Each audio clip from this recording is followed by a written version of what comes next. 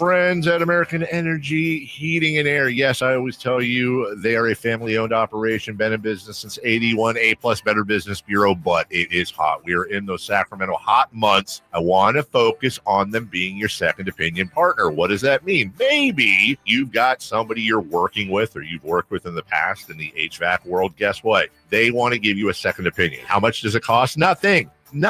You call them up and say, hey, can I get a second opinion on this deal? They come out and they either say, wow, that's a great deal. You should feel better about that. Or they say, we can beat that price. And usually they're going to beat it by a lot. Guess what? You just saved money and it didn't cost you anything to find out. It's a no-lose situation. Go with a trusted company. American Energy, 916-520-9990. That's 916-520-9990 or AmericanEnergyAir.com. Jingle Singers, take it away. Call 916-520-9990 now. Attention taxpayers. If you owe $5,000 or more and have missed another tax deadline, you're officially on the IRS's radar. The IRS has resumed aggressive collections. That means wage garnishments, bank levies, even seizures of your home, car, or retirement accounts. If you owe $5,000 or more and missed the deadline, you're stacking new debt on top of what you already owe. Call Priority Tax Relief now. Their experts fight back fast and are saving their clients millions in tax debt every month. I owed over $50,000 and they settled it for pennies on the dollar. These guys are as legit as they come. After speaking on my behalf with the IRS, my entire debt of $25,000 will be eliminated. Whether you've received collection letters or you're already facing liens and garnishments, call for your free consultation. There are no upfront fees. Priority Tax Relief. Let's make your taxes our priority. Call 800-689-2119. 800-689-2119. 800-689-2119. Priority Tax Relief. KHTK HD1 Sacramento, KYMX HD3 Sacramento. From the Power Business Technology Toshiba Studios, Sacktown Sports 1140. Feeding your passion for local sports in the afternoon. It's the Drive Guys with Kevin Gleason and Kyle Drake on your radio at 1140 a.m. Streaming audio at SacktownSports.com and the Sacktown Sports app. You can also watch the show on YouTube at Sacktown Sports 1140. Here are the Drive Guys with Kevin Gleason and Kyle Drake. I got a question for you, Drapes, and it's not about Kuminga. We'll get to all that, and it's not about Russell Westbrook. We'll get to all that. And in fact, Anthony Slater is supposed to be with us at 2:30 today. But my question for you is, do you know what the hell is going on? Because was it Friday? Some of the rumors and reports started flying around about the Kings and Kuminga. And again, putting aside what's actually going to happen, people started going crazy. You have members of the media sniping at each other. You have Kings fans and Warrior fans sniping at each other. You have fans looking at the other teams going, how dare they offer that? I mean, people lost their minds over some of this stuff. I get it. Yeah, you want to find out what your team's doing and you're emotionally invested in that. But my goodness, teams all the time will say, we'd like to offer you this. Oh, we don't like that. But people are going nuts. What is going on here? Why do you think you slick? You're trying to set me up right now. I'm not. You know, this is something that grinds my gears. This will push my buttons. But this was, if you will. I know you've talked about it, but it got really weird Friday. Sit back, Drapes. Let Whitey go off. Go ahead, Whitey. Yeah. Let Whitey flex his muscle. Because I can flex some muscle. I could go in on some people, and I will at some point. But I'm going to give you the floor, big fella. How did it make you feel just seeing all the back and forth, all the wild rumors, and, you know, the Kings are offering, like, people were just losing their damn minds. Yeah. And not just fans, White. Yeah. I'm talking members of the media, too. Yes, it's like, me too. It's hold up, Kings fans. It's a holiday weekend. I got other things going on in my life. I don't need to worry about a tweet about Jonathan damn Kuminga. When it happens, it happens. Why are we working ourselves up into a frenzy over this? And that's why I said last week, I'm glad I'm not trying to be, Sacramento's version of Shams, or I'm not trying to be the insider Adrian Wojnarowski like a lot of these media members are. Your boy's just going to sit back. I get that. I went to the Folsom Rodeo, hung out with some people out there. An annual event. Exactly. Went out there, had a great time, hung out with the kids this weekend. Man, when it happens, I was hoping it would be done by now. For this reason, because I didn't want to come here once again and talk about speculation, rumors, so-and-so tweeted this. Can we get back to real sports talk instead of this fake journalism that we have going on among media members on social media? Pisses me off, Whitey. I'm a step back, big fella. Go ahead. You can talk All I about want to know is how it got to a point where people were sniping at each other. It's one thing for like, hey, I think this is going to happen. I'm hearing this. Okay, we'll find out if you're right or if you're wrong. But it was like a house of cards that then it collapsed on itself. With everyone, you don't know what you're talking. No, you don't know what you're talking about. Well, my sources say you don't know what you're talking about. And then, like I said, fans go, "How dare the Warriors turn down that offer?" And Warrior fans go, "Who do the Kings think they are offering that?" It was insane. There's the element that you're talking about. I know we've been talking about that, but this was even weirder than that. I don't understand how we got to that point. Well, the problem is, if we're calling it like we see it, you got too many people out here that's looking for likes, looking for retweets, their credibility is tied up into the Sacramento Kings, their reputation, and they want to establish themselves as some sort of Sacramento Kings insider. And you got people tripping over themselves with information, contradicting themselves too, I might add, over the last couple of weeks. And then you got the fan base. You got glorified fans who want to be insiders also. It's a cesspool, man. I'm done with it, man. Go ahead. You and Jay can talk about that. Anthony Slater's going to be with us at 2:30, and it was kind of interesting when things were getting really tumultuous, a lot of back and forth, and Jay Slates came in, I don't know, 8:30, something like that, 9 o'clock Friday, and he said, here's what's going on. Nothing has happened to this point. Nothing is going to happen today. And it was like, all right, children, everybody go to bed now, and we'll see what happens tomorrow. Thank you for lining him up today, Jay. Jay wasn't listening. Sorry. No, but here's the thing, Whitey, because I said it last week on the show.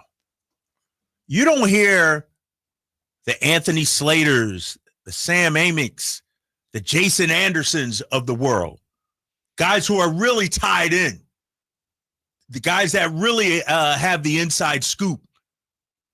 So when everybody else tweets something, I'm ignoring it. If it's coming from Sam, Slates, our boy Jason Anderson, then I'll pay attention.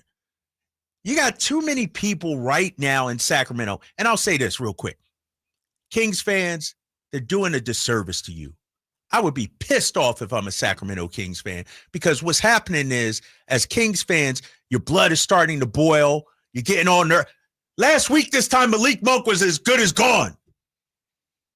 Where's that at right now, White? Yeah, I don't know. You got people worked up in a frenzy for no reason. And so for it's also Kings possible fans, they were trying to trade him and they couldn't. I wouldn't blame everything on people in town. Nah, I'm blaming everything on people in town. There are people that Whitey. you're blaming that have actually reported some things that have made sense. No, because here's the thing that's messed up. You got these so-called insiders who are less accurate than the local meteorologists on TV. And so when they're wrong, you're taking shots at the weather people. No, because we know weather people. Well, out here, they're probably 100% right, because I guarantee it's going to be sunny and about 95 to 100 tomorrow here in Sacramento. And then when they are right, it's like, see, I told you. But what about the 5 other things you got wrong? And I feel like people are trying to build their reputation. They're trying to build their following on being a so-called Sacramento Kings insider, and the fan base on social media is falling for it hook, line, and sinker. And instead of enjoying a July 4th weekend with family and friends, like LeBron tweeted out, I don't know if you saw LeBron's tweet. I'll pull it up here in a minute. We worried about damn Jonathan Kuminga rumors and going back and forth with Golden State fans and media. Come on, man. I got better things to do with my life than that. But fans going back and forth with Warrior fans, I don't blame that on anybody in the media. I mean, I don't know what's accurate, what's not, and that's always the case, and you got to be careful of that. Of course, you got to protect yourself and be wary of all those things. But it just seemed like everyone went nuts at once, and everyone's pointing fingers at each other, and I don't know if anything's going to happen. It looks like maybe nothing's going to happen on the Jonathan Kuminga front with the Warriors and the Kings. We'll find out more when Anthony Slater joins us. It was a strange phenomenon. I'm very familiar, as we all are. If you're a basketball fan in this town, you're very familiar with people tweeting things. Sometimes they're right, sometimes they're not. People go back and forth. There's rumors, but this was just weird. This just took off and became this house of cards that collapsed with an explosion of confusion. Right. So I'm not sure where it leaves us, but it was an odd phenomenon. There's just a lot of people right now that are this vacuum of information. What are the Kings doing? People just, I want to know. They're obsessed with filling that vacuum, and then sometimes we're filling it with nonsense. Right. And that's why, but we're filling it with nonsense, but where is that nonsense coming from? Where is the fan base getting that nonsense? It's like we're feeding them, chum in the water. Here, throw them a couple of bits, and they're the piranhas, they're the fish, and just eating it up. So that's the way I blame the media for it. Because, dude, you can look at the tweets. I'm seeing tweets at midnight, 6 a.m. Damn, as my boy LeBron James would say, God damn, y'all bored, man. Go get a plate of food somewhere and enjoy the 4th of July. Couldn't even enjoy the damn weekend because of all these rumors. Really? And the thing about it, I thought you went to the Folsom Rodeo. No, I'm saying I did, but I'm talking about the fans and everything. Yeah. No, I had a fantastic weekend. I got some golf in, went to the rodeo for the first time. I'll tell you about that experience coming up in just a little bit, but it's ridiculous, man. It's and then you got the fans and people in media and the media, social media, saying, well, this team has no leverage, or the Kings don't have leverage. Warrior, Kuminga don't. You know who has leverage? None of them.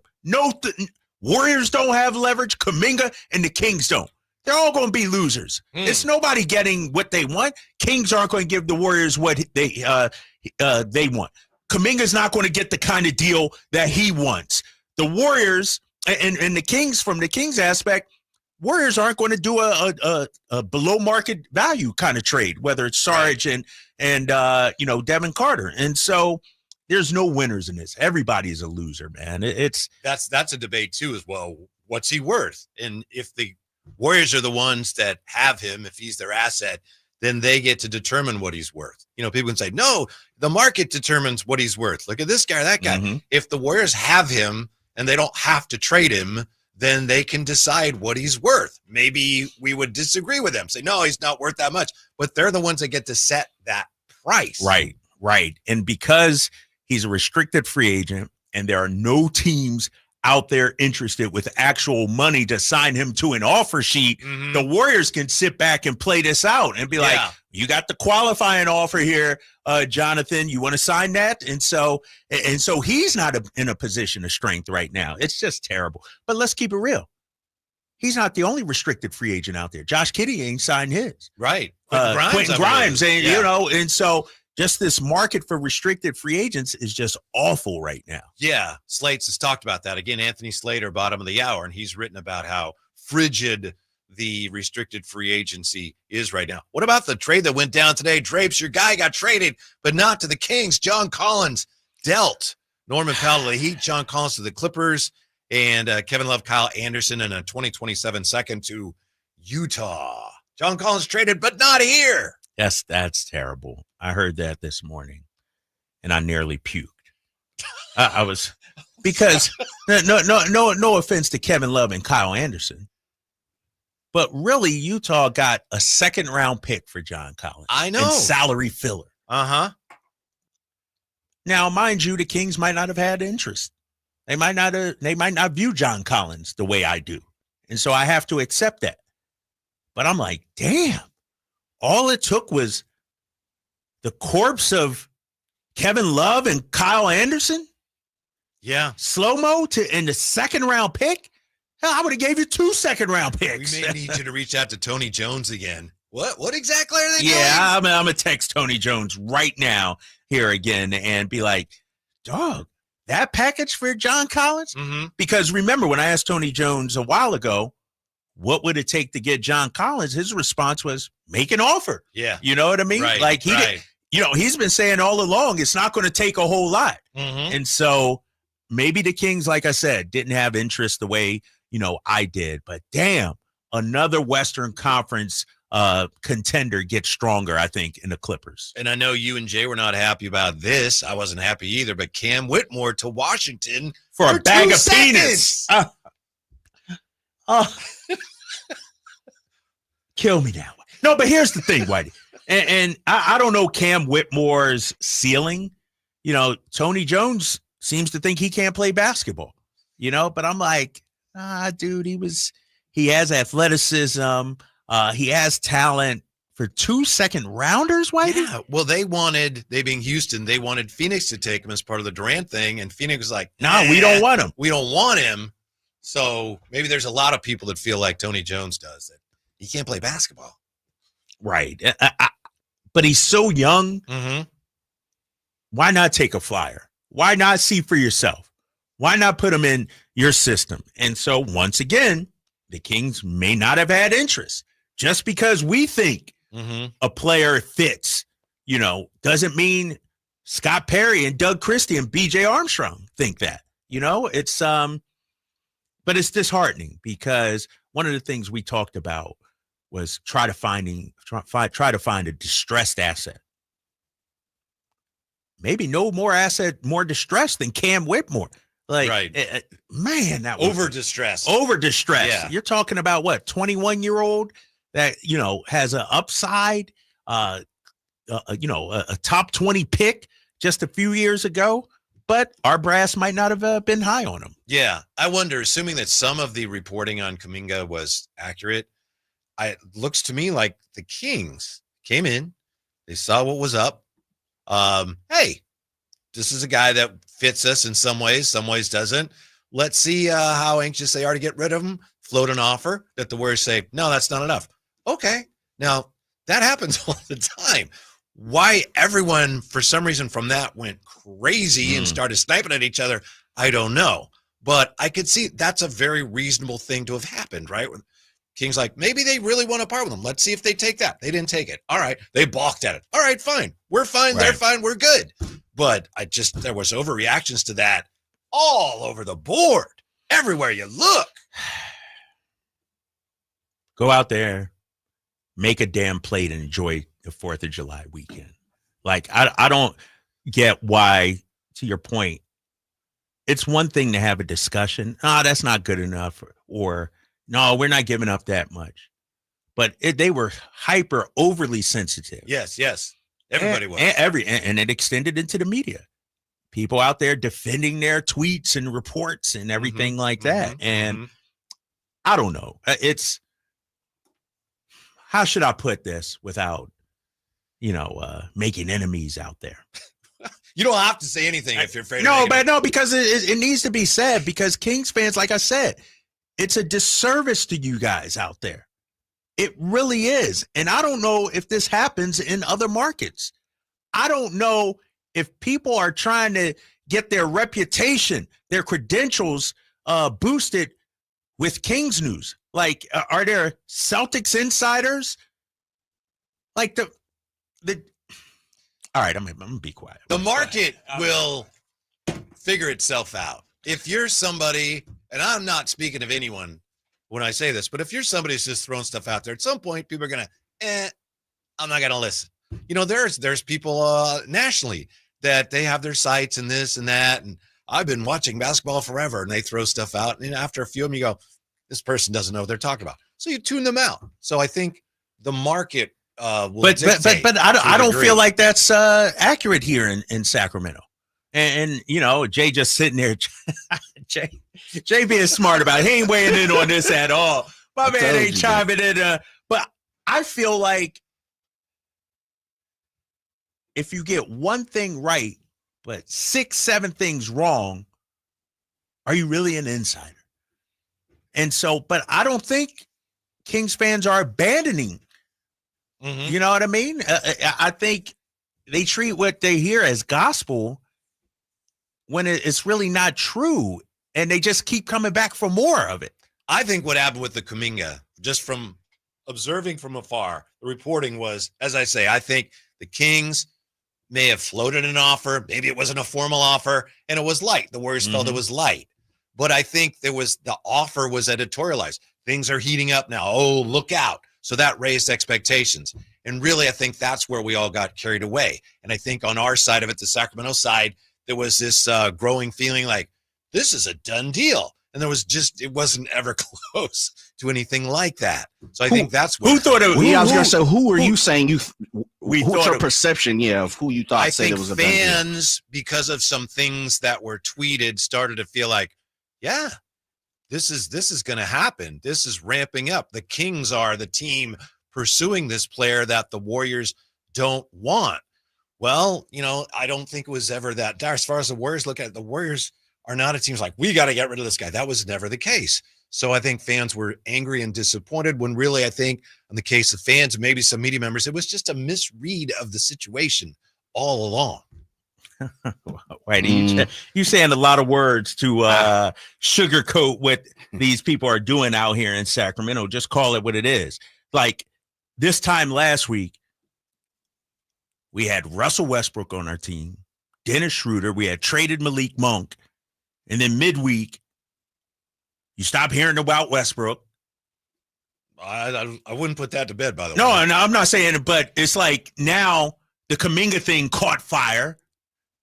Just like the Westbrook thing, it's like, why are we in such a rush to get in the minds of Scott Perry and maybe it's like you said, they're just reporting what people are telling them. But damn, it seems like people are trying to make their careers off of this kind of stuff, and Kings fans are the ones that's suffering from it. Kings fans just want to know, and people are trying to fill that need. I'm not saying that they're doing it right or they're doing it wrong, but again, the vacuum. So let me ask you this, though. Yeah. Let me ask you this. Would you say Anthony Slater is a tied-in reporter? Yeah. Slates ain't playing the Twitter game. Would you say Jason Anderson is a tied-in reporter? Well, the thing is reporter. He's a journalist. Right. Yes. And that's what's happening here. Yeah. We got a bunch of Kings fans listening to people who aren't journalists and who don't know the first rules about actual journalism. And now Kings fans are globbing onto that. Dude, if I'm Malik Monk, and it's still something still may happen, I don't know. But I would be pissed off right now. Mm-hmm. You had his name was dragged through the mud last week. And as of now, nothing has happened. If I'm a family member of Malik Monk, I'm pissed off, whether it's at the organization, whether it's at the media members who are so-called leaking this stuff and with these opinions. Same thing with Devin Carter. Same thing with Jonathan Kuminga, whatever it may be. It's like there's no, what's the word I'm looking for? There's no accountability anymore when it comes to NBA trade rumor talk. Some of the things that you just talked about, you talked about Schroder. He came here. Were the Kings trying to trade Malik? I don't know. Maybe they were. It's a different sidebar here. You mentioned some people going after locally, people taking shots at Malik. That was wrong, and he's still here. But as far as the reporting suggestions they were trying to trade him, I don't know if that was accurate or not. The Westbrook stuff, I think there's something to that. So the reporting that they're in a Westbrook was accurate. So some of the things you just cited, you mentioned, like you said, you mentioned Schroder. Some of it's been accurate. It's just, hey, this could happen. It doesn't happen. That doesn't mean the reporting was not accurate. But it seems like they, in terms of the reporting, how come we haven't heard of anything about Russell Westbrook lately?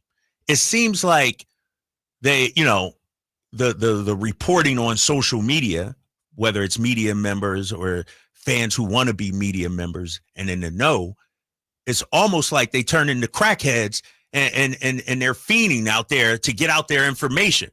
The Westbrook thing last Monday was hot like fire. We ain't heard nothing new since. The Malik Monk trade was hot like, it's like they glob on to a topic, a player, an issue or whatever, and it becomes the thing. For 72 hours, Malik Monk and his trade value.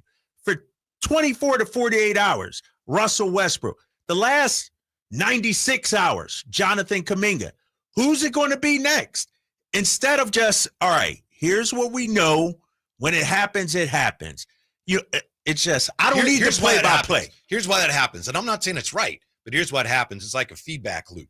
You have a speaker, you have a microphone, and the noise from the microphone goes into the speaker, comes back through the microphone. Feedback. That's what happens when you have a report from, in most cases, a legitimate source that so-and-so's talking. Then it gets aggregated. Then someone aggregates it, puts spin on it. Then maybe someone mixes up a few words. Then all of a sudden people are feeling like, oh, this is going to happen. How do you know? I saw it in 3 places. Well, it really was only one place, but 3 people picked it up. And all of a sudden it becomes like a feedback loop. And it's not accurate. It gets exaggerated. You know what? In the middle of a lot of that the last few days. Definitely, fellas. One of the first things that I had thought about the analogy. Take yourself back to elementary school. I don't know if you guys did this, but I would believe so. Telephone. Remember it? Yes. Remember the teacher would have everybody line up. 30 kids. I went to public school, so 30 kids to a classroom. Me too. It was packed. Me too. It was super smacking. Teacher tells the first person something. By the time it gets to the end, the message is pretty much almost not, it's null and void. Right. There's just a piece of it, right? And so that's part of it for sure. No doubt about it. It is social media has enabled people to become their own news brand. No doubt about it. And it has created so many different people's careers, celebrity, social influencing, whatever you want to call it, to the point to where we have now created that angle for people to exist in, make a career out of, and it's not going to stop. So we all know that part of it. Where I think my issue with Sacramento, and I'll take it a step further because I've even said NBA circle, NBA, Twitter, social network, Instagram. It's over the top. We have so many different people and so many different outlets who are considered the guy, the person, the gal, the insider. And that's where, Drapes, where I think where you have been trained, where you have come from, your experience, you've been trained in journalistic aptitude, I should say, where because we have created social influencers and celebrities and, socialites, people who didn't have, like I always say this, what is Kim Kardashian famous for? For being famous. Okay. That's from it. the beginning. That's the point. Yeah. And Kyle laughs behind me because she has now moved further in her career. But in reality, what is she famous for? Yeah. Right. And so to me, what NBA circles, it has created so many different people who are insiders, sources, reporters, and they don't have the journalistic background. And Drapes, I think you're spot on with that. And so it has just created a mess when it comes to NBA circle. It is crazy how many people out here continuously live off of saying something that someone else, or, like you said, they've smoothed over a rumor or they've piped up a rumor. It's crazy, man. Yep. And Sacramento bites into it. That's why I refer to Anthony Slater as the Kuminga Whisperer. Yeah. And he's going to join us next on Sacktown Sports. At Fisher Investments, we may seem like other money managers, but we're different. What makes you so different than the rest of us? We ensure clients receive unparalleled service at every step of the relationship. Tell me more. Our investment counselors focus on service over sales, prioritizing clients' needs. How do you make money? We don't sell any commission-based products. We have a simple management fee based on the value of our clients' portfolio. So we do better when our clients do better. What about client portfolios? We get to know each client, their finances, family, health, lifestyle, and more, and then we tailor a portfolio based on their specific goals and needs. Your clients really come first then, huh? Yes, we make them a top priority. Our goal is helping them achieve a comfortable retirement. Wow, maybe we are different. At Fisher Investments, we're clearly different.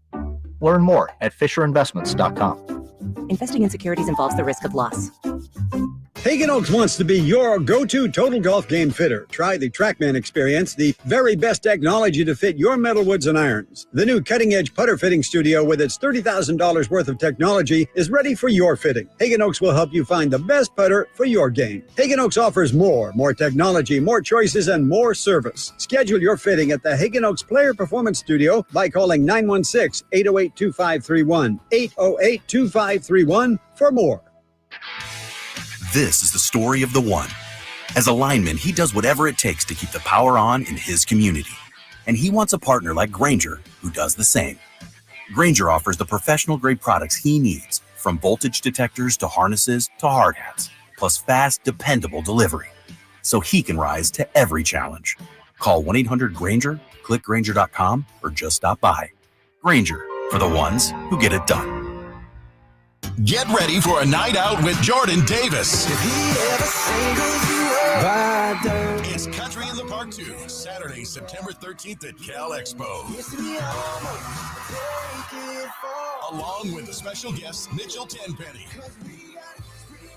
Locash, Vincent Mason, and Avriana. Make it a family day out with food trucks, games, dancing, and more. Saturday, September 13th at Cal Expo. Sponsored by Tricks Racing Cage, Chicken Fingers, and Naturewood Home Furnishings. Tickets at catpfest.com. Skeeter here. Got a question. What's small and dark with white bands on its legs and bites during the day? Mosquitoes. Hi, I'm Luz Maria Robles, but these are two new types of day-biting mosquitoes. They're invading our area and becoming a big problem. And they can be dangerous. But we're on it, so when you see them, report it at fightthebite.net. In the meantime, use insect repellent and drain stagnant water around your yard. We're here to help with these day-biting mosquitoes.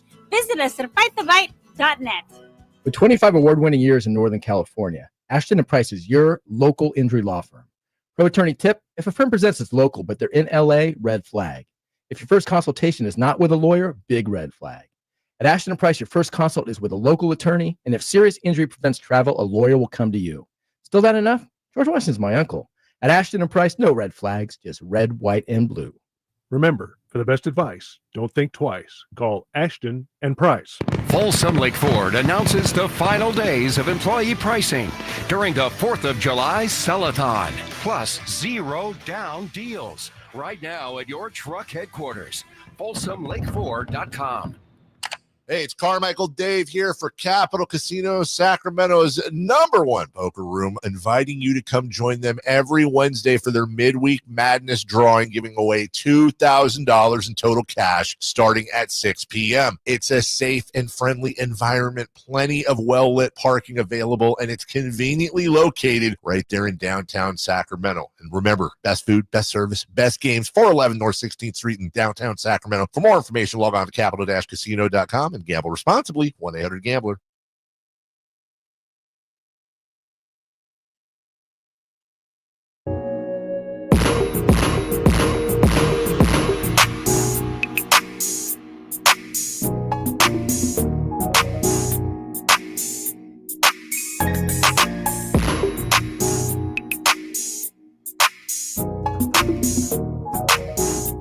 Your afternoon home for Kings talk and so much more. The Drive Guys on Sacktown Sports. Get ready to check in with Anthony Slater, who's been a voice of reason in a storm of confusion and anger with the whole Jonathan Kuminga saga. So hopefully we'll find out from Slates where things are.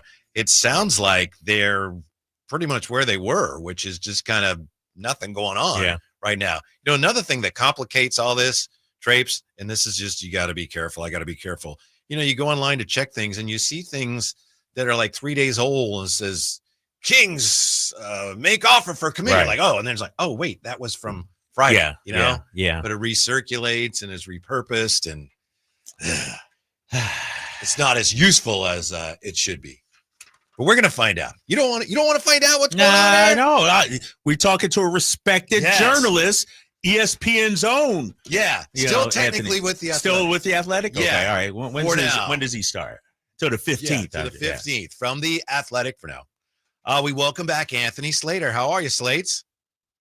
I'm good, fellas. How are y'all? Good. Thank you so much for making time for us. We appreciate it. Hope you had a great holiday weekend. I know things were busy.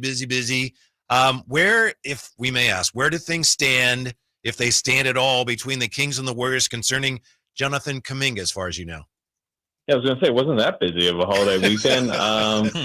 Things, they're not moving that quick. This is restricted free agency across the league. You know, name the 4 biggest situations restricted free agency-wise. I'm talking Kuminga, but also Josh Giddey in Chicago, Quentin Grimes in Philly, and Cam Thomas in Brooklyn.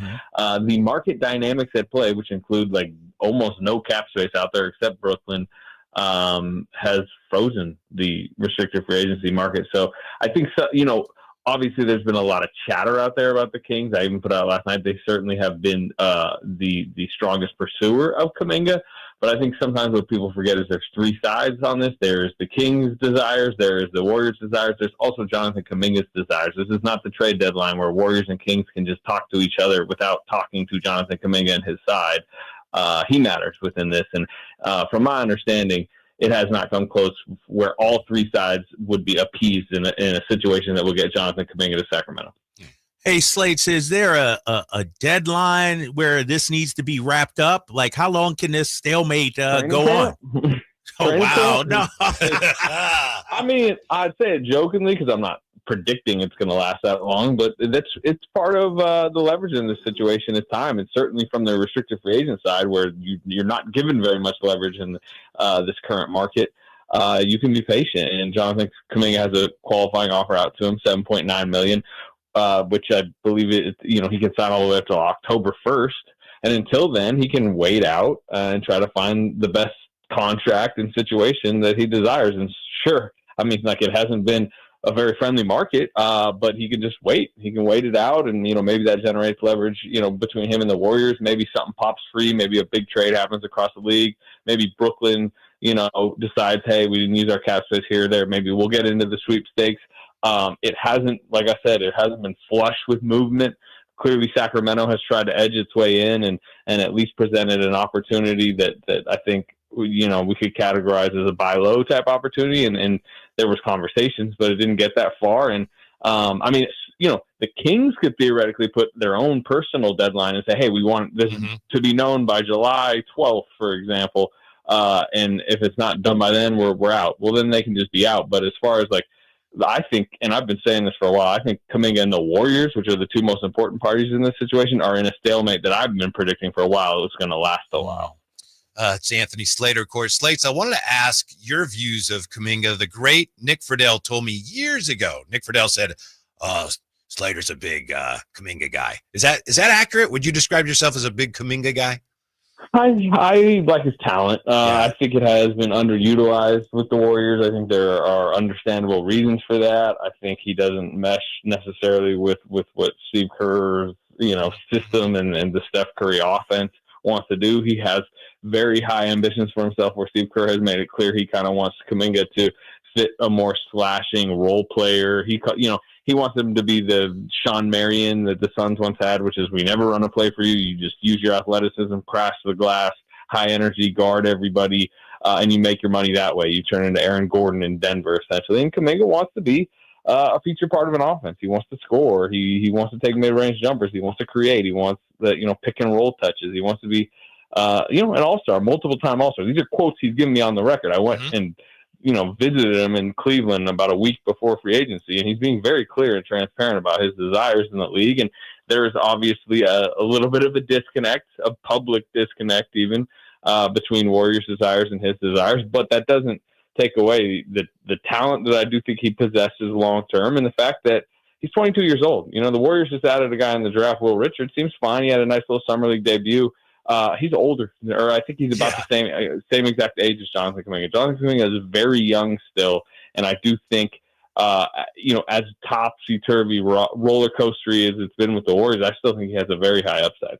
Anthony Slater of The Athletic joining us. Slates, do you see a scenario in which Kuminga and Golden State mend the fences and he's actually on the roster this upcoming season?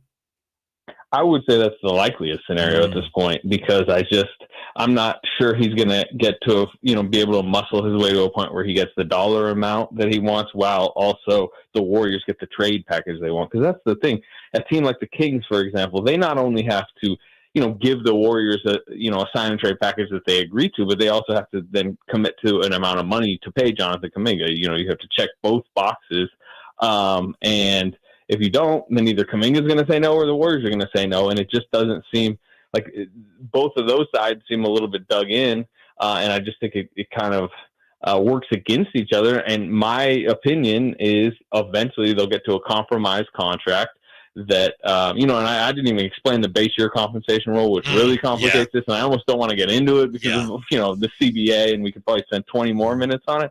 But I just think all of the market dynamics at play will lead him back to the Warriors at a compromised contract that can potentially be traded come December 15th when they can trade the full value of that contract. Anthony Slater with us. And by the way, the piece that you alluded to that you did on Jonathan Kuminga, it's excellent piece. Congratulations on that. As far as a potential Kuminga to Sacramento fit, and I understand what you're saying. You're saying it doesn't appear likely.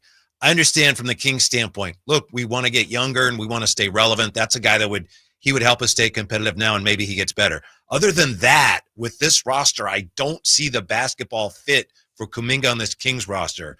Slates, how about you?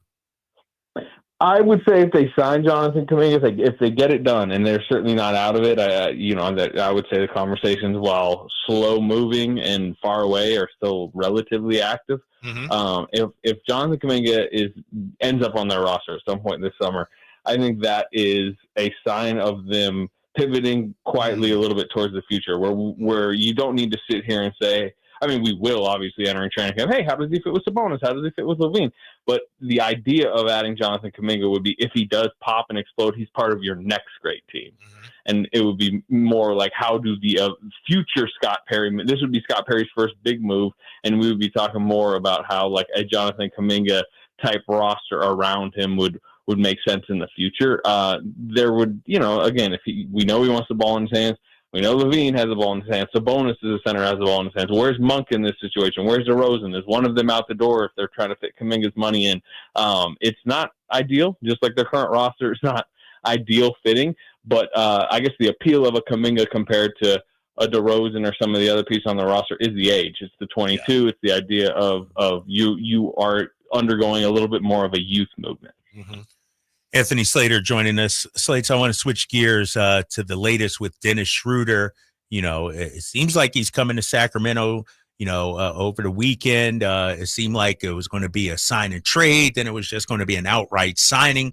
Malik Monk was rumored to be involved over the last week. What can you tell us about where things stand there?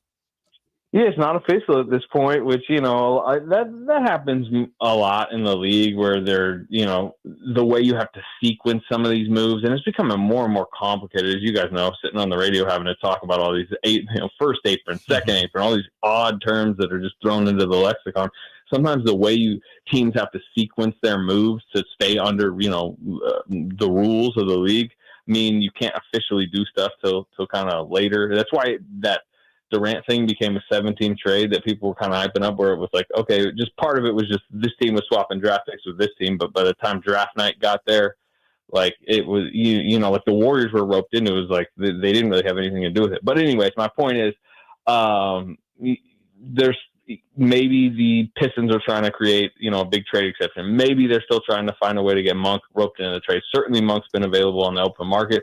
My understanding on the Warriors front is they have not had any interest in adding Malik Monk in any Kuminga type conversation. But I guess the thing we know is Dennis Schroder will be a point guard for the Kings next year. I just do not know when that'll be official and exactly what will come along with that.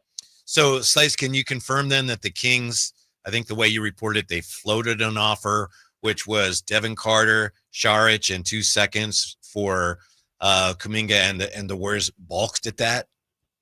I use the word floated for a reason, right? Like these, it's like these many just discussions out there. Right. It's like sometimes people think there's like a firm email, or it's like a fantasy football, you like send it in an official type thing. Like they've been like, I would say the Kings more than any other team have been like actively talking to the Warriors about this type of stuff.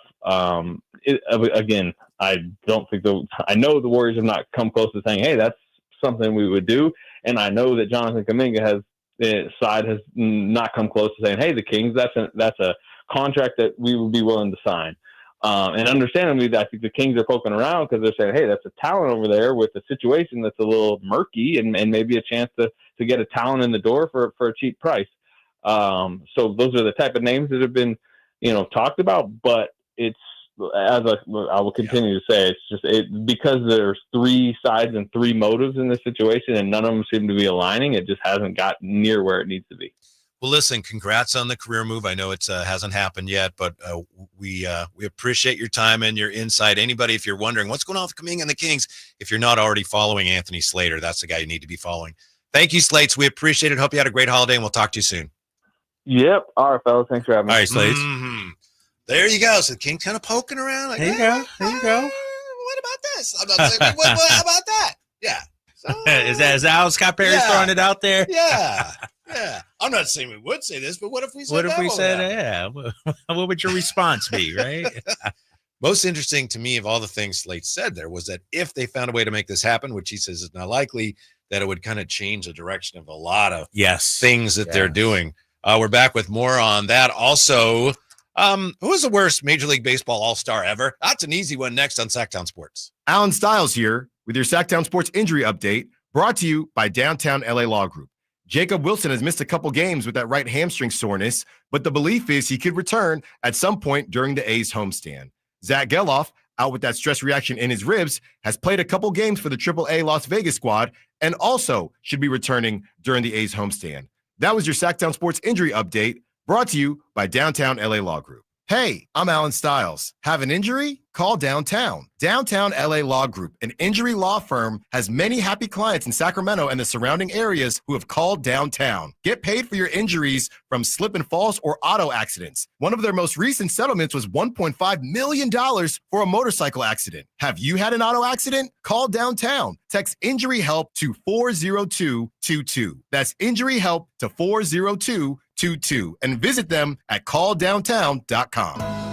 Since 1776, July 4th has been celebrated as the birth of American independence, but has been a federal holiday only since 1941. Hi, this is Frank LaRosa with a word about Naturewood Home Furnishings. It was a mere 7 years later when the Keys family opened their first Naturewood store in Sacramento, and I guess Northern Californians have been celebrating ever since. We celebrate an incredible selection of furniture brands made right here in America. We celebrate the kind of generous hometown hospitality that was important to Walter Keys in 1948 and continues with the Keys family and the Naturewood Home Furnishing staff today. And we celebrate the kind of quality that's been synonymous with Naturewood for all these 77 years. Look for made-in-America brands like Stickley, Bassett, Stanton, Trailway, Simply Amish, and more during the Naturewood 4th of July sales event. Find the furniture that you will celebrate for years to come. Naturewood Home Furnishings off Highway 50 at Hazel. Look for the water wheel. July 4th savings explode at Maida's El Chrome Chevy. Save $10,750 off MSRP after rebates. Every new 2025 Silverado half-ton LT and RST 5.3 in stock. Maida Chevy has similar savings on every new Silverado. One of the largest selections in the Sacramento area. $10,750 off new Silverado. Exclusively at the Maida Chevy Silverado Supercenter. Now that's big, huge. See them all at MaidaChevy.com. Together, let's drive. Trading from 11 new, not available with special financing, lease, and some other offers. Hi, Sacramento. It's the No Surprise Guys at Bell Brothers Plumbing and Air Conditioning. Need a new water heater? Call Bell Brothers. Need a free plumbing estimate? Call Bell Brothers. Have a clogged drain? Call Bell Brothers and we'll unclog it for only $67, plus free camera inspection, valued at $250. We don't guess at plumbing and drain problems. We used advanced camera inspections and diagnostics. We're fast, reliable, and respect your time by showing up when we say we will. The price we quote is the price you pay. With more technicians, more trucks, and more experience, we get the job done right the first time. No surprises. Our technicians are all background checked, drug tested, and will leave the work area cleaner than they found it. Don't wait. Call Bell Brothers today or book online at nosurpriseguys.com. That's nosurpriseguys.com.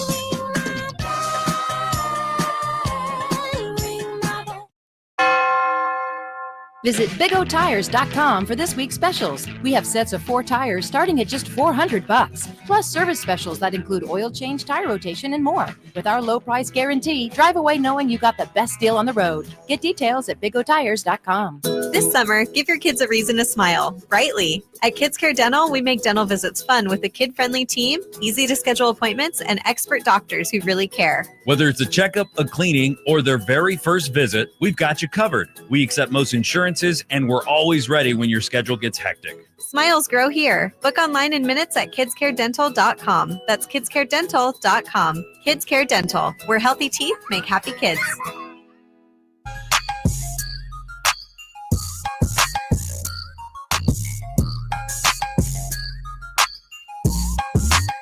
only station in Sacramento giving you local sports coverage from 6 a.m. to 6 p.m. Monday through Friday. Sacktown Sports. Rip Van here in the YouTube.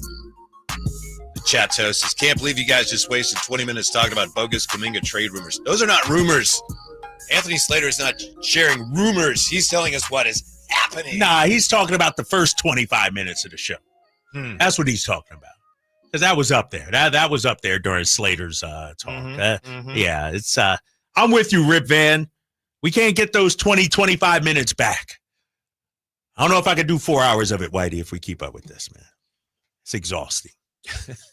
Well, let's talk about baseball then. All right, what you got? What you got for me? Big weekend in Sacramento for Major League Baseball. How about that? Did you go out there at all? No. I wasn't out there. I wasn't planning to go out there, and yet you continue to ask. No, I'm just saying, it seemed like everybody and their mom was out there. Sold out every night. Packed house. Had some friends that went out there. Said it was a fantastic time. Yeah. Had a blast. I know some people in the Bay Area posted pictures of the the folding chairs that are at the top of a section, and the best seats in the house are available. Kind of poking fun at Sacramento a little bit. Whatever. That's fine.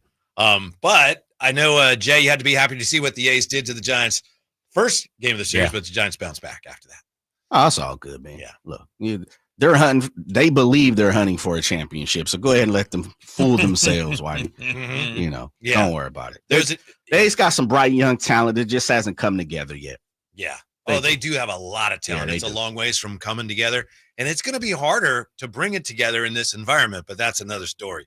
By the way, FP Santangelo, I used to do the morning show with FP on this station. Oh, yeah. He was in the B today because he was in town. He's from, the area, and he was in town with the Giants and needed an interview with Joe Davidson.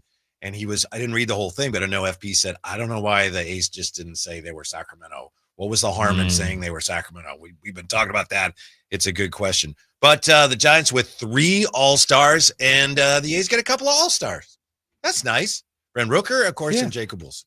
Yeah, and shout out to my boy Tony Ray Harvey. He's always out there covering those guys. And, one of the things that him and I have been talking about is there's a lot of great stories. And to your point, there's some good, young, really good young talent. Hasn't manifested in wins, but, John Fisher, when you look at this roster,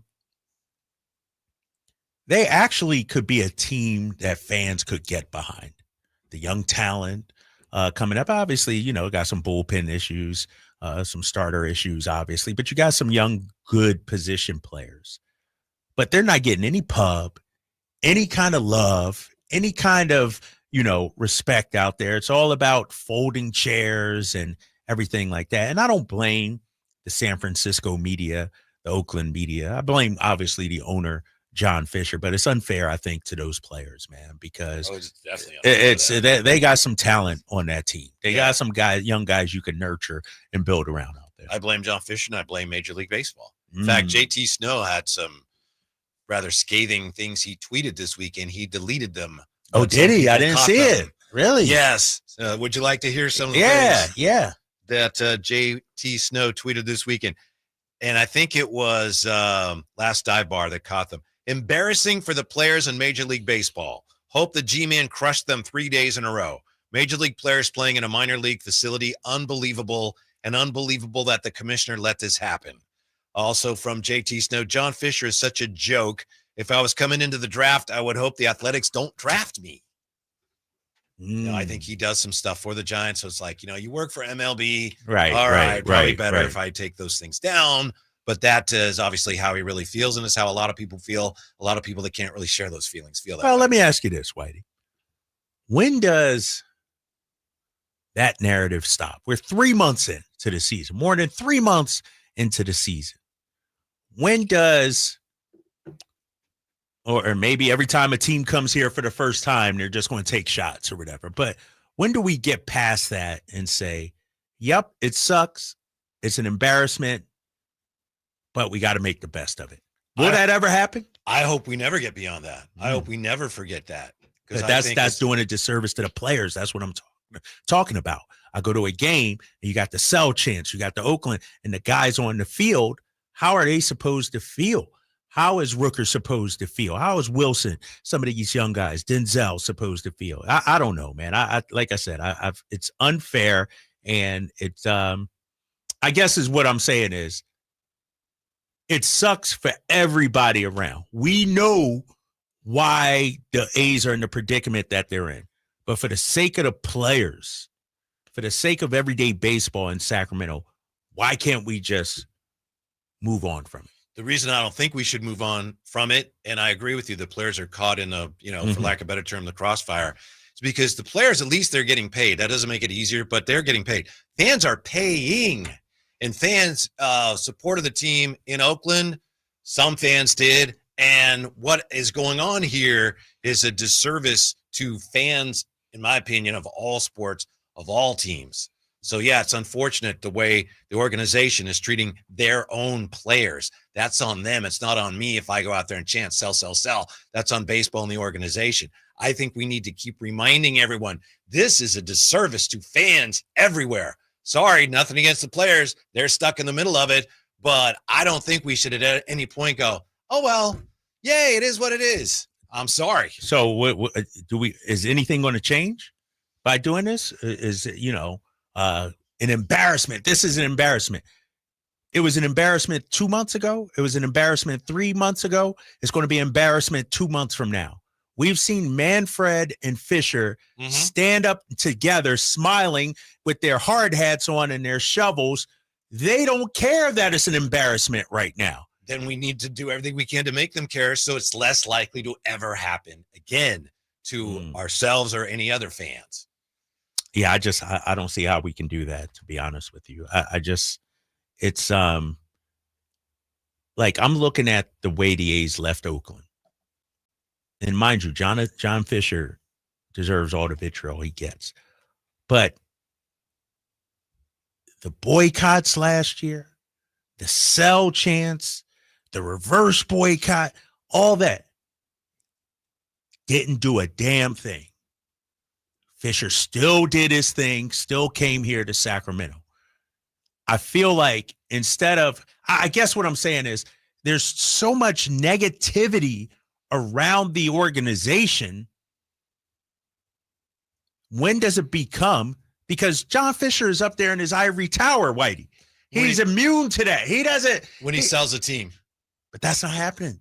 Like, just because you say sell, just because 10,000 fans say sell, we saw Donald Sterling with the Clippers. His reign lasted 30 plus years, the worst owner in the history of sports, perhaps. And what forced him out wasn't fan apathy, wasn't the commissioner, coming down. Like, it wasn't Elgin Baylor's lawsuits. He messed up and finally got caught with his hand in a cookie jar by saying what he said. For John Fisher, for Major League Baseball, best believe they expect this.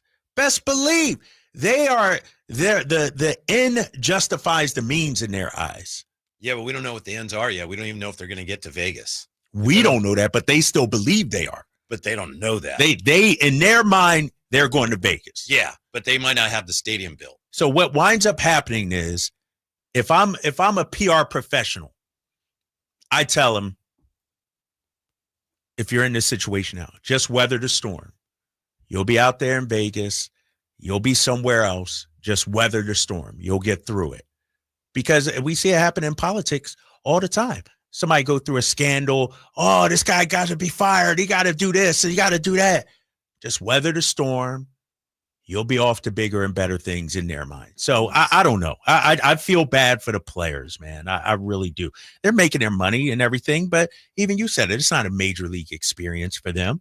From the fan base, from the facilities, from the ownership, it's a mess, man. I just disagree with that. But it's not the fans' fault that it's not a major league experience for the players. The fans are not to blame for that. But I do believe if you're going to pay the money to go to the games, why are you yelling, sell, sell, sell? You're supporting John Fisher financially, but vocalizing so the players can hear it that are trying to play a baseball game and win a game. Like, that's the part of, if you don't like it, protest outside, hold a rally outside. But don't spend your hard-earned money giving it to John Fisher, and then while the players are while Severino's on the mound, you're hearing sell Oakland and Oakland. Once you're in that stadium, I don't know. I just disagree with that. Here's the worst All-Star ever. 1984, the All-Star game was held at Candlestick Park, and there was an All-Star from the Toronto Blue Jays by the name of Damaso Garcia. And so he's invited, having a good year with the Toronto Blue Jays. And back then, it's probably a little more elaborate now, but if you were an All-Star, you got to take somebody with you. Baseball would say, yeah, you bring a guest, whoever you want to bring. Damaso Garcia, his wife couldn't go. So he invited his double play buddy, Alfredo Griffin, who was a shortstop. Said, why don't you come with me? All right, great, I'll go. So they go to the All-Star game together. Damaso Garcia is going to play. Alfredo Griffin's going to watch. The morning of the All-Star game, Alan Trammell, American League shortstop, comes up with a bad wing, and the American League they need an infielder. And Alfredo Griffin, who was hitting 241 with a 248 on-base percentage and a 298 slugging percentage, is there. It's like, dude, you're an All-Star today. And he just happened to be happy to be hanging around. Infielder, and he was there. God. And he actually played half an inning in the game. What's this guy's name again? Alfredo Griffin, baby. He was a decent player. Yeah, good fielder. He had good glove work. Yes, he was a very good fielder.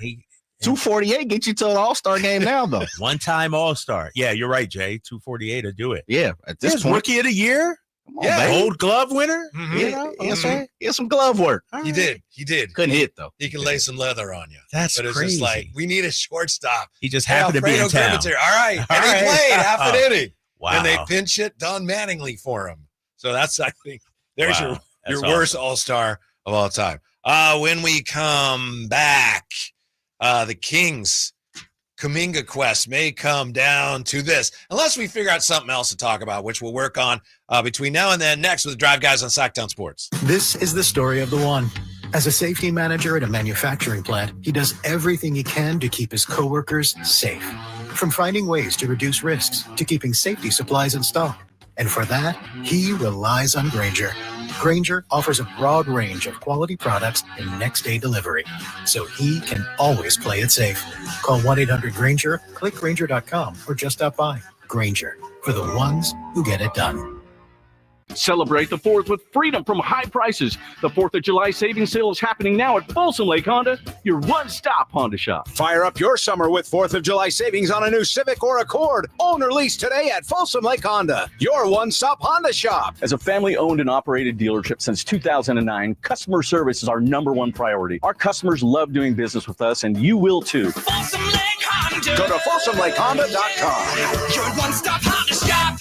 Carmichael Dave here for my friends at American Energy Heating and Air. Yes, I always tell you they are a family-owned operation, been in business since 81, A-plus Better Business Bureau, but it is hot. We are in those Sacramento hot months. I want to focus on them being your second opinion partner. What does that mean? Maybe you've got somebody you're working with or you've worked with in the past in the HVAC world. Guess what? They want to give you a second opinion. How much does it cost? Nothing.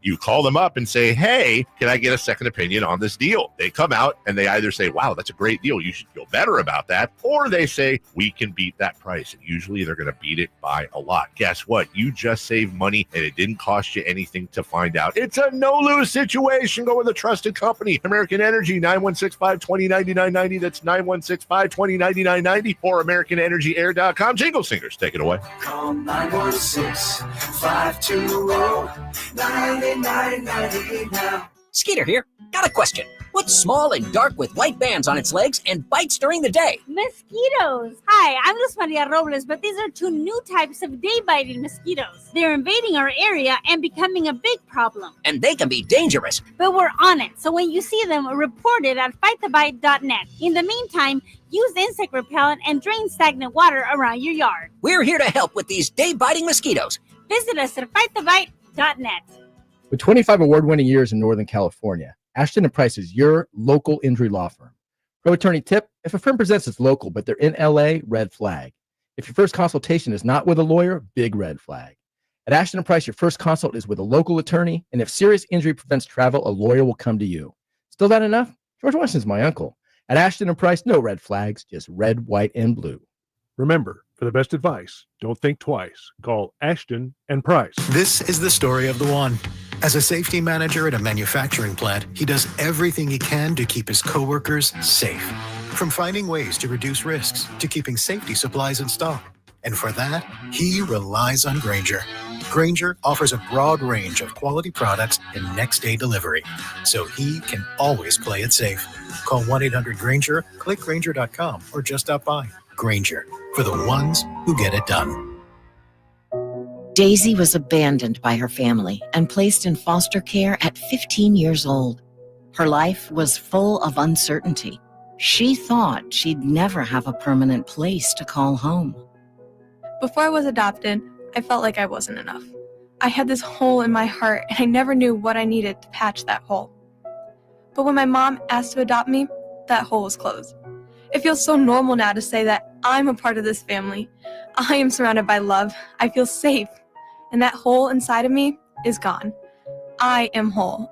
I'm finally enough just as I am. The Dave Thomas Foundation for Adoption is changing the lives of teenagers at risk of aging out of foster care. Like Daisy, every child deserves a permanent, loving home. You can help. Learn more at davethomasfoundation.org.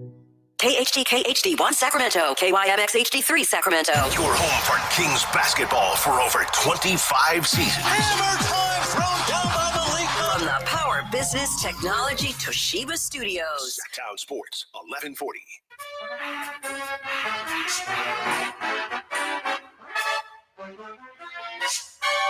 Live and local, it's the Drive Guys. Watch the show on youtube.com/Sacktown Sports 1140. Or listen on the Sacktown Sports app. Before we get back to the Kings, we were just talking about the A's and a potential future in Sacramento. We got this in the chateau from Alex Levko. Guys, he will sell a majority. A's staying in Sacramento. I told Dave, he didn't believe me. It's happening, says Alex Levko. Pardon me. Says new stadium coming next to the airport. You just watch. Keep your eye on the city of Sacramento development and planning documentation. Something big is coming to North Sac. It's a stadium. There you go, Travis. Okay, all right. Fingers Sacramento, crossed. Hey. Fingers crossed. Maybe. Did you see the story that after the groundbreaking in Las Vegas, John Fisher was on a plane to Portland? Did you see that? No, I didn't see that. Really? Could be a lot of reasons why he would go to Portland, but a lot of people thought Really? that was interesting. Now, why would he do that? So, Yeah, come on. Hey, leave from Vegas, head to Portland. You just allegedly rented out the tractors, and then now all of a sudden, now you're going to Portland? So a backup plan? Just in case? I don't know. Okay. All right. We got I too don't many see conspiracy that. I know. We got too many conspiracy theories going on out there. yes, we do. We also have NBA trade news today. This was unfortunate for a lot of Kings fans. I know it was unfortunate for Kyle Draper with John Collins getting traded, but not to the Kings. Norman Powell to the Heat, John Collins to the Clippers, Kevin Love, Kyle Anderson, and a 2027 second to Utah. Wouldn't that, Drapes, in addition to taking John Collins off the board for the Kings, doesn't it also close down some other potential avenues for the Kings? Because some of us looked at it and thought, maybe DeMar would go to the Heat, maybe DeMar would go to the Clippers, and it looks like after those trades, no, that's not going to happen. Yeah, it doesn't make sense, right? Let's start with Miami. You know, you already got Norman Powell. You got another wing guy. You to pair with Tyler Hero out there. Where does DeMar DeRozan fit in? And what kind of assets could Miami give up that you actually wanted? And so, yeah, I think that door is closed. Regarding the Clippers, you know, you got John Collins now, so he's going to be your starting four. You move Kawhi back to the 3 spot, you know, which opens it up for him. Yeah, it just doesn't. It seems like the Clippers aren't in the market, and no offense to DeMar, like for aging 35, 36-year-olds. It just doesn't seem like it would fit for them. And so looks like DeMar's going to be here. You know, it's as one of the things, you know, Scott Perry had met with DeMar about a month ago and talked about everything. And he, you know, said that DeMar is locked in, you know, ready to go. And so it seems like, you know, as of now, the major move that we're going to make is just bringing in Dennis Schroder, a couple other players on the periphery as well. But the core seems like it's going to be here for another season. I hate to ask you this question. Here we go. No. It's nothing about Kuminga or any of that.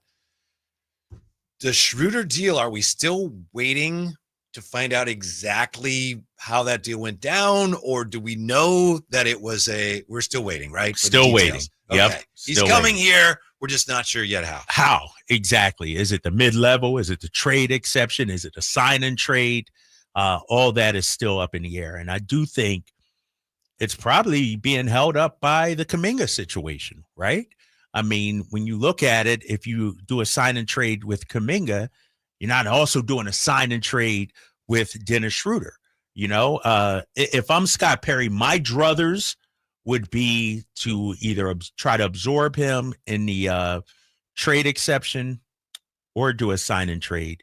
So you still have your full mid-level that you can use to go out there at some point and get somebody else. We haven't even heard official word on the Miles Turner deal yet, right? And it's going to happen, but it hasn't been officially. Yeah, not announced. official. And although some reports about an hour or two ago stated that, Turner had actually signed the deal with Milwaukee, but it's just a weird free agent period. Now, like, I don't remember it ever being this, where deals are being held up, restricted free agents are being held up. It just seems like there's still a lot to be decided this free agency. I think period. a lot of it is all the permutations of the new CBA, the newer CBA, and everyone's fear of the second apron. And maybe it helps them make money. Obviously it does, because the NBA has had some form of this, with restricted free agency and sign and trades going back years and years now. But it doesn't do any business. It doesn't do them any good when it comes to getting fans excited, because it's just so confusing. It has been for years, and it's even more confusing. Yeah, and I was thinking the other day, Whitey, not only just about free agency, but the CBA and the salary cap rules and first apron, second apron. I think that's really turning fans off. It is. It's impossible to follow. It's really impossible to understand and follow, even for me. And I don't know if you're a capologist now or anything like that, but I'm leaving it to the Bobby Marks and those kind of guys, because it doesn't make sense to me. And I think it's doing, the fans. Free agency used to be one of the times that fans look forward to. Who's the biggest name free agent wise that changed teams? Miles Turner?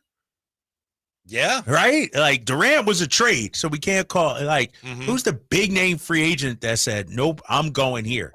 Might have been Miles Turner. Yeah. Porzingis was up there. He wasn't as big as Turner, but I'm just saying, it's not the sterling free agent class. Right. And I believe Porzingis was a trade too, because he had 1 year left on his deal. That's what I'm saying. There's not any, big time free agent movement. You got some, role players, if you will, and bottom of the tier starters, but it's just, and how about this too? Think about it like this, Kings fans. Over the last week, we've got our blood pressure up for Dennis Schroder, Russell Westbrook, and Jonathan Kuminga. When it's all said and done, to win a championship, none of those guys really are moving any. Now, if it was for Durant, LeBron, or something, I get the frenzy. We getting our blood pressure up over our fifth starter, fourth starter, and a bench guy. It's ruined free agency. Yeah, man. It has. You're right, but Kuminga would, for many Kings fans, if they were to find a way to get him, and Anthony Slater was just on with us, said, probably they won't. They could. Probably they won't. They probably won't. I mean, he would represent more than that for a lot of Kings fans, rightly or wrongly. He would represent a bright new future. So I think that's one reason why so many Kings fans got a little, I don't know, can I use the word goofy about the whole thing over the weekend? Are we sure Kuminga can be a star in this league? No. Okay. It's quite possible he's just not that good. Right. I'm serious, and I've seen him play a lot. You've seen him play, exactly. So we're working ourselves into frenzy over a lottery ticket, if you will. The Powerball. Okay. Yeah. Which also speaks to why it might be difficult to prime away from the Warriors. Right. Like, if he's worth this to us, that's a steep price to pay for a guy that might be really good someday. Exactly. I don't know. And so, yeah, man, I like I said, I had hoped and wished that the six had come and everything was wrapped up in a nice, neat little bow. Instead, you heard Slater say it earlier, theoretically, this could drag on till opening night training camp. You had the biggest smile on your face when he said that. Oh, shoot. You pumped your fists? Like, yeah.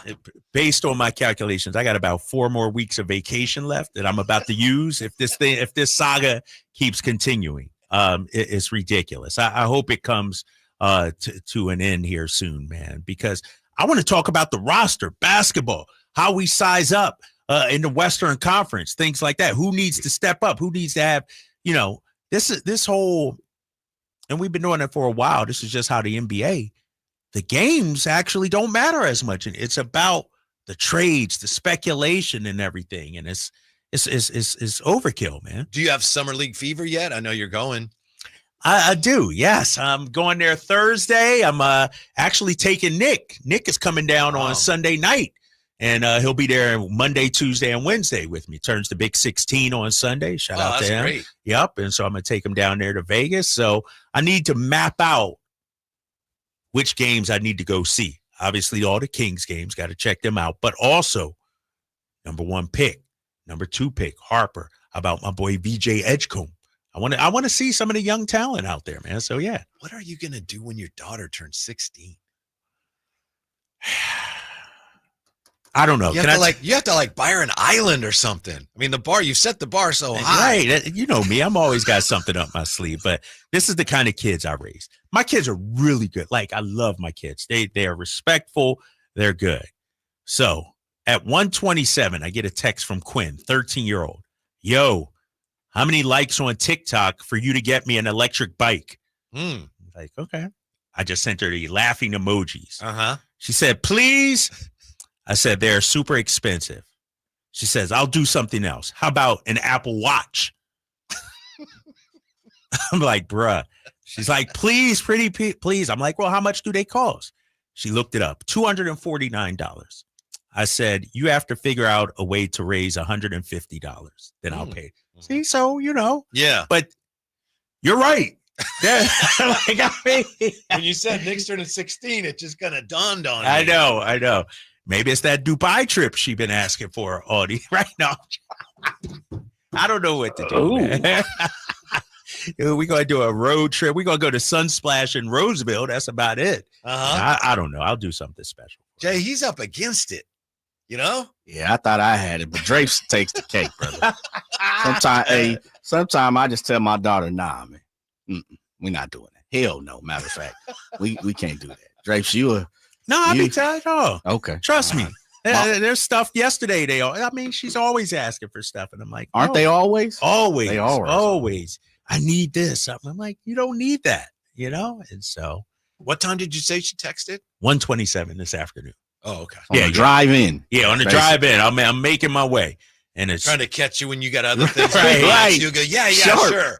Yo, we'll do it. Yeah. How many likes on TikTok? Sharp, very sharp. Why you ain't lying? No, that's what happens when you leave the kids at home by themselves. They start looking at Googling things and on all these apps and everything, and they're like, "Ooh, that looks pretty and nice.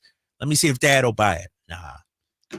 What does that mean? How likes on TikTok from the likes? I think she would post like, "Hey guys, if I get 100 likes on TikToks, my dad will buy." Yeah. That's the setup. That's that social network stuff we were talking about earlier. I'm just from your standpoint, it's like, how do I? Right. What does I don't? Right. It's a lose-lose as far as I'm concerned. But she's not getting an electric bike. She don't understand. Those things expensive, dude. They are. I ain't messing around like that. In the old days, we rode a bike that we pedaled ourselves for the exercise. These kids, man. Dude, I got 3 bikes sitting in my garage right now. Kids are like, Dad, the scooter's broken. Go use the bike. Like, they're like, and they aren't using it. It's just sitting there. It's ridiculous.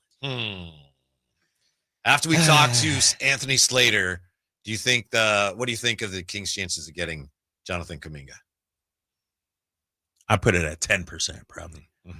Because, I asked him, does he see a scenario in which Kuminga goes back to Golden State? He says that's probably the likely scenario.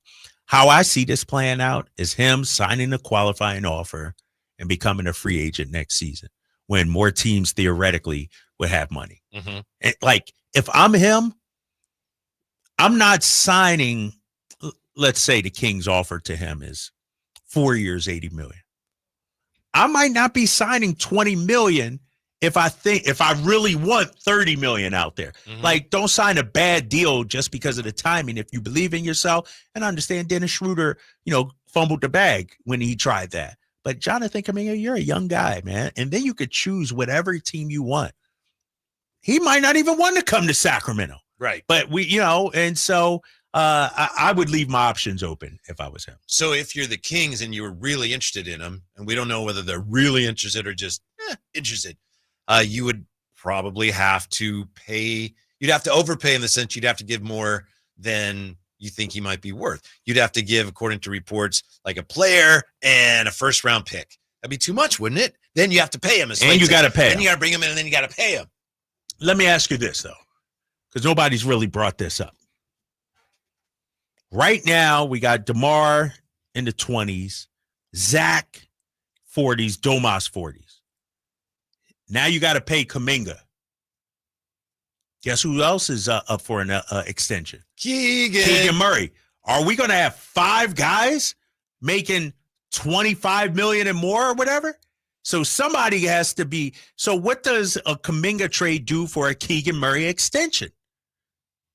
You got to get rid of some. Like, if you sign Kuminga, Whitey, I would think, honestly, if I'm calling it like I'm saying it, you might have to get rid of 2 big money players, not just one. Yeah. Because Kuminga would replace, let's just throw a name out there, DeMar, let's say, in terms of salary. Now you got Keegan also. You're talking 4 guys over 25 million? I don't know. It doesn't add up. It doesn't add up. And The when we math asked ain't math. Slates about that, he said if they brought in Kuminga, which again he says they probably won't, but if they do, then they're going to pivot as an organization, and then it wouldn't be a matter of. That was my question. How does he fit on this roster? Slate says if they got him, you don't have to worry about how he would fit on this roster. Yeah, because the roster would look a lot different. Just got this tweet from James Ham. I'll give him some credit, even though, he's over at the enemy's shop. He said 5 minutes ago, according to a leak source, the Kings are set to acquire Dennis Schroder using part of the 16.8 TPE trade exception from the Kevin Herter trade. Yeah. Deal should be completed in the next day or so. Kings will acquire a future second. Detroit lands a trade exception. So we get Schroder and a future second for the trade exception. Which we could have spun for Cam Whitmore. Could have had Cam Whitmore. John Collins. Dang. Yeah, So, I give credit to whoever on the text line, I think Wednesday, someone texted, why don't they use the TPE? And I remember saying, I have no idea why they would or wouldn't, but that person was apparently on the money. Yeah. And it's smart because that keeps your full mid-level Yeah. To be able to use also. So a sign and trade with Detroit, if you are to believe James Ham's report here, is done, is nil void. So as of now, Malik's still on the roster, and we just absorb him in the TPE. The Kuminga's decision may come down to almost attrition. As you said, you want to see what the roster is going to look like. If this drags on and on, then at some point you have to make decisions. And at some point you're going to make the decisions on the roster that are going to preclude you from bringing him in. It's like we would still have interest, but we can't wait forever for the Warriors to do something. We have to fill out our roster. So it's certainly possible, maybe even likely that that's where this goes. That it kind of drags on and on and on as the Kings gradually fill in the roster. They may get to a point at some point where they say, well, we're out on Kuminga. Well, and here's the thing. Is Kuminga the kind of guy, it'd be different if he was a slam dunk, you knew. But it's like you're at the furniture store shopping. I was at the furniture store today looking at recliners, if you will. And I saw some I liked. But I'm looking at this one and I'm like, I could buy it, but I'm not in love with it. Like, if the Kings felt like, yes, Kuminga was our guy, he will be the man, you're more apt to wait it out. But if you're like, I could take it or leave it, it'll be okay if we let this one pass. It's, another bus will be coming down the street soon anyway. You're right. You're not going to let it tie up all your other deals. You're going to move on. I hate furniture shopping because when I was a kid, my mom, occasionally if she went to Bruner's in Vallejo, sometimes like I was with mom, I had to go with her. I didn't want to go. And she knew it's like, oh, it won't be long. But at Bruner's in Vallejo, they had something wrong with the sound system. Oh. It was this high-pitched. No one else could hear it. And I was a little kid, like, I can't stand it in here, Mom. Right. And she's like, what the hell are you talking about? Yeah, it's like, what? Like, don't you hear that?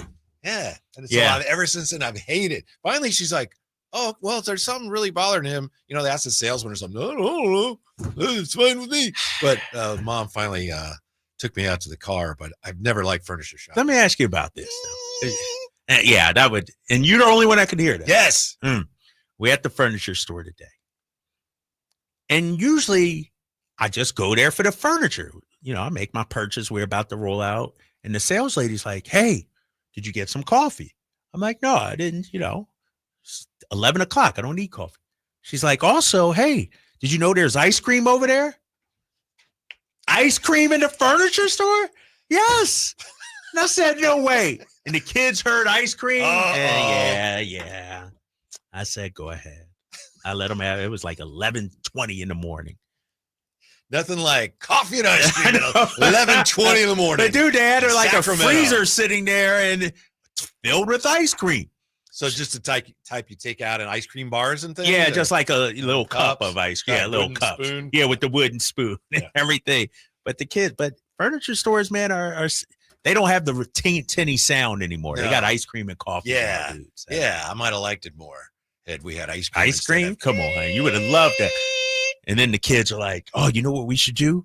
We should just scooter over here and come in and grab ice cream and leave. And I'm like, no, don't do that. Y'all are still the Draper Did kids. you pull the trigger on the recliner? I did. I got 3 recliners. What? Yeah. 3?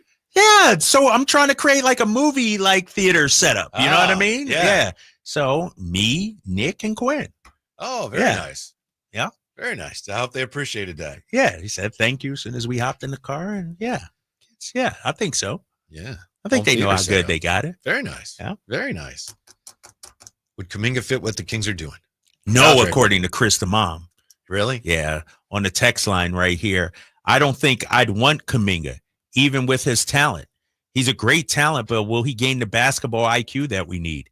He makes some buddy-like mistakes sometimes. He's young, though, so maybe he'll learn. That's from Chris the mom. I think the Kings basketball-wise are very fortunate if this doesn't happen.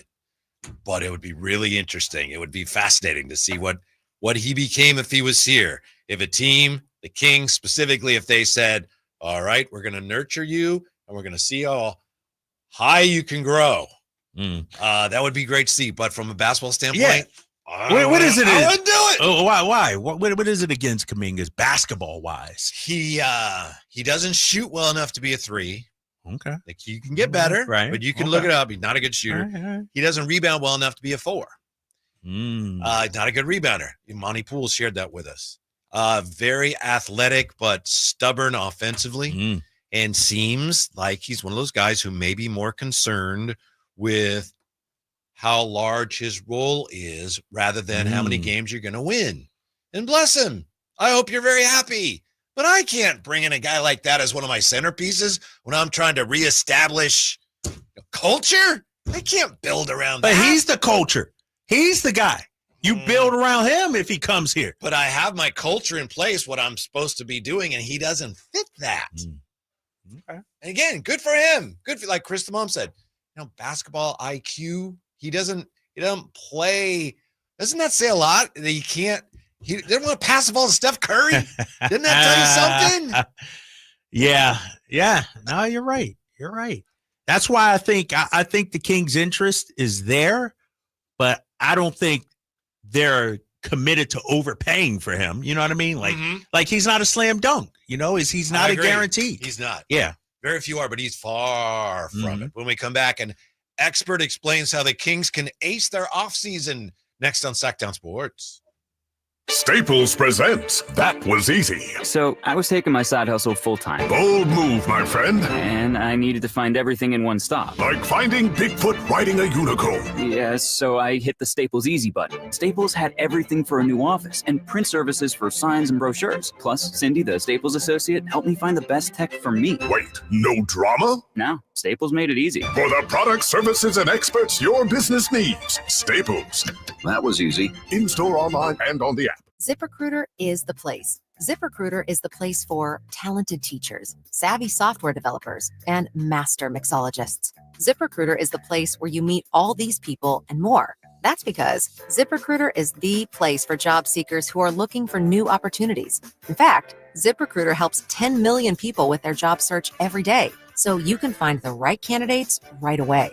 Try ZipRecruiter for free at ZipRecruiter.com/free. That's ZipRecruiter.com/free. Alan Stiles here with your Sacktown Sports Injury Update, brought to you by Downtown LA Law Group.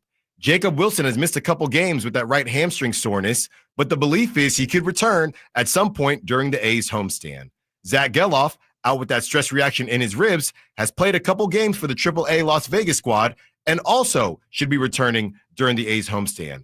That was your Sacktown Sports Injury Update, brought to you by Downtown LA Law Group. Hey, I'm Alan Stiles. Have an injury? Call Downtown. Downtown LA Law Group, an injury law firm, has many happy clients in Sacramento and the surrounding areas who have called Downtown. Get paid for your injuries from slip and falls or auto accidents. One of their most recent settlements was $1.5 million for a motorcycle accident. Have you had an auto accident? Call Downtown. Text injury help to 40222. That's injury help to 40222 and visit them at calldowntown.com. Hey, it's Carmichael Dave. I got to tell you, I am so excited to get this decking project started with Trex Decking and Railings. From the first time I stepped foot in the showroom last week, I was so impressed. So many color options, heat-resistant composite deck. What does that mean? That means I don't have to do any maintenance on it whatsoever. They even have a deck designer, so you can go online and see what your dream deck will look like on your house. Just visit Trex, that's TREX.com to get it started. Tell them Carmichael Dave sent you.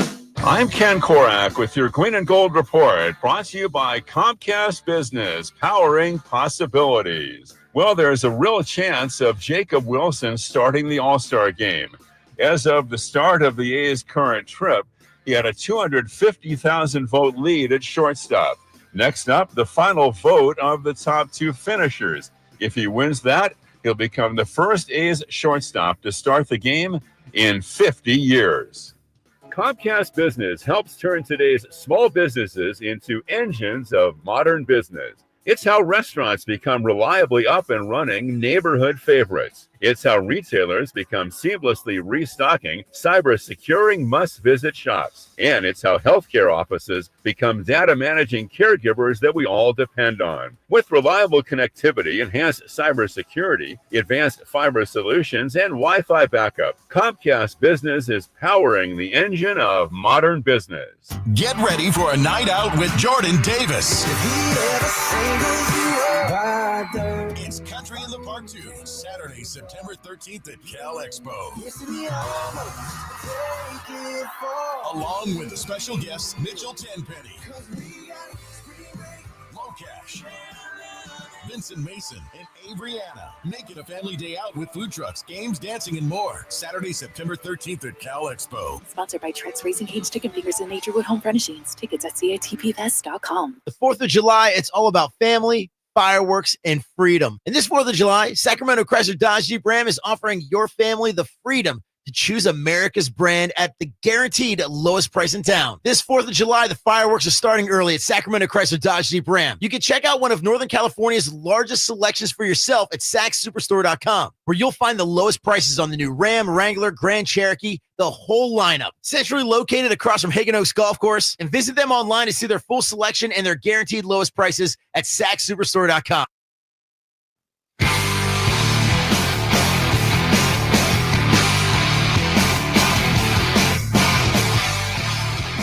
Drive Guys powering your afternoons Monday through Friday on Sacktown Sports. Recently at the house at Whitey Woods, we found a bunch of shirts somewhere. It's like went through his bunch of clothes somewhere. So it's a stack of old T-shirts of mine that I hadn't seen in a long time. And this was among them. This is an original Don't Mess with the Bench Mob shirt. Saw that. From like 2000, I think. Sell it. Yeah. And it's in good shape. 25 years. I haven't worn it. Dude. This shirt is older than Kyle Ledbetter. So what do you have? Like a box of old T? Like This where do you is a store stack of they get worked out of the rotation and they find their way to some I don't know, storage area or something. And it's like, oh, look at all these shirts. And I found this one today. It's like, oh my goodness. Don't mess with the bench mob, which was, maybe somebody can help me out. I think it was like John Barry, Lawrence Funderburk, might have been Scott Pollard. Yep. Mateen Cleaves. Cleaves was on there too. Wow. The original. Wow. Okay. Okay. The bench mob. All right. So there you go. It had a little like glitter or something on it. Some of it's still Really? there, but When's the last time you wore that? You think? I have no idea. It's been a long time. long Whitey, how do you even keep a shirt that long? Like this thing just popped out of nowhere. Yeah, it got put with the other shirts, and yeah, I was wearing a shirt yesterday, and my daughter Janelle said, "You used to have that shirt." I was like, "You've had that shirt my whole life." I was like, "Yeah, it was in the, in the retired section. Yeah. Made its way back out." Yeah. How many T-shirts you have, Jay? You a T-shirt guy? Yeah, you know what I am though is I'm more of a white tee guy. Oh, like I buy a bunch of white tees. So every summer, I literally, and this is my LA time and experience in LA. I buy a couple of boxes of white tees from LA wholesale, and I just put them all the time. Yeah. How long you keep them though? Like just wear them once and done, or it just depends. So more times than not, like if on the weekend or sometime I come here, I'll bust a brand new one, and then after that, I might wear it a couple more times, and then I put them in a bag and I'm taking them. I normally drop them off Just or plain, the homeless or plain something. white tees? Yeah, I'm a plain white tee guy. Here's probably the only place I don't wear a lot of white tees. Right? Yeah. I was asking Once a week or because twice. I got tons of T-shirts. I'm away, man. That I don't even wear. And I was telling somebody earlier, I'm like, maybe I need to put like the good ones in one drawer and then the ones on, break in case of emergency, in another drawer. But why do we hang on to T-shirts so long? Yeah, that's a good question. I'll say this for Jay. Jay said, "Oh, I give him to homeless." I was with him one time. We were at Emeren's store, in fact. Yeah. I think it might have been the Kevin Herter signing, and there's a big crowd, so we just happened to be outside, and this gentleman came by with no shoes on. Looked like he was where inside the store? No, on the outside, walking by. And Jay said, and Jay's talking to me. He goes, "Yeah," and he goes, "Hey." He goes, "Hey, do you want some shoes?"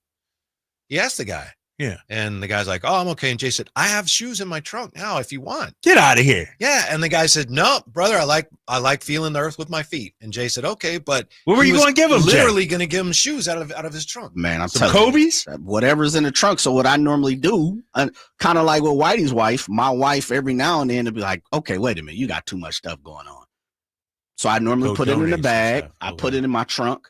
And I'm more of a hand-to-hand combat type person. See, Jay doesn't wear his white shoes unless they are white. White. Once they're not white, I'm done with them. He gives them to homeless. Yeah. Okay. So I put a lot of shoes and, I forgot about that, White. Oh, yeah. I'll never forget that. It made an impression on me. I thought that was awesome. Sometimes I'm literally driving down the street, and if I see someone that I believe I can help or look like they may need help, I just pull over and offer, "Hey, listen, I'm, size such and such. This is what I have. If you want, man, here goes a bag. Please pull out 2-3 pair." And that's what I do a lot with my white tees, Drapes, is I put them in the bag and then I just put them in the trunk. One of the, some of the trunks of the different cars I drive. And if I see someone, listen, I got 20 white tees, and I try not to be disrespectful. Obviously, like Whitey said. Please, if I can help you, I can help you. If not, I'm not. Yeah. Okay. I'm you guys see me. I'm like California relaxed. I'm a I'm a relaxed dresser, more or less, There was a guy shorts. When I was working in San Francisco, there was a guy that would always hang out on the corner. And it gets really cold in the winter. Yeah. And the big buildings, the sun doesn't always get through there, especially in the morning. It's freezing cold. And this gentleman appeared to be homeless, and he looked like he might have had some cognitive issues, and he wasn't wearing socks. He didn't wear socks. And one day I took him socks. I said, "Here, do you want these socks?" He's like, "No." I was like, "Oh man, just, it's fine." Yeah, sure. Really? And he was like, "No." And I think I left him. I said, "I'm just going to leave him here." I don't think he ever took them. I was just like, "Please just put some socks on, And he's like, "No, he didn't want them." Didn't want to wear socks. Yeah. Damn. Yeah. You guys are saints, though. That's good stuff, man. Jay was like, "Yeah, I got some shoes you can have." That's pretty cool. Well, you know, one thing about it is it's a blessing, and that's one of my, as I've always said, I'm a reformed shoe guy. Mm-hmm. You know, so I don't really jump for the $150 kicks anymore. I more or less grab the $75 kicks, and after a few times, it's kind of like, not a few, but you get what I'm saying. Like, you know what? Because this is the thing, and we all do this. No matter if you have 3 pair of shoes or if you have 300, you normally keep a few. When I go out, these are my go out kicks, right? Yeah. Then you might, man, I got a perfect outfit. I need to go get something for these shoes, correct? And then you might have a few dress shoes, you know, drapes. You wear suits way more than we do. So you got to wear a little different more. But I try to keep my rhythm in that form. And let me say this for everybody. If you don't have a pair of all white Air Force Ones, brand new, you need to go get them. They go with everything. Jay. They go. You have to keep a pair on deck. Nah, you know what happened though. Nah, see, I want to hear what happened. Nah, because I'm with you. But then the culture got gentrified, if you will. Doesn't matter. Ah, come on, man. Everybody and their mom. They're not like pandas. Panda don't just are, bro. That's not true. That is not true. Whitey, I know you got an all pair of Air Force Ones just waiting for you. But I would love to hear from the people on that one, man. No, Because seriously, they're a little too basic. No, They're the Toyota what? Corolla LE package now, bro. No, you need to stop it. You need to stop it. You don't think so, truly need to Jay? Stop it. Yeah. When 13-year-old girls are wearing them now? That's different, brother. This is a lifestyle. Okay. This is a lifestyle. This is the culture of fashion, entertainment, sports, the all white Air Force It's One. the intersection. Absolutely. Of all that. Everybody connects on the all white Air Force I One. may have to do a Twitter poll here. White Air Force Ones, thumbs up or thumbs down? Can I do that, Jay? Well, that's not. What does that mean? I thought you don't like to post stuff. No, Right. I don't. I rarely post. But that's not even a proper poll. All right, wait, how should I phrase it then? You have to phrase it in the form of it is a culture phenomenon. No, come on. That's what I'm saying. But the culture, you know what white Air Force Ones are? Oh, here we go. Vanilla ice cream. No, they're Okay. It's what everybody 2025 has. Drake. That's 2025 Drake. How? Because Those are pandas. It's no, but it's you know what it's like when you have a mom and pop restaurant, and then all of a sudden they featured on Guy Fieri's Diners, Drives, and whatever. That's not Air Force Then it becomes everybody and their mom want to own them now. Those are different type of shoes I that come along. go back 30 years with the Air Force Ones. As you're supposed to. You Classic, can, yeah. Absolutely. Now everybody and their mom rocking on. I'm like, I'm out on that. No, everybody and their mom is rocking pandas and certain. What you're talking about is the movement and transition of different, I guess, eras of fashion. Right. Like every 2-3 years we change, and these become like right now for the children. New Balance and Asics are huge right now. They're coming back. You pay attention. Pay attention to what people are wearing in sports. A lot of them are wearing New Balances and Asics now, right? Yeah. So they're setting the trend for these kids and for people to be buyers. Air Force Ones are like Converse classics. They'll never be vanilla. Okay. Right? They'll never be. Converse were hot in the 50s. Yeah. They were hot in the 60s, hot in the 70s, hot in the 80s, And they 90s, got and hotter. so come on now. Yeah. Stop. All right. All right. Stop, man, that's not Air Force One. We'll come back with a look at Whitey, real quick, what's your favorite color Converse? Chuck Taylor. Do you have a favorite color that you've ever had? Or you're like, you know what? I've never had the opportunity to I have purchase some them. gray ones right now, Okay. leather gray ones. That I Ooh, like. some leather joints. Okay. Yeah. I like that. Yeah. Are those your favorite now or that all time? Both. Okay. Yeah. What's your favorite Chuck Taylor drapes? I'm just interested to know. No, old school white joints. Yeah, me too. Yeah, the old school. The all white ones. Yeah, the white ones with the blue and the red. Yeah. Classic. The Dr. J joints from back in the day. Yeah. Yep. How the Kings can save their offseason, according to an expert, is coming up next with the Drive Guys on Sacktown Sports. Ooh, ma. What was that? That is business phone bliss with the Ooma Cloud phone system. It handles all our voice, video, and messaging needs. You sound very calm. I am. Ooma has everything I need to run my business more efficiently, like virtual receptionist, call routing, and video conferencing. And it starts at just $19.95 per month per user, plus taxes and fees. Ooma. Nice. Find your business comm at ooma.com/radio. Oh no, stomach issues again? Stomach issues? Who are you? Your pancreas. I could be the real reason for your diarrhea, gas, bloating, stomach pain, or loose oily stools. I thought it was my stomach. People often do, but any of these symptoms could mean having a condition called exocrine pancreatic insufficiency, or EPI. With EPI, the pancreas doesn't release enough enzymes to break down food, but EPI is manageable. Use the symptom checker on identifyepi.com and speak with your doctor. That's identifyepi.com. Sponsored by AbbVie. Well, I hope you're ready for the hot weather coming this week. We are, thanks to Lee's Air Plumbing and Heating. By the way, we're actually saving money on our monthly bills because our new system is so efficient. Lee's Air Plumbing and Heating, they were ready to come out the day that we called them, treated us with respect, from the person who answered the phone to the people who installed our new HVAC unit. So it comes down to this. With so many HVAC companies out there, why choose Lee's? Well, they offer a 100% satisfaction guarantee. You can't do better than that. They get 4.8 stars on Google. They've won awards for their service. Excuse me. And they've spent more than 40 years serving the Valley's HVAC heating and plumbing needs. You can trust Lee's with installation and repair of your AC, furnace, and water heater, plus residential and commercial plumbing repair and commercial HVAC services too. Find out more at leesair.com. Check out their mission statement, which is all about serving customers and community. Check on their $99 HVAC tune-up service. Let Lee's take care of you the way they took care of me, treating us like family while setting us up with that HVAC system that has improved our quality of life. We are saving money with the system, and it has improved the air that we breathe. Lee's Air Plumbing and Heating, license number 635355.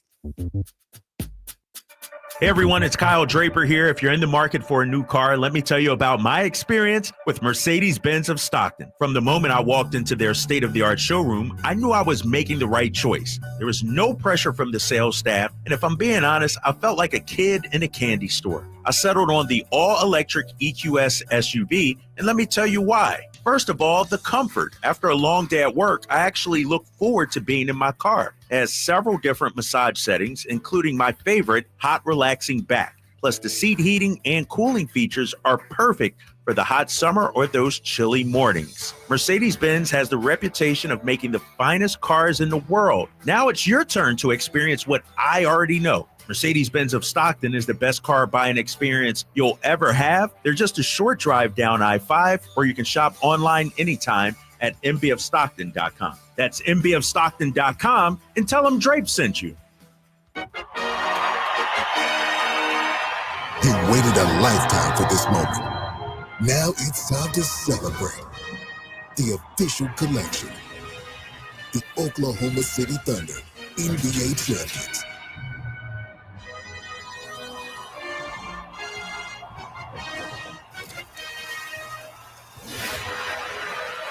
Available now at NBA Store.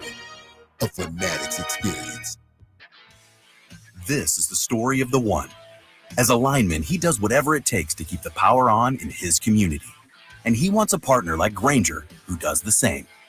Grainger offers the professional-grade products he needs, from voltage detectors to harnesses to hard hats, plus fast, dependable delivery, so he can rise to every challenge. Call 1-800-GRAINGER, click Grainger.com, or just stop by. Grainger, for the ones who get it done.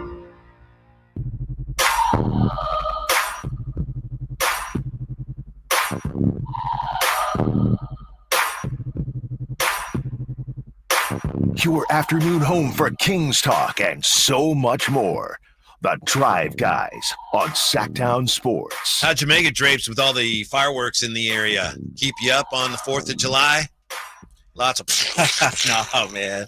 So the kids were out of town, and I had bought fireworks. And I was like, man, I'm not a fireworks guy per se, you know.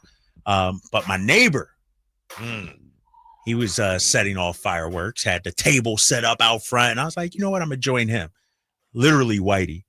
They started at about 8:30, didn't get done till like 11:30. Like, there were so many fireworks. Like, oh my God, there probably was thousands and thousands of dollars. No, July 4th, that was a great day. It turned out to be a really good day, man. And so yeah. So I brought my $100 worth of fireworks and put them on there, and he had some young kids, about 13 and 10, 9, out there as well. Some kids running around. So no, it was a good night. You ever put them on a ladder? You get the cones and things, and then you put the ladder out so they're higher up.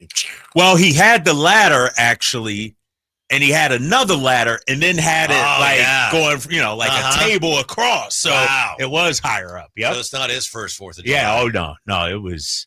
He had the 3 buckets lined up. It was a production out there. Yeah, man. It was a production. I know the 4th of July is the 4th of July. You can't be sliding it around, but there's something to be said for having that holiday on a Friday. You ain't lying. Yeah. That's how you do it. Man. Right. I was wondering, is that because I was talking to somebody about this last week?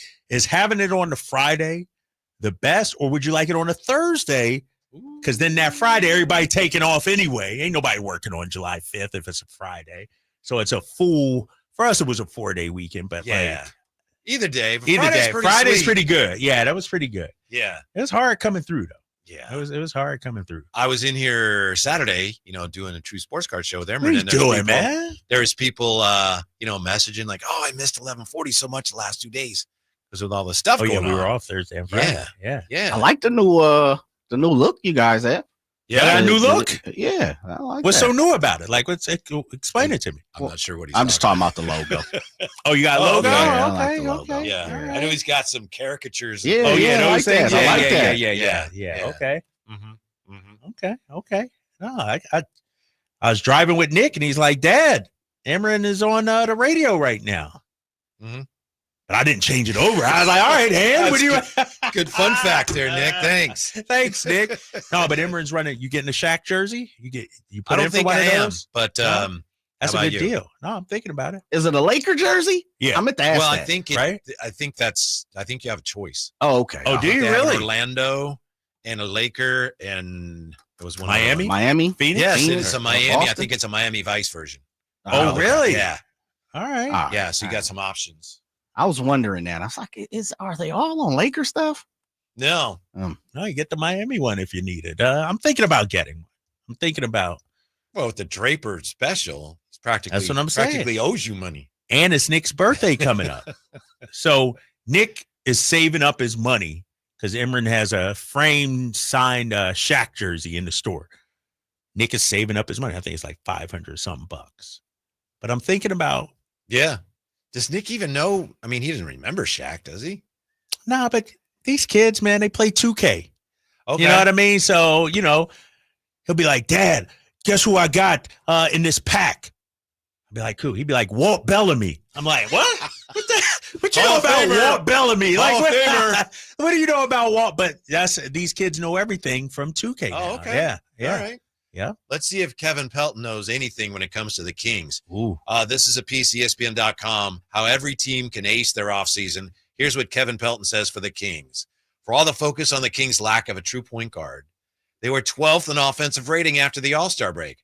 22nd ranked defense caused Sacramento to fall short of its second playoff spot in the last 3 seasons. With below average defenders as their leading scorers, the Kings need to support them with as many quality defenders as possible. Ideally, they would add another player with forward size for when Keegan Murray is deployed defensively on the perimeter. One move they should make, says Kevin Pelton. Okay. Russell Westbrook. A deal built around sending DeRozan to Dallas for P.J. Washington and draft picks. The Mavericks need to take back less salary than they send out. Complicates the parameters, but Dallas could include Klay Thompson or Najee Marshall and Dwight Powell to make a deal work. End quote. Kevin Pelton. What is he talking about? Why? You not doing that? We haven't heard anything. Dallas wouldn't do that, would they? Would Dallas have any Yeah, I haven't heard that reason at to all. do that? Yeah, I haven't. Yeah, no. This is your least favorite thing, and I'm right there with you. Just the random. Random. Let's make up a trade. Yeah, let me look at a roster. Oh, that sounds like a good trade. That's what they need to do. Right, and there's nothing. Who did Dallas just get? Well, first of all, they got Cooper Flag at the position, right? Uh-huh. Like, they don't need it. Why would Dallas do that? I don't know. That gets back to the whole issue of DeMar DeRozan. I know there was a report that came out today or a tweet that there's not much of a market for him. that's what you're really asking is why would anybody right now, not to say there isn't an answer, why would anybody right now trade for DeMar DeRozan? You know, if we're being honest, that's a good question right now. That's a great question. You know, I'm trying to think of a team that he would fit. And honestly, Sacramento seems to be the one. Like Golden State doesn't fit their style. Lakers, it doesn't really fit now that you got Luka, LeBron. It doesn't. No, I always thought Orlando, Miami, but now that Miami has Norman Powell, they don't need it. And so there's not many teams out there, if any, where DeMar is a good fit right now. There had been this narrative that teams that wanted big score like Durant, maybe Giannis, that if once they didn't get them, that they would fall and they'd fall in line and talk to the Kings about DeMar DeRozan. He'd be next in that list. And I never saw that. That's nothing against DeMar DeRozan, but he's a far cry from like a Kevin Durant right now. Yeah. And I'm just looking at the rosters around the league and who could use a guy like DeMar, and I'm coming up empty. Memphis, maybe. Outside of that, Whitey, you know, Pelicans. I think if you look at the bright side from the Kings standpoint, I mean, it's not, especially when you consider the amount of points he produces, it's not a bad contract, right? His contract, it's not. Do. Right. I mean, you get value from his deal. And you know, I do believe at some point there will be a market for DeMar in this regard. You got 1 year left on the deal, and then partially guaranteed. So a team maybe, like we talked about a month ago, Boston, looking to come off some money, something like that. That could be a team that we look at. You know, who's those teams that are up against it, that need to clear some cap space, if you will?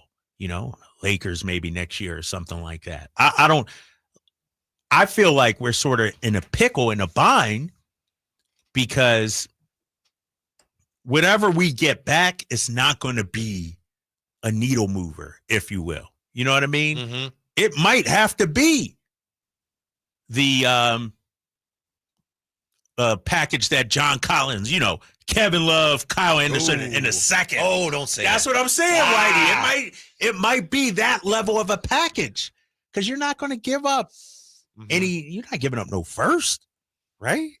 So, yeah, I think we're in a bind. What do you think of the Valanciunas situation now, where it looks like maybe a game of chicken between he and the Nuggets? I don't want to. What I don't know what's happening there in terms of what, like, let's say the trade never happened. Would he be A-OK staying in Sac? Or is it because it's Denver? It's like, I don't want to go to Denver. I'd rather go. Yeah. It's just, or did the Kings know that he was right? That too. Yeah, it's just a weird situation. I don't know what to make of it, man, because it sounds like Denver's playing hardball too. Yeah. Like, nope, you got to honor your contract. We're not letting you out. And so, but the Kings are in no danger of having that thing fall through, right? Right. They're according clear. according to reports, you know, the trade will still go through. But man, him on Denver, though, did you also see as a fallback, Denver might be looking at Al Horford too? Ooh. Yeah, so they may be pivoting to Al Horford if they allow JV out of his contract. We'll come back with some audio from a member of the Kings front office who really likes Jonathan Kuminga's game. That's next, right here in Sacktown Sports. This is the story of the one.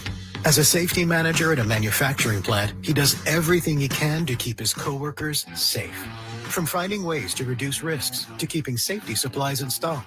And for that, he relies on Grainger. Grainger offers a broad range of quality products and next-day delivery, so he can always play it safe. Call 1-800-GRAINGER, click Grainger.com, or just stop by. Grainger, for the ones who get it done. ZipRecruiter is the place. ZipRecruiter is the place for talented teachers, savvy software developers, and master mixologists. ZipRecruiter is the place where you meet all these people and more. That's because ZipRecruiter is the place for job seekers who are looking for new opportunities. In fact, ZipRecruiter helps 10 million people with their job search every day. so you can find the right candidates right away. Try ZipRecruiter for free at ZipRecruiter.com/free. That's ZipRecruiter.com/free. Tired of hearing scary radio ads about the IRS? Tax Relief Advocates is different. TRA is here to tell you that if you owe money to the IRS, whether it's $5,000 or $500,000, we have a solution. TRA can eliminate or reduce what you owe to the IRS with zero risk to you. We have over 1,000 five-star reviews on Google and an A+ with a BBB. End your tax nightmare today by visiting TRA.com or call 800-583-6580. That's 800-583-6580. This summer, give your kids a reason to smile, brightly. At Kids Care Dental, we make dental visits fun with a kid-friendly team, easy to schedule appointments, and expert doctors who really care. Whether it's a checkup, a cleaning, or their very first visit, we've got you covered. We accept most insurances, and we're always ready when your schedule gets hectic. Smiles grow here. Book online in minutes at kidscaredental.com. That's kidscaredental.com. Kids Care Dental, where healthy teeth make happy kids. Since 1776, July 4th has been celebrated as the birth of American independence, but has been a federal holiday only since 1941. Hi, this is Frank LaRosa with a word about Naturewood Home Furnishings. It was a mere 7 years later when the Keys family opened their first Naturewood store in Sacramento, and I guess Northern Californians have been celebrating ever since. We celebrate an incredible selection of furniture brands made right here in America. We celebrate the kind of generous hometown hospitality that was important to Walter Keys in 1948 and continues with the Keys family and the Naturewood Home Furnishing staff today. And we celebrate the kind of quality that's been synonymous with Naturewood for all these 77 years. Look for made-in-America brands like Stickley, Bassett, Stanton, Trailway, Simply Amish, and more during the Naturewood 4th of July sales event. Find the furniture that you will celebrate for years to come. Naturewood Home Furnishings off Highway 50 at Hazel. Look for the water wheel. Celebrate the 4th with freedom from high prices. The 4th of July savings sale is happening now at Folsom Lake Honda, your one-stop Honda shop. Fire up your summer with 4th of July savings on a new Civic or Accord. Own or lease today at Folsom Lake Honda, your one-stop Honda shop. As a family-owned and operated dealership since 2009, customer service is our #1 priority. Our customers love doing business with us, and you will too. Folsom Lake Honda. Go to FolsomLakeHonda.com. Your one-stop Honda shop. Carmichael Dave here for my friends at American Energy Heating and Air. Yes, I always tell you they are a family-owned operation, been in business since 81, A+ Better Business Bureau, but it is hot. We are in those Sacramento hot months. I want to focus on them being your second opinion partner. What does that mean? Maybe you've got somebody you're working with or you've worked with in the past in the HVAC world. Guess what? They want to give you a second opinion. How much does it cost? Nothing. You call them up and say, hey, can I get a second opinion on this deal? They come out and they either say, wow, that's a great deal. You should feel better about that. Or they say, we can beat that price. And usually they're going to beat it by a lot. Guess what? You just saved money and it didn't cost you anything to find out. It's a no-lose situation. Go with a trusted company. American Energy, 916-520-9990. That's 916-520-9990 or AmericanEnergyAir.com. Jingle singers, take it away. Call 916-520-9990 now. KHD1 Sacramento, KYMX HD3 Sacramento. From the Power Business Technology Toshiba Studios. Sacktown Sports 1140.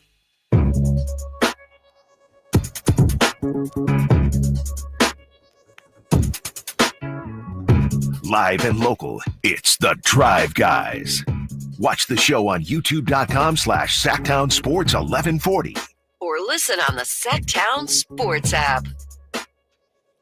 Well, we got some clarification, a little bit of clarification today on Dennis Schroder deal. Dennis Schroder coming to the Kings.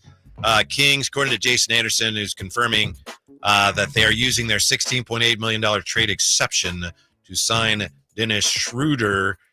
And it looks like the Kings are also going to end up with a future second, and Detroit lands a trade exception. So that would allow the Kings to retain their mid-level exception. What, if anything, are they going to do with that? We don't actually know yet. As the Kings roster is being put together here, piece by piece, bit by bit, looking at other players they could acquire. I know that Sean Cunningham is very well sourced. He was on this morning with J. Ross. Carmichael Dave is on vacation for some reason. Again? Yeah. Don't you have to actually work to get a vacation? I mean, not, good for him. But I know he said that the Westbrook situation is something to keep an eye on. So that's not necessarily a done deal. I get the sense that Westbrook's involvement here could hinge on what else the Kings are able to do with their backcourt. They just have so many people right now. They have so many guards. Would Westbrook even fit in there? Even if you ended up sending out a guard to get him, which I don't think it would work that way, but if you did, you still would have too many guards. So I have to think that part of the Westbrook thing, obviously he's a free agent. He can go where he wants to go, but Kings have a lot of guards. So it might be a situation where they're telling Russ, we're really interested. We'd love to do something, but we got to figure out where we would put you first. So we'll see if they're able to sort that out. And then they get to a point where they have room. Would he still be interested? Maybe it comes to that. Drapes, we're just talking about the fact that it looks like the Kings, they get Schroder and they get a second-round pick out of this. Yeah. Which doesn't make a whole lot of sense, right? Why would Detroit do that? Right? Yeah. You want the guy. Why we got to add a sweetener to it? Doesn't make a whole lot of sense, but we'll take it. We'll take it. That's that John Collins pick, Jay, or a Cam Whitmore or somebody we can go out and get. Somebody of that ilk. Normally, I'm of the belief that second rounders don't do a lot, but this summer it's taught me a little different. Second rounders can get you John Collins and Cam Whitmores, and I mean, goodness, man, make 2 it happen. seconds. 2 seconds got the Kings Valanciunas last year. True. Yeah, true. What was the feeling like in the pit of your stomach, Trace, when you saw that John Collins traded to the Clippers? You want me to be honest or give the safe? No, reaction? that's not what we do here. I thought, what the hell are we doing? Like, so far, me and Scott Perry have seen eye to eye on players. Dennis Schroder called that. Me and Scott, I see you, Scott, out there. I thought John Collins would be the perfect fit. Think about this. You get John Collins at a 4 spot. You move Keegan Murray, and he's on the last year of his deal. So if it doesn't work out, you free up cap space. It's not like you got to give up a lot to get him. And so Collins also is the type of big who could, in theory, with his ability to stretch the floor, play with Sabonis. Yeah, 100%. He's almost a prototypical big to play with Domantas Sabonis. And apparently, because that what the Utah Jazz got from him is not much. There's already talk Kevin Love's going to be a buyout candidate and be a free agent. Apparently, the Kings may have not had that much interest in John Collins. Like me and Scott might not have seen eye to eye. That's hard to believe. But it's tell possible. me about it. Everything, me and Schroder, me and Scott were tight on Schroder when it comes to that. And so it was shocking, man. And not only that, to go to the Clippers, another Western Conference team. So you took one of the bottom teams in the Western Conference, took one of their better players and put them on a team that's ahead of you. Only makes the Clippers stronger. So to me, it makes the Kings' path in the West that much more difficult. Miami did really well in that trade. The Clippers did reasonably well, and Utah. Yeah, I don't know what the hell they're thinking. I still didn't text Tony Jones. I'm gonna do that right now. But they're just like they're giving away assets. Yes, they're giving players away. It's very odd. Yeah, there was talk that they're done tanking. They're going for it now, and it looks like if anything, they're tanking harder than they were. Right. Well, they are high on this upcoming draft. There's 3 to 7 guys that people are high on. And so now's not the time if you're Utah. Oh, now let's start winning some games. It's like, no, let's take one more year. One more year, And so that's what I think they're doing. And they're realizing Collins, like you can't have another year of Collins sitting out games when he's healthy, Clarkson sitting out games. How many games did he play last year? Not that many, and he was not hurt. Right, he wasn't hurt. That's the thing. He wasn't hurt. And last season, Whitey, he played 40 games. Yeah. So they realized they couldn't do that again for a second season. Adam Silver would have to come in and say something, right? I mean, they just blatantly sat people down because he does too much to help us win games, and we don't want to win games. That's what they did last year. So they sat marketing, they sat healthy players because they were trying hard not to win games. And it looks like that's what they're doing there. Yeah. And they're going to play their young guys, and those young guys will take lumps, and they'll get some experience, but also you'll get probably a top 5 pick again. Mm-hmm. Yeah, that one hurt. Like Collins, 19 points, 8 rebounds. And I know you like this stat, 39.9 from 3. Come on, man. Sign me up. Why are the Kings so interested in Jonathan Kuminga?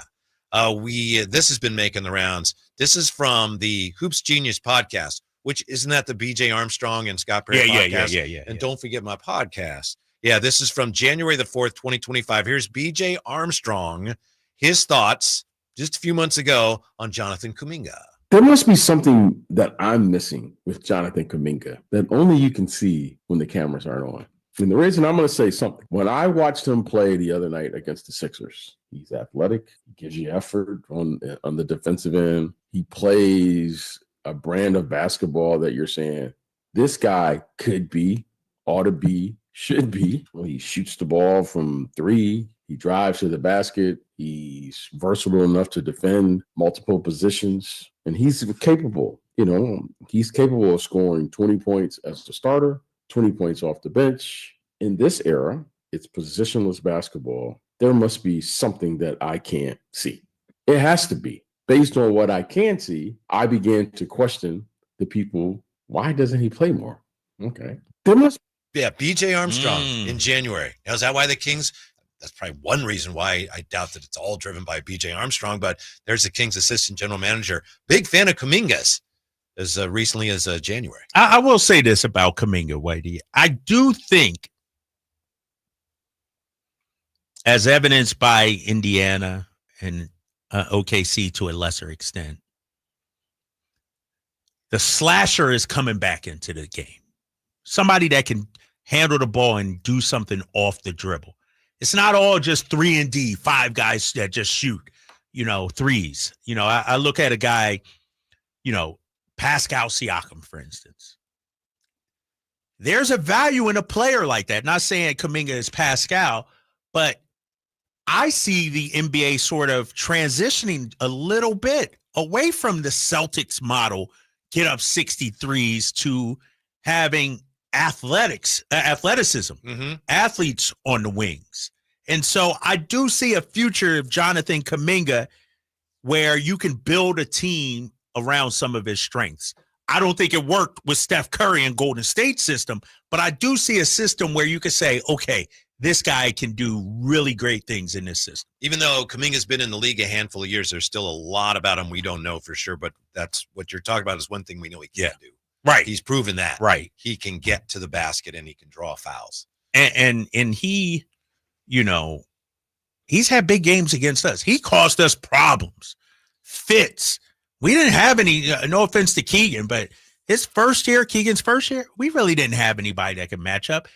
HB was getting abused by Kuminga at times. And so, BJ talked about he could hit the 3. Well, not so much. He hit a 37%, I think, 1 year. But he's a guy, man, when he gets downhill, he's tough. And so I could see a market where, you know what, if we build around this guy, with some shooting, because I think you need shooting around him, create those lanes where he could be a really good player. He just oozes. I don't even know if athleticism is the right word. He certainly does ooze that, but he just moves differently. Yeah. When he first would come into games as a rookie, he just catches your eye. I remember talking to your friend, Jason Dumas, about him. Oh, yeah. When he played in the G League for G League Ignite, he was on the same team as Jalen Green. But Jason Dumas said, you watch him and your eyes are just drawn to him because of the way he moves. Right. But, he's been in the league a while now, and there's definitely areas in which he's somewhat deficient, but he would represent an opportunity to get younger, more athletic. He would bring a high ceiling to what the Kings are doing. It would kind of change the complexion of what they are right now if they were to bring him in. No, you're right. You're right. It's it's not like we're a 3 and D team, but if you bring a Jonathan Kuminga in, you can't have other ball stoppers on your team as well, right? You agree with that? It would be pointless to bring him in if he's going to be in a situation similar to what he was in with the Warriors. Right, exactly.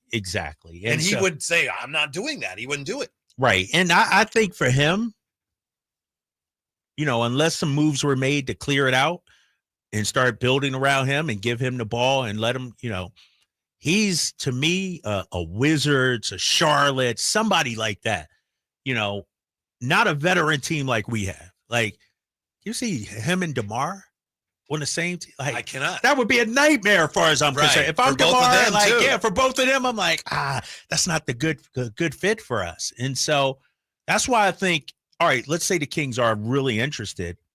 Like you said, this signals a change of direction roster-wise if we were to get a Kuminga. Mm-hmm. And it might be something that even if they were to get him, which, again, is not likely, if they were to get him, it might be something they can't do till next year when he's a free agent. They might be laying some of the groundwork for some of that, right? I mean, you could. Theoretically. Yep, theoretically you could. And so but it would be a lot simpler to bring in an unrestricted free agent. Right.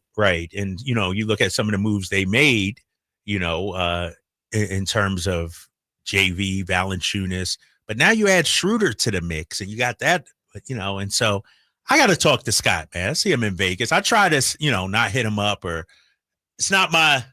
Doesn't he come by and ask for advice all the time? Not on this. Schroder, I had to tell him, Schroeder's all right with me, Scott, but on this one, I'm like, I'm let him do his thing, but I don't know which direction he wants to go. Like if you get a Kuminga, to me, it's time to, I don't want to say tank because that's not it, but let the young guys cook.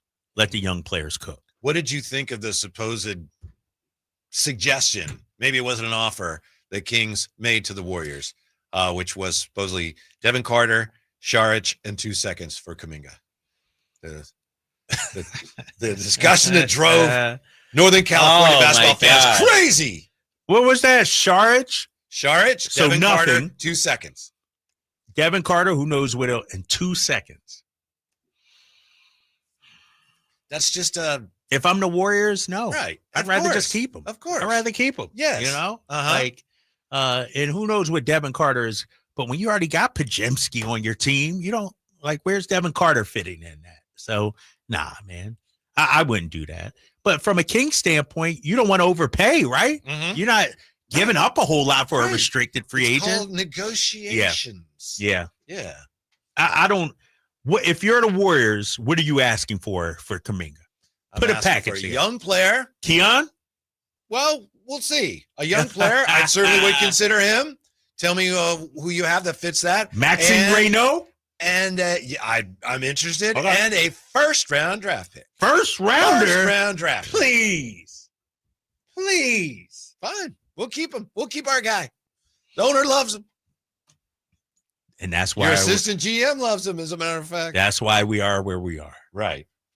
That's why a deal has not been made. Because if you're the Kings, it's like, we like Kuminga, but to give away a first rounder, I don't know if he's worth it. Right? Would you consider, you think, not that you have this all, blocked out, but a protected first rounder? Would you even consider that if you're the Kings, you think?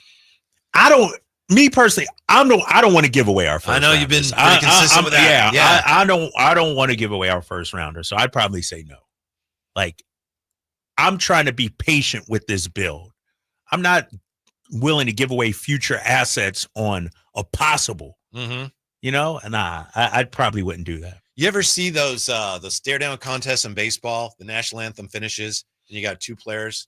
And they just, everyone else runs off the field, ready to start the game, and the players just stare at each other. You ever seen that? I haven't seen it, but no. It goes on. Really? Sometimes there have been times when the umpires have had to say, we got to start to play ball. But that's what we're in right now, is the Kings and the Warriors are staring at each other, and it could take a long time. Right. That's all we got for you. Well, that ain't enough. Well, that's all we got. Well, that ain't enough. Well, that's all we got. Who's going to play first? Yes. Yes. And if you're Jonathan Kuminga, are you like, I want to get this done, right? And so let me ask you real quick, because the reports are the Warriors did offer Kuminga a contract last year, right? Yeah. Right. But So at that time, they wanted him. They wanted to keep him on board. Do you think they still would be okay with keeping him on board? Yes, especially the owner. Yeah, you got the basketball ops and Steve Kerr, and then you got the owner. Right. And I mean, they've had these differences. They always figure out, how to work around them. I'm not saying that Steve Kerr's going to get fired, but there's definitely a split there as far as this guy can't play for me. My job is to win games, and I can't do it with him. Okay, fine, but we love him, and he could be our star of the future, and we're going to need one of those at some point. So if you're going to stay, you're in no rush. I think, right. Unless you give me what I want. But if you're the Kings, you're like, well, are you in a rush or not? Right? I mean, seriously. Yeah. We'll see if you're in a rush or not. We're not in a rush. And so you just stare at each other for a long time. All right. Much to Kyle Draper's delight. I can't wait for this. Happy I'm going to Vegas, man. I can't wait to get there Thursday. 339-1140, 1-800-920-1140 if you want to participate, as Casey does. Hey, Casey, you're on with the Drive Guys. What's up? Hey, guys. How's it going? Good. What's up, Casey? Oh, not much. Well, first, I guess the Kings haven't learned their lesson in trading first-round guards after 1 year after trading Halliburton, and now they're apparently shopping Devin Carter. I guess and then we also traded Davion after a couple of years. So I guess we haven't learned our lesson on trading top 15 pick guards yet. So that's nice to hear that we're shopping Devin Carter already. But the reason I called was why has it been 3 or 4 years now that the Kings haven't gone after, and I know they're allegedly going after Kuminga, but we haven't gone after any wings. We've had no wings on this team other than Tegan Murray, and we play him at power forward. So why are we not going after the new generation of talent in the NBA that's the athletic 6'7" to 6'9" wings? Every single year we talk about it. Every single year we don't have them, and we get beat down by teams like the Knicks, who have tons of them, the Clippers, the Thunder, all the teams, the Rockets, that have all these athletic wings, and we don't ever go after any of them. That's a good question, Casey. Thank you. It's a great question. Here's Kyle Draper to answer. No, you answer that one. You and Jay got all the answers. You answer that one. It's a good question. Yeah. They did have interest as far as what's been reported in OG Anunoby. Didn't get him. You're right. They didn't get him. They had interest in him. They had interest in Pascal. Siakam. Yeah. They went after him. They didn't get him. They did bring in LaRavia. So I agree with you. They haven't brought in those players. I think they were maybe a little late to the party. I think you could argue that maybe Monty was a little late to the party. And let's face it, before Monty, they drafted one of those guys with the second pick in the draft. And I know he was more of a 4 or 5, but Marvin Bagley, right? Yeah. So they didn't draft well, and they weren't able to get some of those players. They've made efforts to kind of make up for that. But yeah, they're definitely behind the 8 ball there. Do you think Neat Clifford can be that guy, or is he a little too slight a frame, or what do you think? He's a little on the smallish side, but he addresses that need somewhat because he's a rebounder. The interesting thing about him is now, and we get so carried away in the summer, now it's like he can play point guard. Maybe he's a backup point guard. Like, whoa. Hold on. Right. It's yeah. I don't know. To the callers, who was the caller? I forget his name. To his point, Casey. Sorry, Casey. Those guys just don't grow in trees, though, either. And I do think when I look at our draft, size, athleticism, ability to play multiple positions, that's something they went for. And both our guys, you could play Reynaud at the 4 or the 5. Neek says he could play 1, 2, or 3. We'll see about that. And so I do think, they're trying to get more athletic on the wings a little bit. Yeah. If their reported interest in Kuminga, if that's accurate, I think that's one of the big reasons why. Yeah. Right. They look at the roster and they just see that glaring hole there. Yeah. Right now it's time for Check In. Oh, here we go. With TC. What's up, TC? How are you? I'm all right. Hey, what's up with my guys? You tell me, man, what's going on? Hey, listen. Hey, so I'm vibing, right? So when I'm vibing, Drapes and Whitey and Jay, I was telling Jay before, I called him before Slater, right? And I'm not pushing nothing off on nobody, right?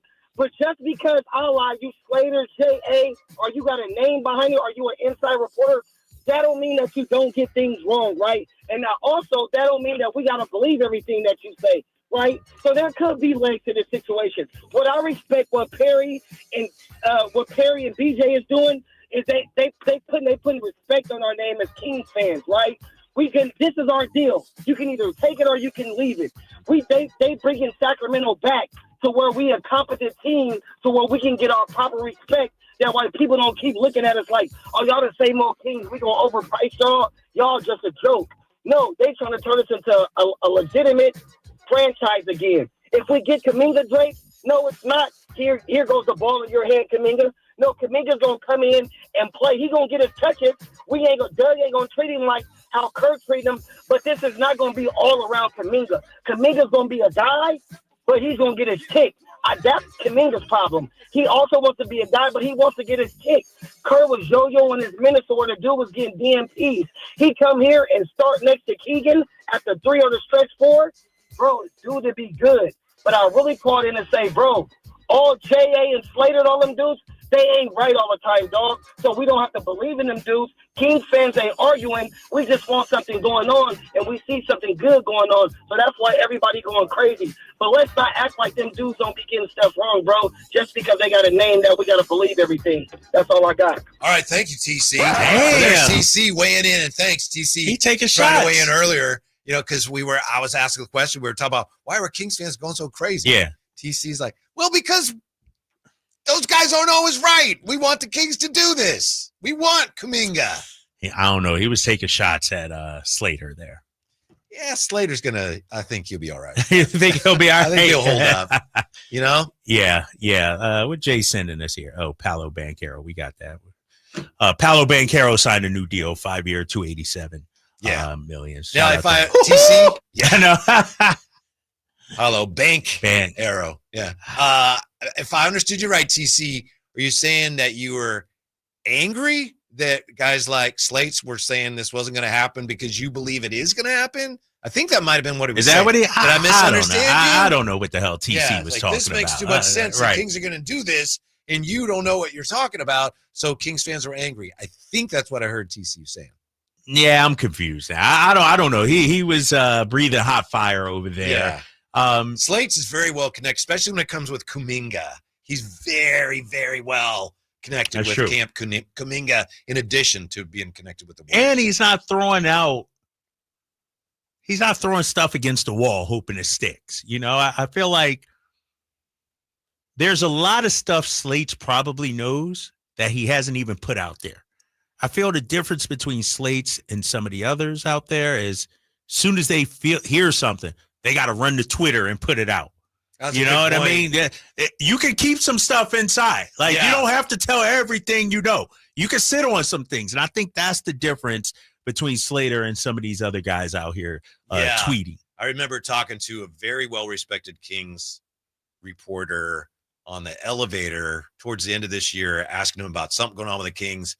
And he just said, oh, there's a lot more where that came from. And then he walked out. And we haven't heard it yet. But to your point, the really good ones are kind of piecing things together and playing a longer game. Right? Yeah. It's not running. Let me throw this out there. I just heard this.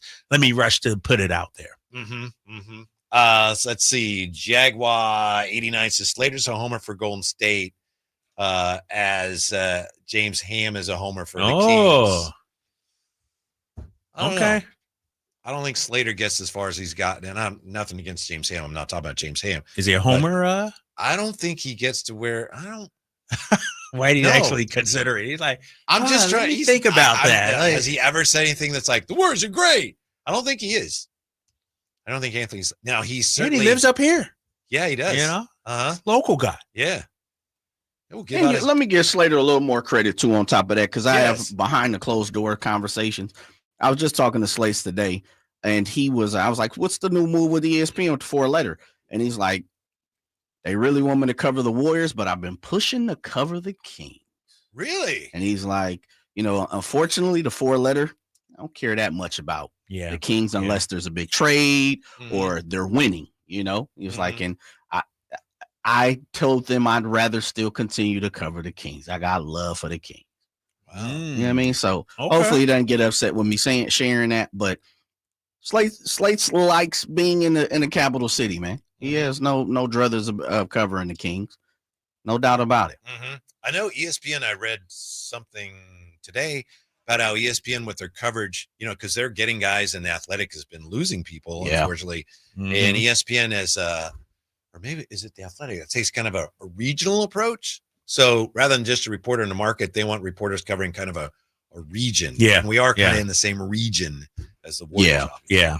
It's kind of like, Four Letter does the Tim McMahon Dallas. He covers the region. Same thing. Dave McMenamin, all friends of the show. Yeah. LA kind of covered the region a little bit. Kevin Pelton's, it does the same thing up that way. So Portland, and it kind of covers the region. Chicago, blanking on my guy's name who's to be down there in Memphis Grizzlies. He covers the region, so it happens that way. Ohm does the Clippers, right? Yeah, he covers the region as well. So it goes that way. Athletic definitely is geared toward more closer beat writers, and they cover the region, but they have more on boots on the location type journalists as we see a little more.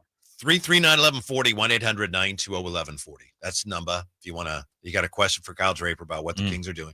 That's what. All right. Yeah. Ask me. A big swing on Kuminga. Is it the type of swing the Kings need to take right now? We'll look at that when we come back to Sacktown Sports. ZipRecruiter is the place. ZipRecruiter is the place for talented teachers, savvy software developers, and master mixologists. ZipRecruiter is the place where you meet all these people and more. That's because ZipRecruiter is the place for job seekers who are looking for new opportunities. In fact, ZipRecruiter helps 10 million people with their job search every day, so you can find the right candidates right away. Try ZipRecruiter for free at ZipRecruiter.com/free. That's ZipRecruiter.com/free. Staples presents That Was Easy. Seems like back to school happens earlier each year. First day of school coming in hot. And this year, my kids had massive supply lists. Folders, notebooks, and pens. Oh, the humanity. But Staples had everything I needed, with some items just 25 cents. Watch the small print. No. My back to school budget was saved by Staples Easy Button. Everything for school, in stock and as low as 25 cents. Staples. That was easy. In-store, online, and on the app. Until 23 while supplies last. Dick's Deal Days are happening now. You won't want to miss our biggest sale of the summer. Scorecard members earn a $20 bonus reward on your purchase of $150 or more. Plus, 3 days of amazing savings start Tuesday. Check out offers from brands like Nike, Adidas, Hoka, and Stanley. And check back daily for new one-day deals Tuesday through Thursday. Score the season's hottest savings before they're gone on July 10th. Shop in the app and on Dicks.com. Some exclusions apply. See store for details. Why'd I go to the doctor? My heart would race just taking my son to practice. It didn't feel right. So I got checked out. Turns out I have atrial fibrillation, which increases the risk of stroke about 5 times. Symptoms like irregular heartbeat, heart racing, chest pain, shortness of breath, fatigue, or lightheadedness can come and go. But if it's AFib, the risk of stroke remains. If you have symptoms, contact a doctor. I'm so glad I did. Visit notimetowait.com. Sponsored by Bristol-Myers Squibb and Pfizer. For 25 award-winning years in Northern California, Ashton & Price is your local injury law firm. Pro attorney tip: if a firm presents as local, but they're in LA, red flag. If your first consultation is not with a lawyer, big red flag. At Ashton & Price, your first consult is with a local attorney, and if serious injury prevents travel, a lawyer will come to you. Still not enough? George Washington's my uncle. At Ashton & Price, no red flags, just red, white, and blue. Remember, for the best advice, don't think twice. Call Ashton and Price. Only one radio program captures the excitement of hunting and fishing as it happens. The award-winning California Sportsman with Seth Hendrickson. Only California Sportsman takes you where the action is. Live on the water, live in the blind, and live with the top pros and experts in outdoor sports. California Sportsman with Fishing Hall of Famer Seth Hendrickson is your premier destination for all things outdoors. Sepp's Saturday Morning Outdoors. Ultimate Bass and California Sportsman, 5 a.m. to 8 a.m. Saturdays on Sacktown Sports 1140. Get ready for a night out with Jordan Davis. It's Country in the Park 2, Saturday, September 13th at Cal Expo. Along with the special guests Mitchell Tenpenny, Low Cash, Vincent Mason, and Averyana. Make it a family day out with food trucks, games, dancing, and more. Saturday, September 13th at Cal Expo. Sponsored by Trex Racing Cage, Chicken Fingers, and Naturewood Home Furnishings. Tickets at CITPFest.com. It's the 4th of July Sell-a-thon at Folsom Lake Ford. And the final days of employee pricing. Plus, low finance rates with approved credit. Hurry to Folsom Lake Ford. FolsomLakeFord.com.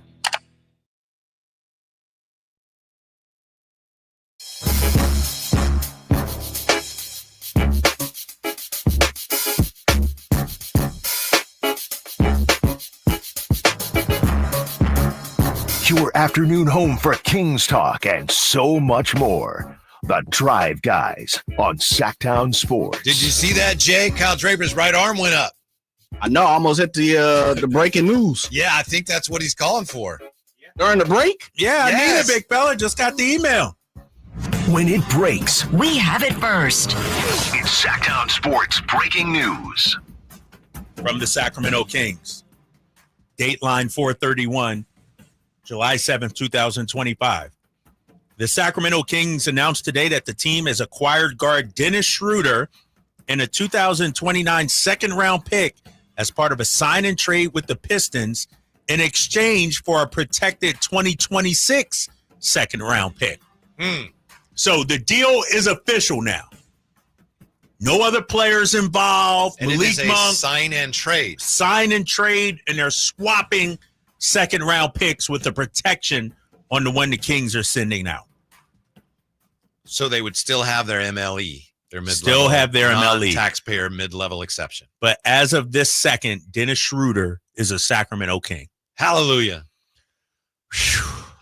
That's one. Thank you. It's over. I know. That's one domino. Man, we got that out of the way. Now we just need this Kuminga thing. But no, shout out to Dennis Schroder, man. Welcome to Sacramento. We knew it was going to happen, but now it's official. He is a member of the Sacramento Kings. And I got to imagine they got to do a press conference here sooner or later. Probably right? in Vegas, right? Yeah. Probably going to be in Vegas, yeah. Could you go over the picks that were swapped one more time again? I'm sorry. Man, Who's you're getting asking what? difficult questions. All right. The Kings get a 2029 second round pick. That's going to be a good one. Yeah, right. So some eighth grader right now, this fifth grader lighting it up.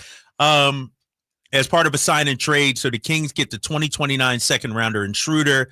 They give up a 2026 protected second round pick. Don't know the full protections on it though. 2026 second rounder. Okay.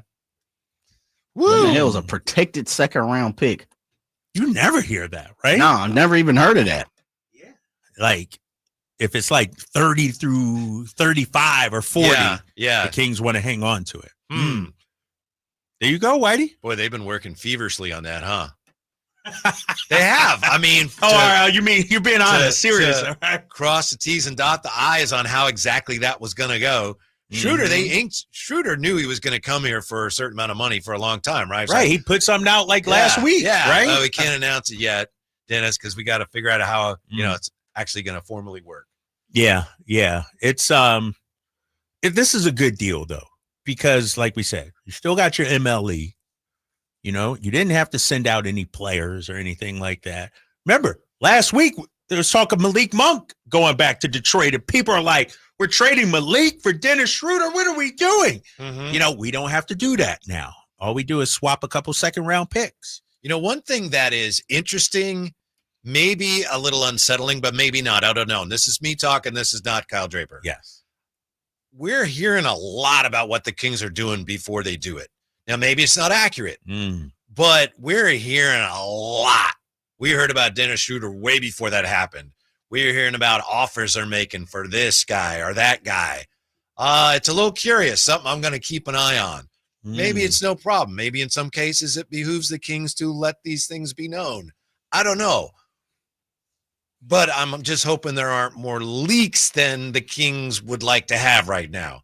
That's all. Just keeping an eye on that. Yeah, that's something to keep an eye on. You know, I will say, and I don't know if this is Sacramento's what they're doing. You know, some GMs like to use the media, Right. You know what I mean? Right. As part of negotiating, see how it is. What if we traded Malik? Let's see how people respond to that. Oh, no, we're not doing that. All right. Well, then you pull it back, right? And so I do think, there's an aspect of local media maybe being used a little bit to get out the message, right? And that's that's part of the game. That's that's just how the game is played. We know with Shams, with Woj, agents, it's just how it is. We do this for you. You scratch my back, I scratch yours. Yeah. I still don't know why there was so much anti-Dennis Schroder sentiment out there. I understand why people might say, gee, I don't know, but people were, I would love to hear from somebody that's against Dennis Schroder. I can understand you want to get younger or anything, but like you said, why is, Schroder the whipping boy for that? If you want to get younger, okay. But what is it about his game that has people so upset? By the way, just to clarify, we were talking in the last break about Slate's going to ESPN and what's going on with the philosophies of the Athletic and ESPN when it comes to covering the NBA. This is from Awful Announcing. Anthony Slater joins a new look NBA reporting team at ESPN. The outlet has lost Zach Lowe, Woj, and Kevin Arnovitz in recent years. Staffers like Tim McMahon, Tim Bontemps, and Kendra Andrews cover portions of the country rather than one team beat. So maybe Slate's, I don't know, maybe he'll be covering kind of both teams here. Well, it's interesting. Don't they already have Kendra Andrews? Yeah, I was wondering about that too, what that means for her. Yeah. Yeah. By the way, as far as the Athletic, Slater leaves a suddenly carved out Bay Area newsroom behind. Tim Kawakami left, David Lombardi, Ethan Sherwood-Strauss departed. So a lot of upheaval there in the Athletic and ESPN sports journalism worlds, but we're happy for Anthony Slater. No, good for him, man. Clearly he thought this was a promotion, a step up, and, he's part of the machine now. And so he'll be writing about Lakers and Warriors exclusively there for you. No, but hopefully he still shows love to our Sacramento Kings here. 339-1140, 1-800-920-1140. What is this name here, Jay? I want to make sure. Monir joining us on Sacktown Sports. Hello, how are you, Monir? I'm good. How are you guys? Good. What's up, man? So I know we're in the Kuminga contention or whatever we want to call it, but at the end of the day, he wanted to leave a spot where he could get an opportunity, right? So when you come into Sacramento, you have Levine, you have DeRozan, you have Sabonis, you have Monk still. Is he even going to get a shot? Like, why are we even – and you have Keegan on top of that. So what are we doing bringing a guy in who wants his own pass and we can't even provide that for him? You know what I'm saying? It's a great question. And we were talking to Anthony Slater about that today. Anthony Slater believes that if the Kings brought in Kuminga, then there would be more change on the roster so that the situation you just described would not be the reality. But it's probably not going to happen. But that's the belief, at least in some corners, is if they bring in Kuminga, he wouldn't have to fight for the ball with some of the other guys because the roster wouldn't look the same if they brought in Kuminga. Does that make sense? But there is only one Spalding at the end of the day, right? Levine's got to get his shot. DeRozan's going to get his shot. We still got to feed Sabonis. That's who our offense is based off of, right? Mm-hmm. So I just don't understand. And we got to develop Keegan still to this day. So to me, it just doesn't make sense unless we split DeRozan and Levine up, which, I mean, unless we bring in a guy like Lonzo Ball, which is a Chicago Bull. I know that's the whole thing, but yeah, thank you. He's not even a Chicago Bull. Yeah, he's out there in Cleveland now. Yeah. No, but it's and you said it, and Slate said it, and the caller said it. If you get Kuminga, more moves got to be made. Kuminga's not going to come here if he looks around and goes, there's not enough shots. Right, he just will not agree to it. Right. Yeah, exactly. Which is one of the reasons why this is probably not going to happen. Mm-hmm. Man, it's not now. It's a lot of bandwidth to be using up for something that might happen. Do you think it's the type of big swing the Kings need to make this offseason? No. I agree. No, this isn't the type. A big swing just for the sake of we made a big swing is not going to. No, it's not. If it's the wrong big swing, right? It's like if the pitch is high and outside, like what are you swinging at? You know what I mean? And so, no, they don't need to do this. Will fans want it? Maybe yes, because it signals a shift. Now we're getting younger. But if the guy isn't right, it doesn't matter if you're getting younger or not. No, I don't think they need to do this. Jay, what would you do with that pitch high and outside? You gonna send that the other way? Nah, it's just a ball. Yeah, he's taking that, right? Take that. Very selective hitter. Oh, absolutely. Cat eyes. Cat-like eyes, brother. All right, when we come back, interesting report. Tweet today. I don't even know if it's a report. Being careful now about what's a report and what's just a rumor.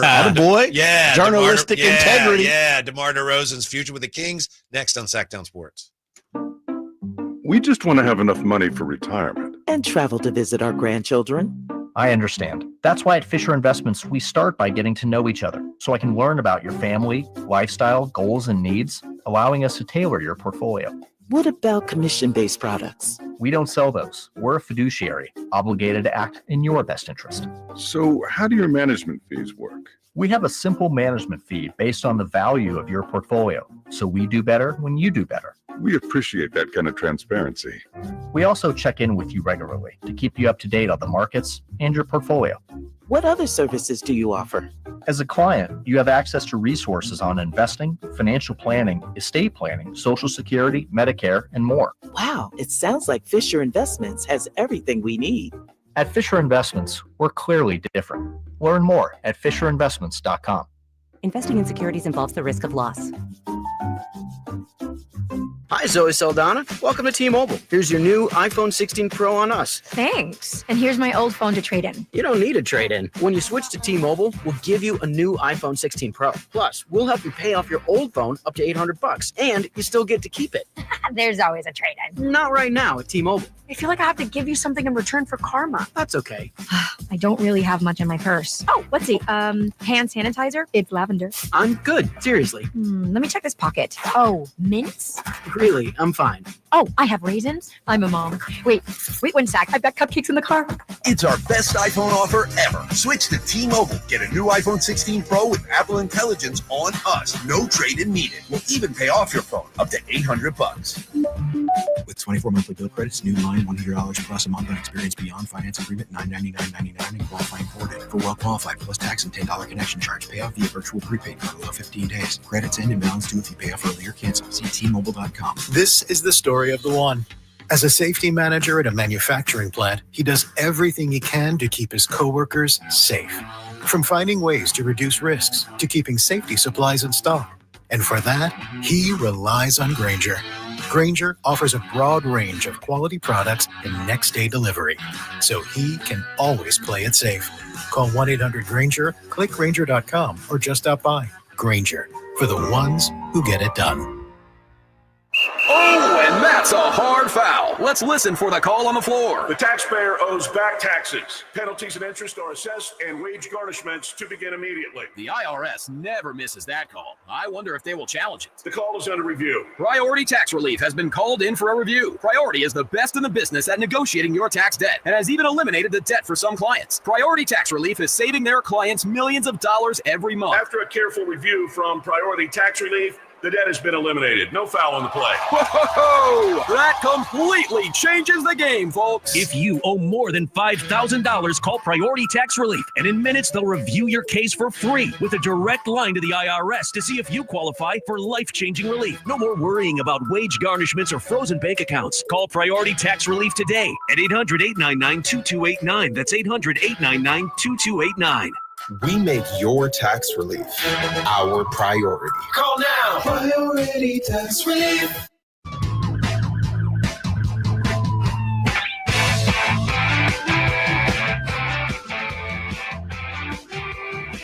The Drive Guys powering your afternoons Monday through Friday on Sacktown Sports. It's the Drive Guys. You know, some of these insiders, and I'm not talking about anybody in particular, certainly not anybody local, but Drapes, the way this game works, isn't it a matter of, look, we're going to give you a lot of information. You can't share all of it. Sometimes we're going to give you information that you cannot share. Right. You can share what we want you to share when we want you to share it. Sit on That's some of the it. game. Mm-hmm. I don't know that I'd want to play that game. Yeah. I'm glad I'm not in that game, man. I'm going to go to Summer League, shake some hands, kiss some babies. Mm-hmm. chop it up with some of the fans, holler at Scott Perry and BJ and those guys.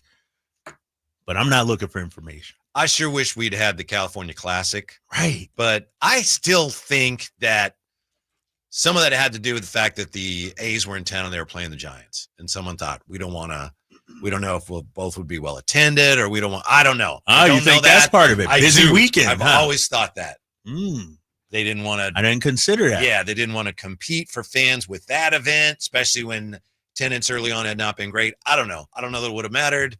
It's too bad because there was so much excitement. Because I know this company line was, we don't have a first round pick. Well, it turns out they did have a first round pick, right? So anyway, so what do we got? We got the California Classic in San Francisco, and we got the Salt Lake. Aren't we watching the Salt Lake City Classic right now? Is that what this is? Yeah, VJ Edgecombe, taking on is Topich playing for OKC? Yeah, that was just him, and there's Edgecombe. So yeah, Salt Lake City. I think this is maybe the last day for them, and the California Classic wraps up tomorrow. Mm-hmm. And then we head to Vegas. I like that Kings roster. I'm gonna keep it a buck, fellas. Honestly, yeah, I get it. Drape, be careful because you got to go through Salt Lake. You got partners and all that. Could there be any worse summer league spot to be in Salt Lake City? Yeah, I mean, yeah. Okay, what we talking? Montana, Billings? Well, I mean, we're talking about NBA City. Start calling you Ace Bailey. NBA City. Could there possibly be Milwaukee? a worse spot? Nah. Okay. Milwaukee's better than Salt Lake, bro. Let me think. Minneapolis. Is it OKC? Yeah, OKC probably. OKC, because there's really nothing popping on. Speaking of less than desirable locations, did you guys happen to see DeMarcus Cousins was just on a podcast talking about when he first came here? Yeah. Oh, I did see that. I just saw a clip of it real quick. Yeah, I just read it. I didn't see it. And he thought, California, and he's flying in. Where are the palm trees? Yeah. That's not Sacramento's fault. That's your fault for not knowing where you were going. Right, exactly. But I will say this, Jay. Man, don't be defending us. No, because I feel like, come on, you're kind of like me in this regard. No matter where you sit me down, we'll figure something. I'm gonna find something. I got you. I'm gonna have fun. But that's us.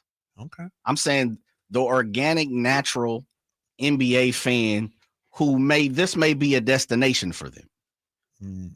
I'm going to cover my squad. All-Star was in Salt Lake a couple of years ago. Yeah. It's like, come on. I'm Philadelphia fan, and my boy's going Salt Lake. I think I might wait for Vegas. I've always loved everything about Salt Lake City. It's number one on my bucket list. Here we go. They not hiring you, bro. What you doing, man? They ain't got no Who job. Wants the company? Oh yeah.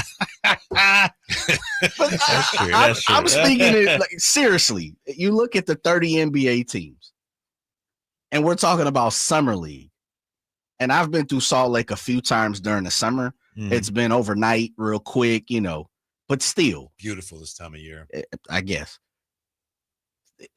it's got to be them and OKC at the bottom, huh? Nah, but I found some spots. Would say, and we know it's wrong, but some people would say here in Sacktown 5-0.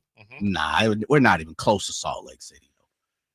Outsiders would think that. Yeah, but that's just what you said. You have uneducated yourself. I will say, the last time I was in Salt Lake City for the game, we had a game out there. I found a couple of spots right downtown. Jazz club. Like, there were some things popping out there, Jay. Again, that's you. And I understand you're speaking from your personal experience. Dude, I went to Utah for the All-Star game, but that's me, like you said. Yeah. I'm not coming from New York exactly. LA to go to jumping Salt out of Lake. Chicago and like, it's still California though. Did you see what the great Utah Jazz Hall of Famer Karl Malone said about LeBron over the weekend? It's like, here we go. If we got to play against LeBron instead of Michael Jordan, we would have won 2 championships. Just wondering if you heard that, what you thought of man, that. That's OG. I know. That's old head come stuff. Come on, man. Karl Malone, man. Please don't get me started on that guy. Karl Malone, please. Fact remains, you came up short. Also, LeBron passed you all-time scoring. Stop drinking that haterade. He's being a hater. Karl Malone. Yeah. One time we were playing some charity game out at Arco, and it was the day of a Kings game, and we were playing some firefighters or something. It's like media against firefighters, and we're just playing, out there. And I guess it raised money for somebody. I don't know. But the Kings were playing the Jazz that night. So at one point, we're playing, and I look over one stanchion and leaning against the basket. It's Karl Malone watching us, the mailman. He just got to the arena, and he's out there. And I just can remember, like, just him watching us and just kind of like shaking his head. Well, what was the level of play like? Yeah, what was the level of play? What are these guys doing out here? The great Karl Malone, whom the Kings could have drafted.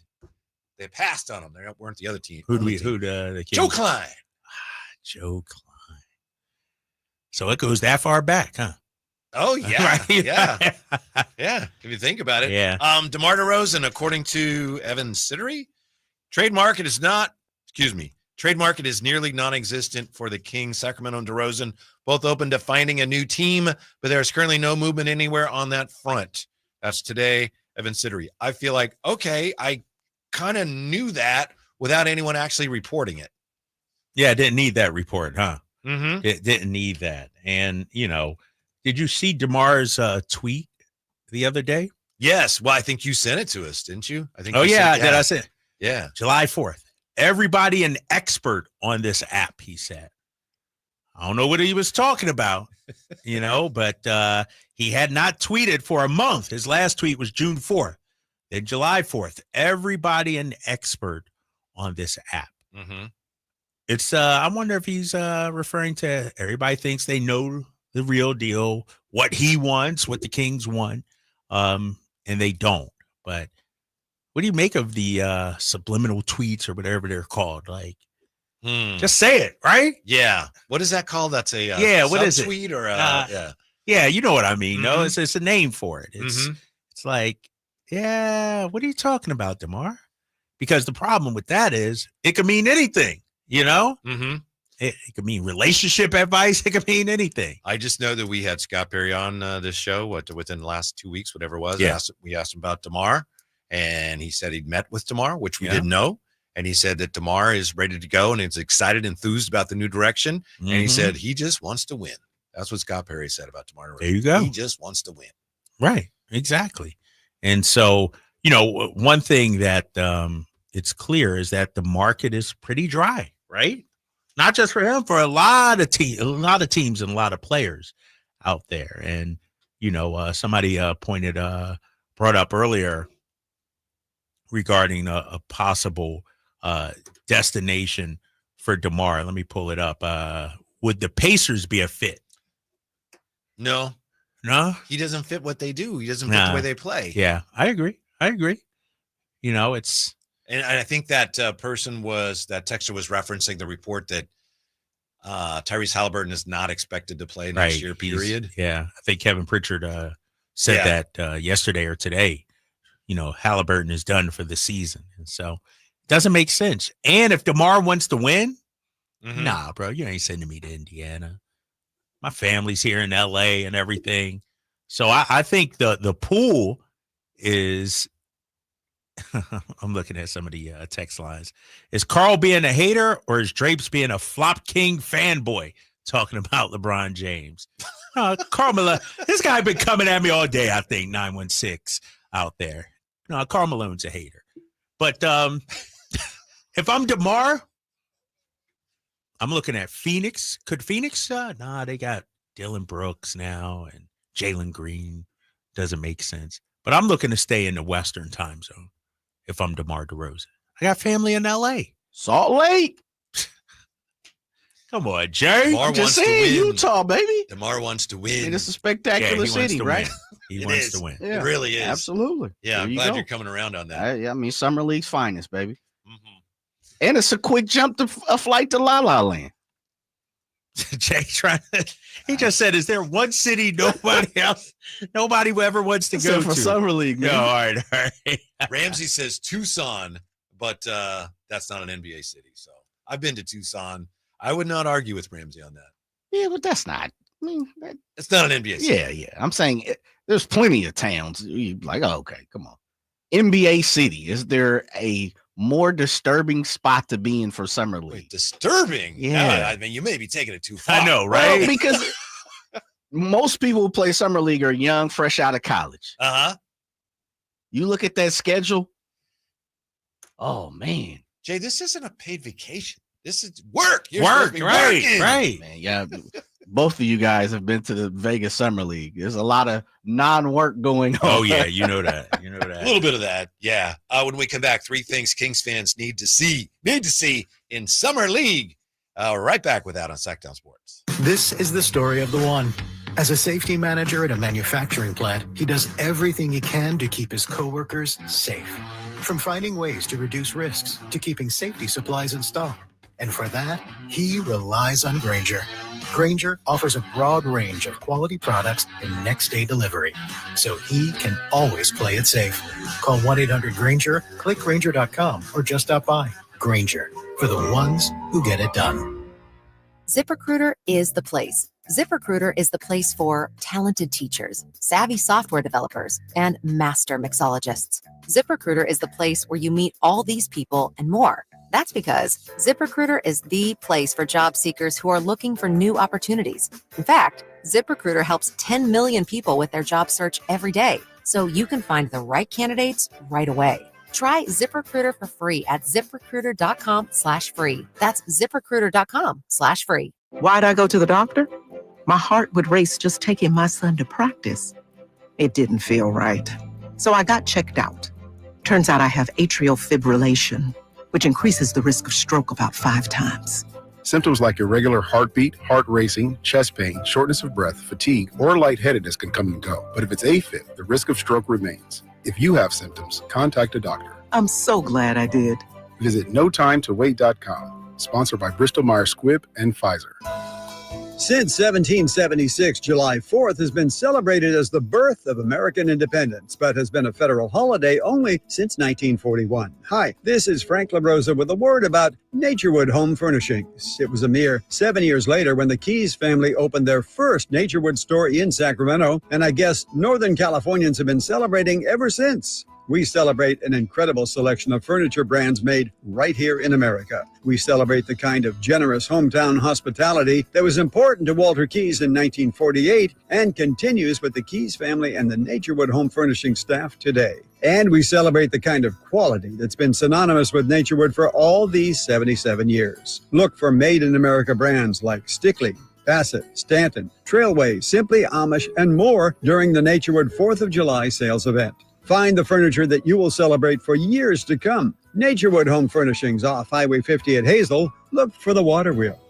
Carmichael Dave here for my friends at American Energy Heating and Air. Yes, I always tell you they are a family-owned operation, been in business since 81, A-plus Better Business Bureau, but it is hot. We are in those Sacramento hot months. I want to focus on them being your second opinion partner. What does that mean? Maybe you've got somebody you're working with or you've worked with in the past in the HVAC world. Guess what? They want to give you a second opinion. How much does it cost? Nothing.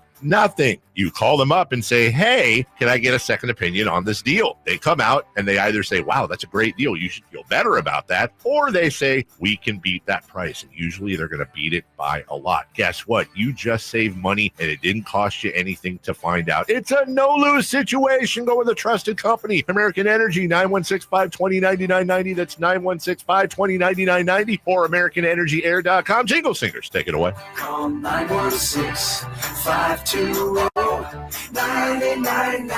now. This summer, give your kids a reason to smile, brightly. At Kids Care Dental, we make dental visits fun with a kid-friendly team, easy to schedule appointments, and expert doctors who really care. Whether it's a checkup, a cleaning, or their very first visit, we've got you covered. We accept most insurances, and we're always ready when your schedule gets hectic. Smiles grow here. Book online in minutes at kidscaredental.com. That's kidscaredental.com. Kids Care Dental, where healthy teeth make happy kids.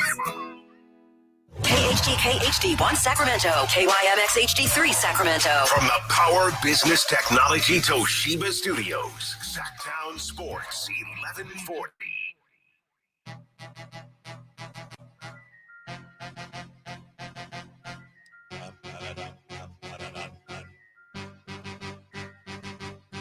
Live and local, it's the Drive Guys.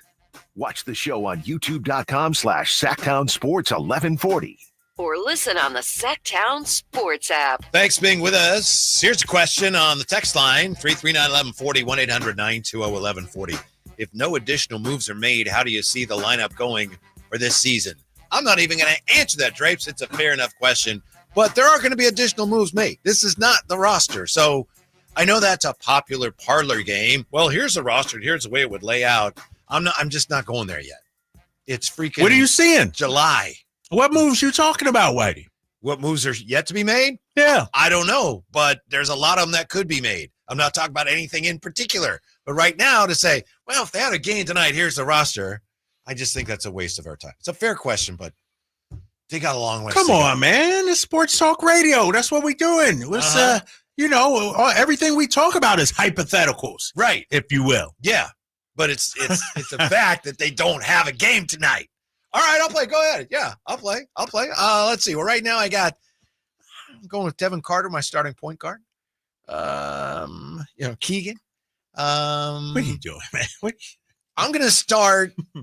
Reyno is going to be my stretch 4, and then Domas and this guy, my man. Zach LaVine. There you go. That's don't do that to our loyal listeners, man. That's somebody answer. texted in. Had a legit question. It's a fair question. I'm just saying right now we don't need to worry about that. Okay. There's so long to go that it's almost pointless. Do you think if no other moves are made, is this running it back in your opinion? It's sure looking like it, huh? No, I don't.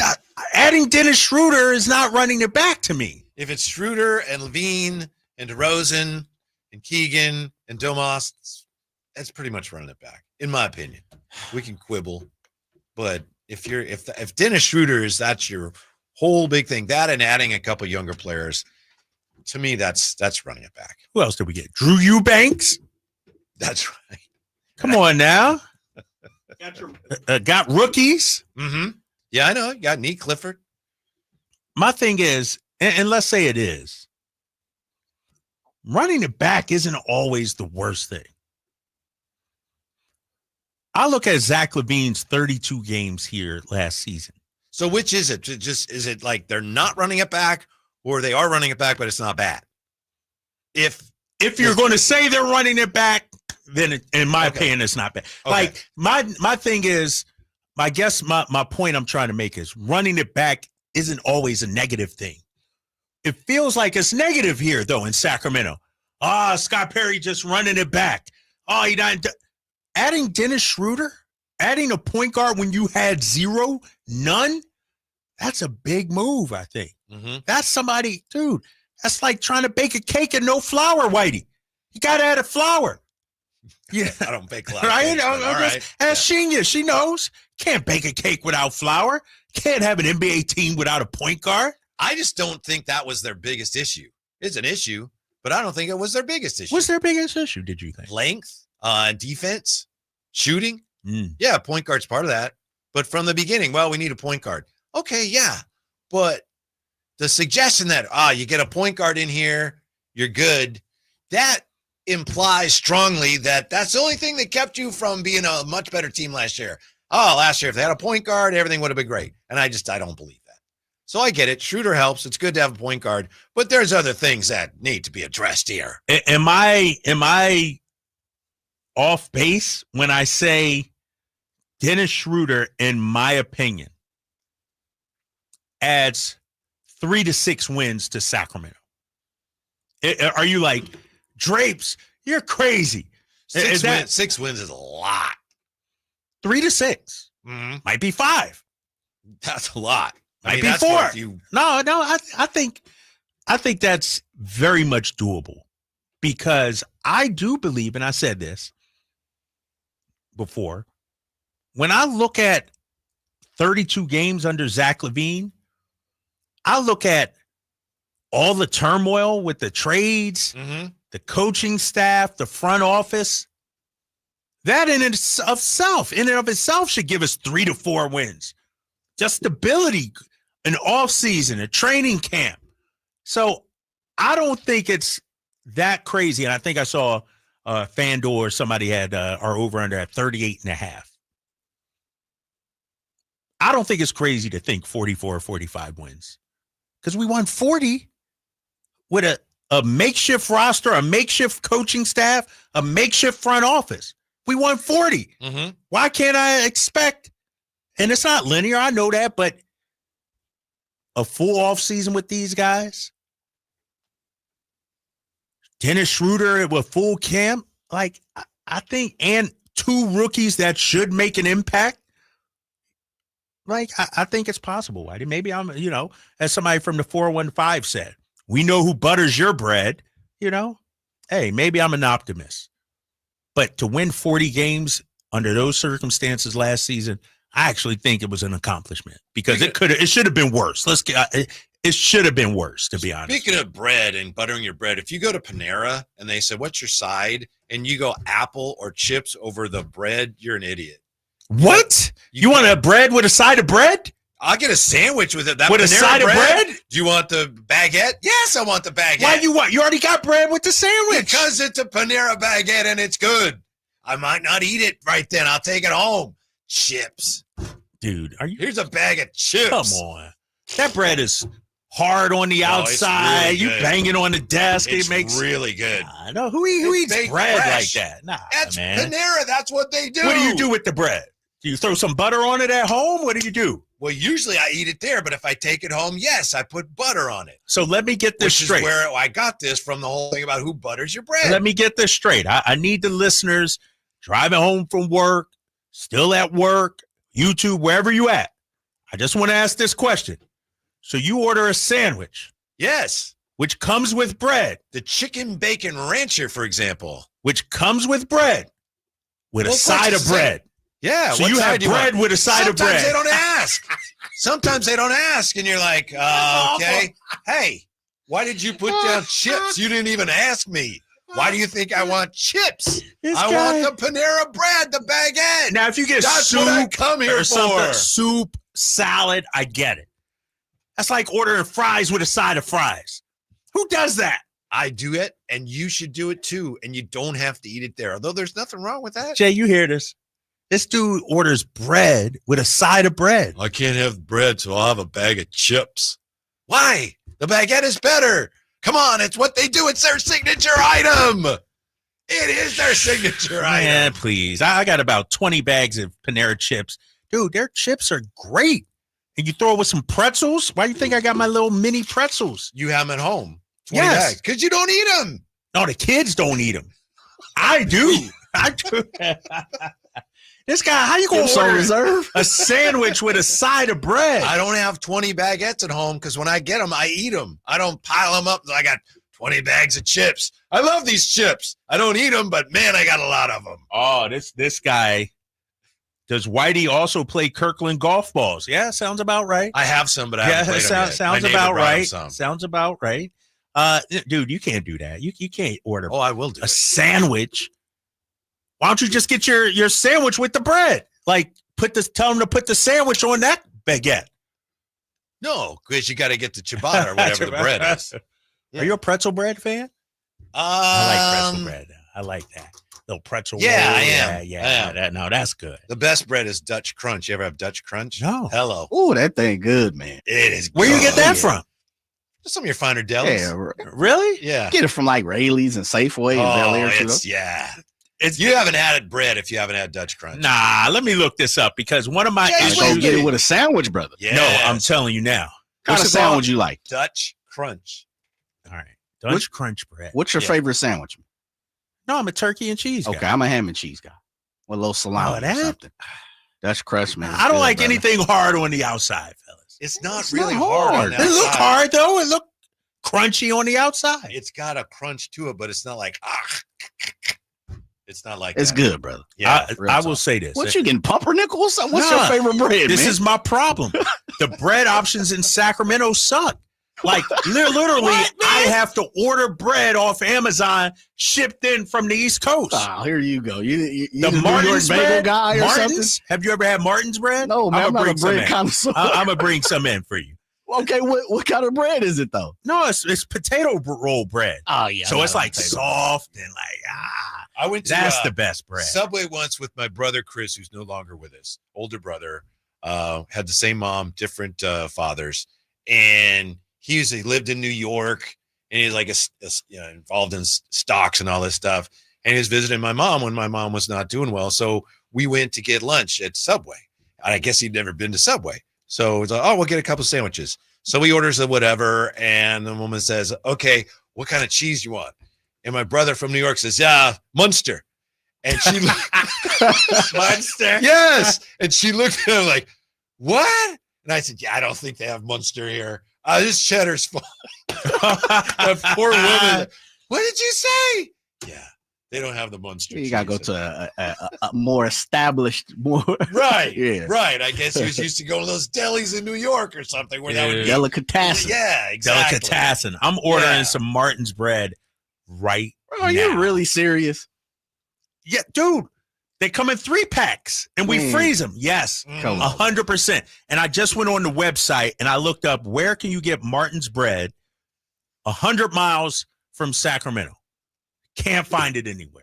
It's not in the store. So you just like that particular bread, not just other versions. Okay. Yeah. All right. Like, so when I go to the grocery, it's terrible. The options are awful.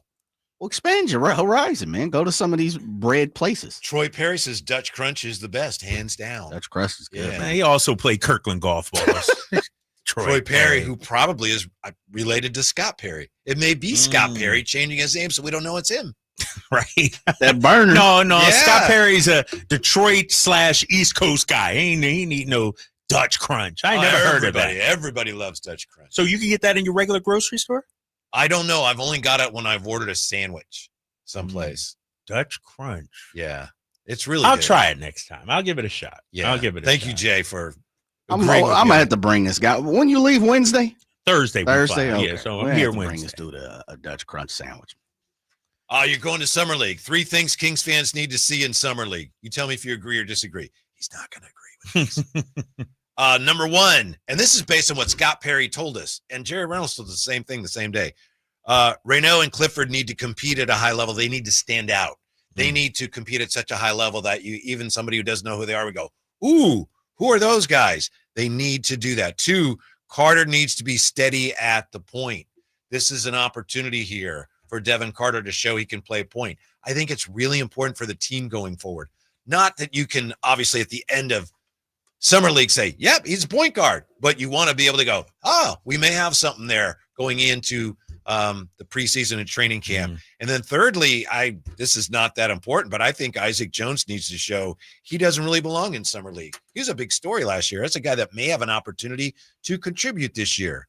With all the talk about the other players that are coming in, big name players maybe coming in, he's not going to be a key member of the team, but that guy's carved out a little niche for himself, and he needs to continue to keep it going. He could be an NBA player for the foreseeable. Yeah, I think so too. I'm expecting big things. The opportunity is there for him. Yes. When you look at our roster, we got Domas, we got Reynaud.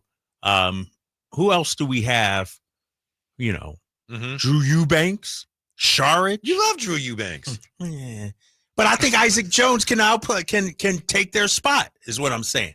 Like, as of now, and to your point earlier, we might need to add somebody else in that front court. If Isaac Jones can turn into something, think about it like this too, White. You're talking 2 undrafted guys, Keon Ellis and Isaac Jones, being rotation players for you. Yeah.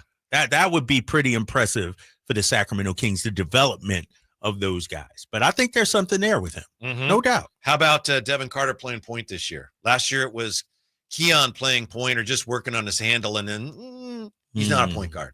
But I think that is worth watching, and I think it would be really good for the organization if he plays well there, running the point. What do you think in Summer League? Have you given up on that? I've in this current iteration of the roster, yes. Because when I look at it, is Devin Carter going away from Zach LaVine and DeMar DeRozan? That's why I didn't want Tyus Jones.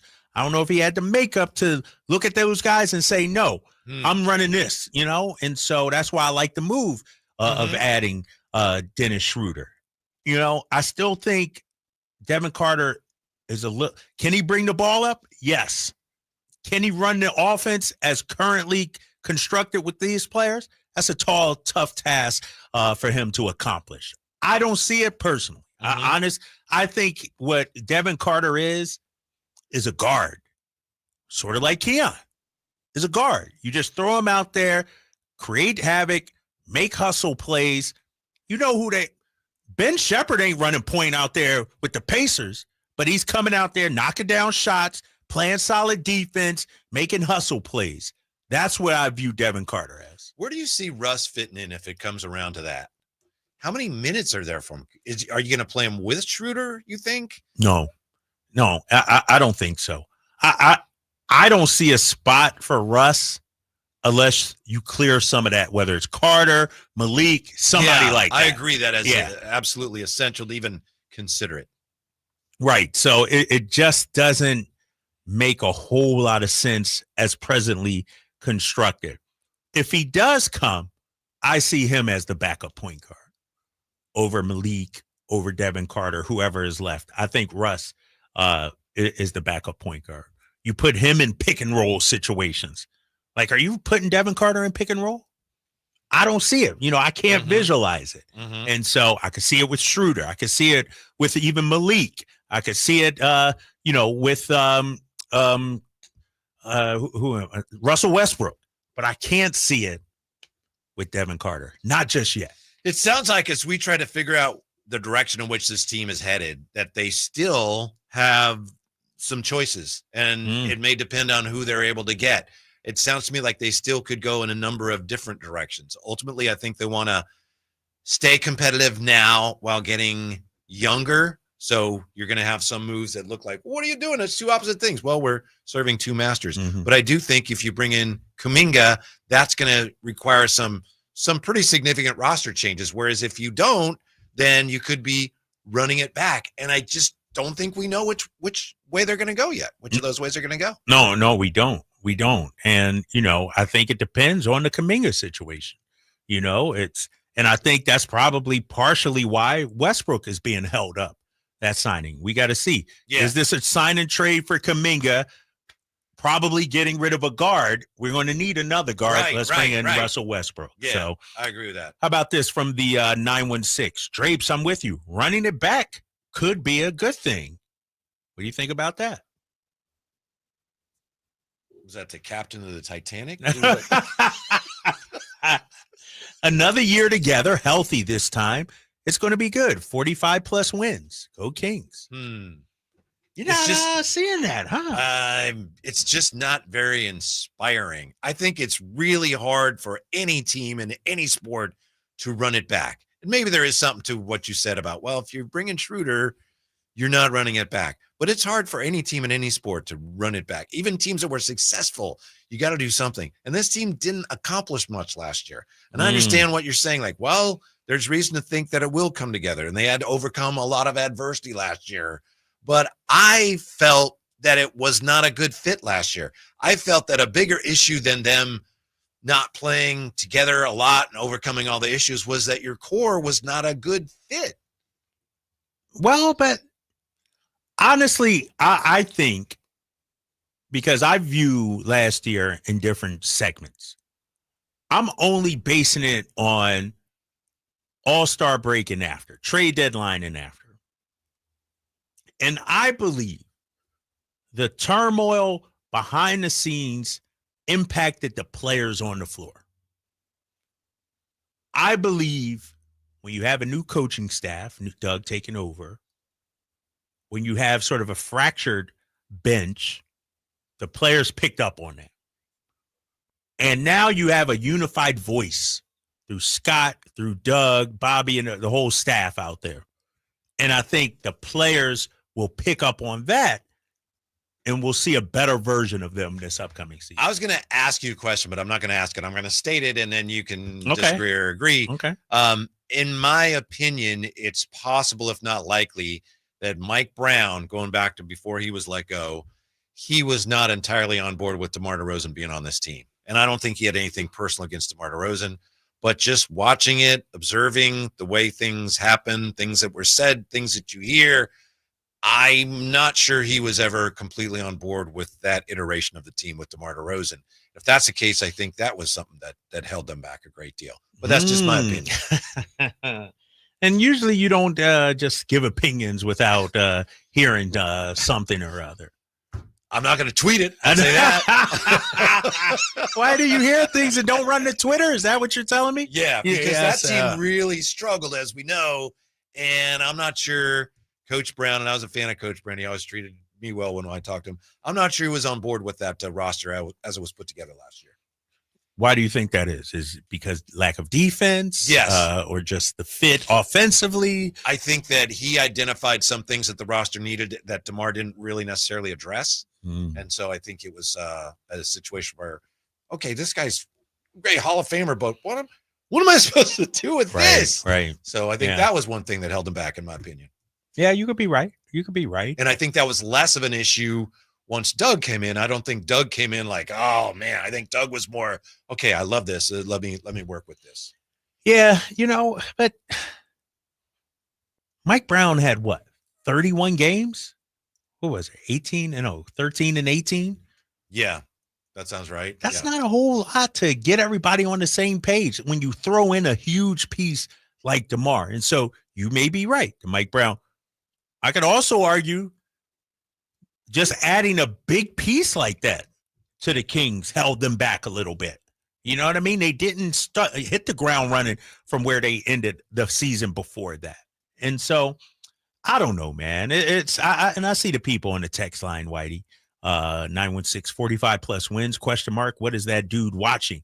With Levine here, they won't win 30. I don't get it. I don't get the negativity regarding Zach and DeMar. Now, if those guys didn't try, didn't care, mailed it in, that's one thing. But statistically, they did what they do. I don't get the negativity surrounding those two players. Yeah. Zach LaVine had a really good shooting year. Tell me about it. I'm looking at his numbers here in Sacramento, 22.4 points per game. From 3, 44.6, Whitey. Same that he was shooting in Chicago the first 42 games. Field goal percentage, 51.1. Same. He was wildly efficient. So why is this belief? Why is there so much negativity surrounding him? Oh, we got to get rid of this guy. That's a 50, 40, nearly 90 guy we're talking about, White. Yes, he had a fine year, but the answer to your question is that so often it just didn't look like it flowed. And sometimes they were great, and other times you could watch them and go, there's something not right here. Just even the last the play-in game. But another thing, and this is getting back to your point, I'm kind of making your argument for you here as we talk about it.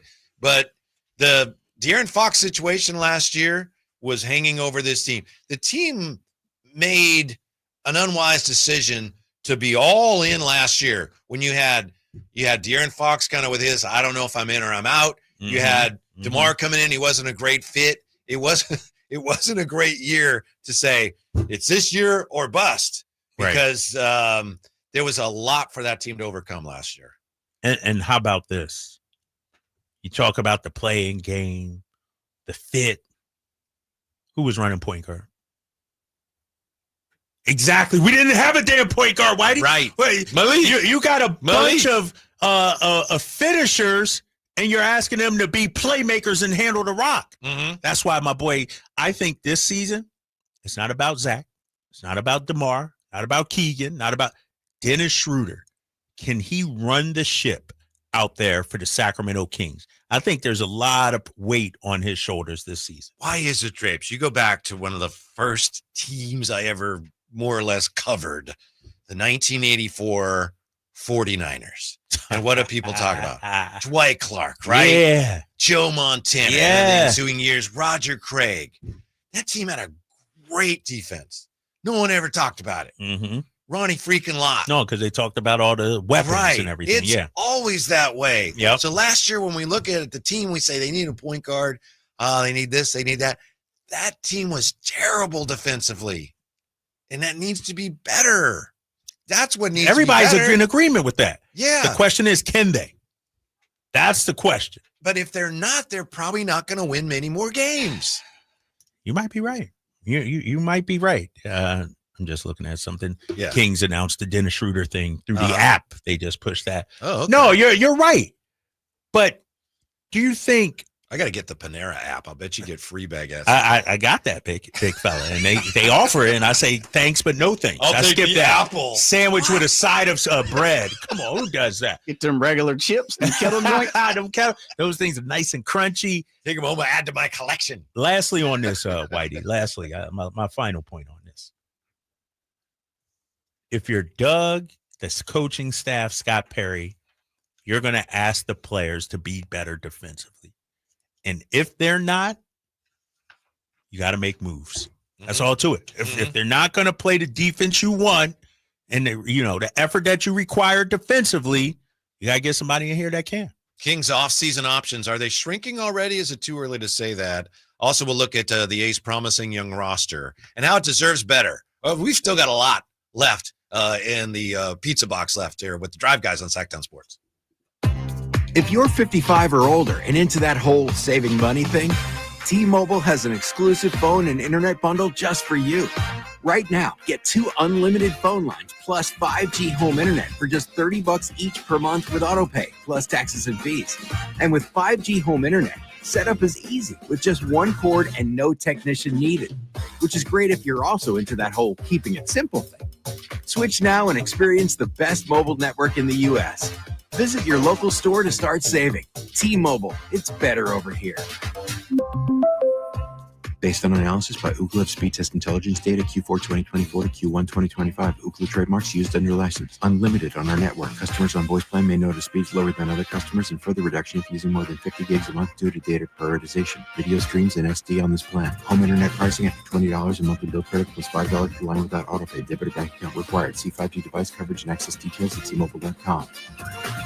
Are you having trouble hearing? Hearing loss can devastate the quality of your life. Now, there's an affordable fix for you or your loved one. Rated the best hearing aids of 2025 by Forbes Health, Audion Hearing has the highest quality hearing aids at the lowest prices, starting at just $98 a pair. I actually like them better than my old $5,000 hearing aids. I could not believe how my hearing and life changed. Join over 1 million happy customers by going to audionhearing.com. That's AUDIEN hearing.com. This is TV's Dr. Travis Stork for Eggland's Best. Whether it's breakfast, lunch, or dinner, make sure you're choosing wholesome ingredients like Eggland's Best eggs to plus up your nutrition. With more than 6 times the vitamin D and double the omega-3s and vitamin B12 compared to ordinary eggs, Eggland's Best supports a healthy lifestyle. Available in so many delicious varieties: classic, cage-free, organic, free-range, and pasture-raised. Eggland's Best. Better taste, better nutrition, better eggs. Visit egglandsbest.com to learn more. Skeeter here. Got a question. What's small and dark with white bands on its legs and bites during the day? Mosquitoes. Hi, I'm Luz Maria Robles, but these are 2 new types of day-biting mosquitoes. They're invading our area and becoming a big problem. And they can be dangerous. But we're on it, so when you see them, report it at fightthebite.net. In the meantime, use insect repellent and drain stagnant water around your yard. We're here to help with these day-biting mosquitoes. Visit us at fightthebite.net. Hello, Sacramento. I'm Emran Pilati, owner of True Sports Cards and Collectible Store here in Rockland, California, and the host of the True Sports Cards Show that airs right here on Sacktown Sports 1140 every Saturday from 10 to 11 a.m., where we discuss the latest trends, hottest products, and deliver exclusive interviews with other industry leaders. And don't forget to visit our shop, True Sports Cards, at 6661 Stanford Ranch Road in Rockland and see what we have for all your sports card and memorabilia needs. And we're back, live during a Flex Alert. Dialed in on the thermostat. Oh, we're pre-cooling before 4 p.m., folks. And that's the end of the third. Time to set it back to 78 from 4 to 9 p.m. Clutch move by the home team. What's the game plan from here on out? Laundry? Not today. Dishwasher? Sidelined. What a performance by Team California. The power truly is ours. During a Flex Alert, pre-cool, power down, and let's beat the heat together. Yeah. Last night things got a little bit crazy. Pulled up doing about 180. Life goes fast, so there ain't no maybes. The Drive Guys powering your afternoons Monday through Friday on Sacktown Sports. I'm seeing here, Drapes, in the chateau, a note of optimism from some Kings fans. Yellow CP, so you don't see the direction, I see it clearly.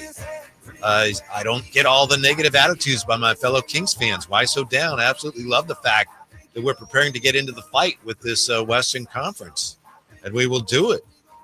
We're making moves to be competitive now, Yellow CP says. He's excited about a team that's battling for a playoff spot. At least we believe that's the plan. So there are some fans that are excited about this. Yeah, I need to hear more of that because Kings Twitter is negative right now. It's in an uproar, in a tizzy, if you will, Whitey. I need to hear some optimism, some sunshine and rainbows. 43 wins, 44 wins. It's not ideal. That's not what we want. But I believe it's a step in the right direction.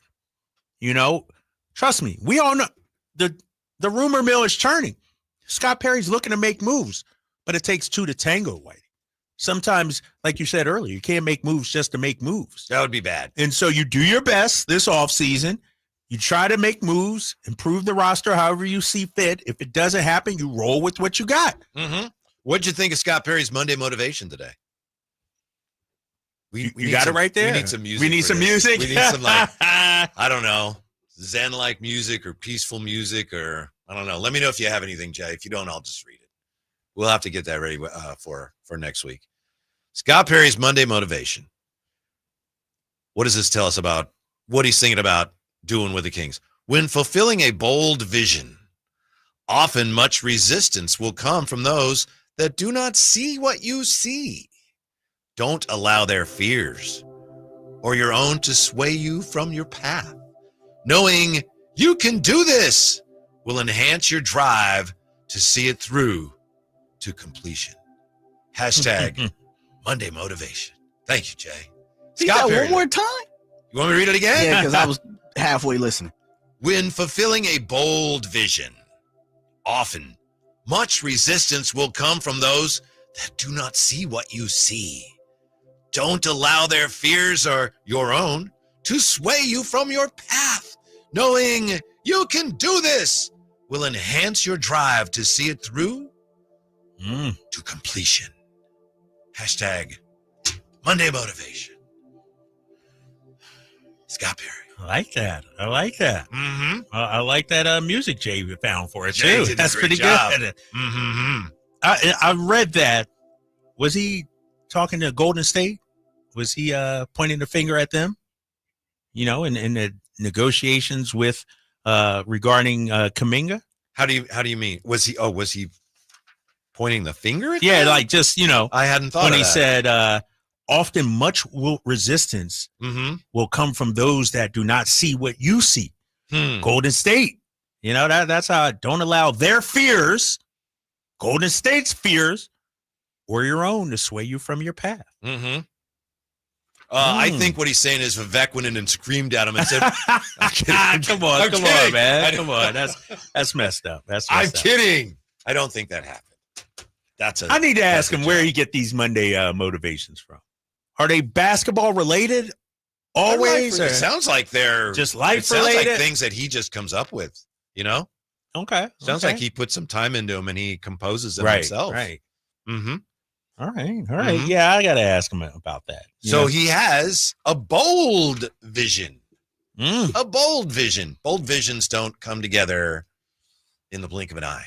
It's a snap of fingers. But, you know, if you're Kings fans, like, how long do you want us to wait? Right. Well, Scott Perry just got here. But I think that's what explains a lot of the angst. I think a lot of Kings fans, I've done it myself. It's natural. Scott Perry's here. All right, here we go. Free agency's going to start. What's he going to do? Here's the draft. What's he going to do? He hasn't done anything yet. Well, it's, July 7th. So nothing that is worth doing could be done as quickly as being done on July 7th. So is that a message to the fans too? Yeah, I think so. It's a message to fans and it's a message to the faithful fans. Don't be discouraged. Don't be discouraged. Yeah. We're on the right path, sorry, I got distracted here. I'm with you, Drapes. East Coast guy here. Martin's potato bread is bomb. Sometimes I'll ball it up and eat it straight up. Just had to get that out there. I'm gonna order some Martin's potato bread and bring it in. I'm gonna give you each a loop. I'm sure it's great. Will you give it an honest try? Oh, absolutely. Take it home. Jay, take it home, big fella. Make some toast. Jay started saying this. He said it's the Derek White of bread. That's terrible, Jay. I'm gonna hook you up, man. Where you get this bread from, man? I get it in the grocery stores at back east. Okay, but now I got to order it through Amazon. 3-pack makes potato bread better than. It is the best bread you will ever have. All right.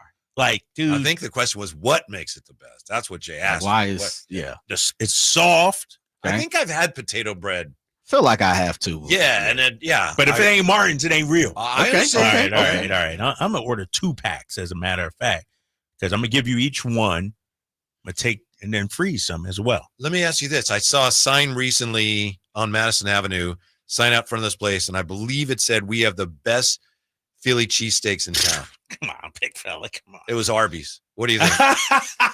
Was it really? Yes. I'm not kidding, dude.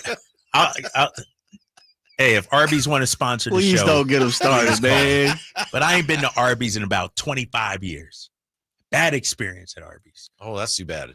Going to Arby's is like going to Dairy Queen for food. I've done that too, exactly. Nah, you don't do that. Oh, my ex, we driving down the highway. Oh, what should we get for dinner? Oh, there's a Dairy Queen. Nah, you don't go to Dairy Queen for food. Sponsors I know. List. I got 2 to cross off. Costco, Dairy Queen, Arby's. Yeah. Come on, man. No, you don't. You go to Dairy Queen for ice cream. You don't go there for food. Same thing. Chili dog. Don't sleep on that chili. It's like going to A&W for food. You got an A&W? Yes, come on, Papa man. Burger. Come on, Papa Burger. Huh? Yeah. Come on, corn dogs. Yeah, come on. You guys are. You're not living. Y'all gotta get out more. Man. I'll go to A&W. I'm good. You good, right, Jay? All right, thank you. All right, Martin. Root beer float go crazy though. Right, I get a float or something. Some you ice ain't cream. feeling Dairy Queen's chicken strips. the garlic toast, man. Barely got any chicken in there, man. Come on now. There's no offense to Dairy Queen's Queen. few far in between anyway. I had the last time I went to Arby's, I had some kind of burger. I don't know if it was a Kobe burger or something. It was really good. That's the last time I went there. Okay. It was a massive Arby's burger. few far in between. Yeah. Like 5 in the city. Mm-hmm. Yeah. But dude, apparently I'm doing this right now. Yeah. Best Philly cheesesteak in town. Arby's. Maybe I'll bring one in for you. Have you? I would love to find a good one. Let us know what you think. That's terrible, man. That's no thank you. I'm just reading the sign. I would not do that. No thank you. You wouldn't even eat it? No. Not I don't eat try Arby's. No. I'm not an Arby's guy, big fella. I can't do it. Okay. All right. I won't do that then. Go ahead. I won't You do guys that then. carry on while I search for this bread. Yeah, for Martin's potato bread. Potato bread. Here's the thing. There's other potato breads on the market. Mm-hmm. Don't be fooled. Don't be fooled. Like Arrow Wheat or whatever it's called, or Arrow Fed. Right. Nah, it's Martin's potato bread. I just want to give a shout out to the A's young roster. I know our friend Tony Ray Harvey, always out there. Yeah. What a really promising roster they have. And yeah, they're getting knocked around, and they got knocked around by the Giants a little bit despite the win on Friday. They have, in addition to have, Nick Kurtz and Jacob Wilson and Denzel Clark, who's got a hit at the major league level, and Soderstrom and Langoliers. They do have some really good young talent. It's unfortunate that a team with this many good young players, they deserve a better environment in which to develop as a team and as individuals, but that's just where we are. But I also wanted to point out that if you look at MLB's top 100 prospects, you got to be really good to make this list. It's MLB.com. The A's have 2 pitchers on the list. Really? Yeah, and they won't debut until maybe next year at the earliest. They have a guy named Gage Jump, who's number 68, Luis Morales, who's 92. So the A's have 2 pitchers in MLB's top 100 prospects. So they're a very promising, they have a very promising roster, and there's hope for help on the pitching front. We're lucky we get to see these young guys come together. It's just too bad for them that they got this circus that they got to deal with. This is what they do, though, fellas. Yeah. They do it in waves. Yeah. They're good for 6 years. They're bad for 4. Right. Do it for 6, bad for 4. They do it in waves. Yeah. I didn't mention Butler. I think Butler's a guy that to me is like everything's kind of, he's okay this year. I think he's a much better player, but I agree. I'm sure all of the distractions are maybe affecting him a little bit, Jay. but they got some good young players. Yeah, they do. They definitely have some good talent. And they normally keep good young talent. And unfortunately, once you you get past that 6 year in arbitration, everything starts to pop up. Bye. Yeah. Yeah. Mm-hmm. Bye. Mm-hmm. Wave goodbye. Wave the flag. Mm-hmm. Update on the Martin spread. I think it's sold out. Oh, do you need Jay to play the stinger? Yeah. Right. I think Martin's bread is sold out. They got the other kind, like the butter top one. Nah, you don't need all that. Damn. They got hoagie rolls too. Can't you get it shipped? No, that's what I'm doing. I'm on Amazon. Yeah, it's sold out. Mm-hmm. Sold out. So I'll keep working on this during the break. Well, you might have to put a call in to somebody on the East Coast. I know. I might have to slide to the grocery store. Yeah, I think I will if I can't find it, but I'm gonna look it up real quick. I'm gonna tap in on the East Coast, see if any of the fam done Your heard bread this sources? Yeah, my bread sources. Me and Drake, it ain't real until you tweet it, Drake. Right. Maybe I can get it directly from their site. Probably. All right. Yeah. You look up the bread stuff, but don't look up any facts and figures because Whitey's Wayback Machine quiz is coming up next on Sacktown Sports. The Sacktown Sports 1140 newsletter. Right to your email. Get your latest on the Sacramento Kings, UC Davis, and Sac State with the Sacktown Sports 1140 newsletter. Visit sacktownsports.com to join. This is the story of the one. As a safety manager at a manufacturing plant, he does everything he can to keep his coworkers safe. From finding ways to reduce risks to keeping safety supplies in stock. And for that, he relies on Grainger. Grainger offers a broad range of quality products and next-day delivery, so he can always play it safe. Call 1-800-GRAINGER, click Grainger.com, or just stop by. Grainger, for the ones who get it done. Switching to Progressive is a game-winning call. And that reminds us of other game-winning calls in the history of sports. It was a doubleheader in August and really hot inside the concession stand.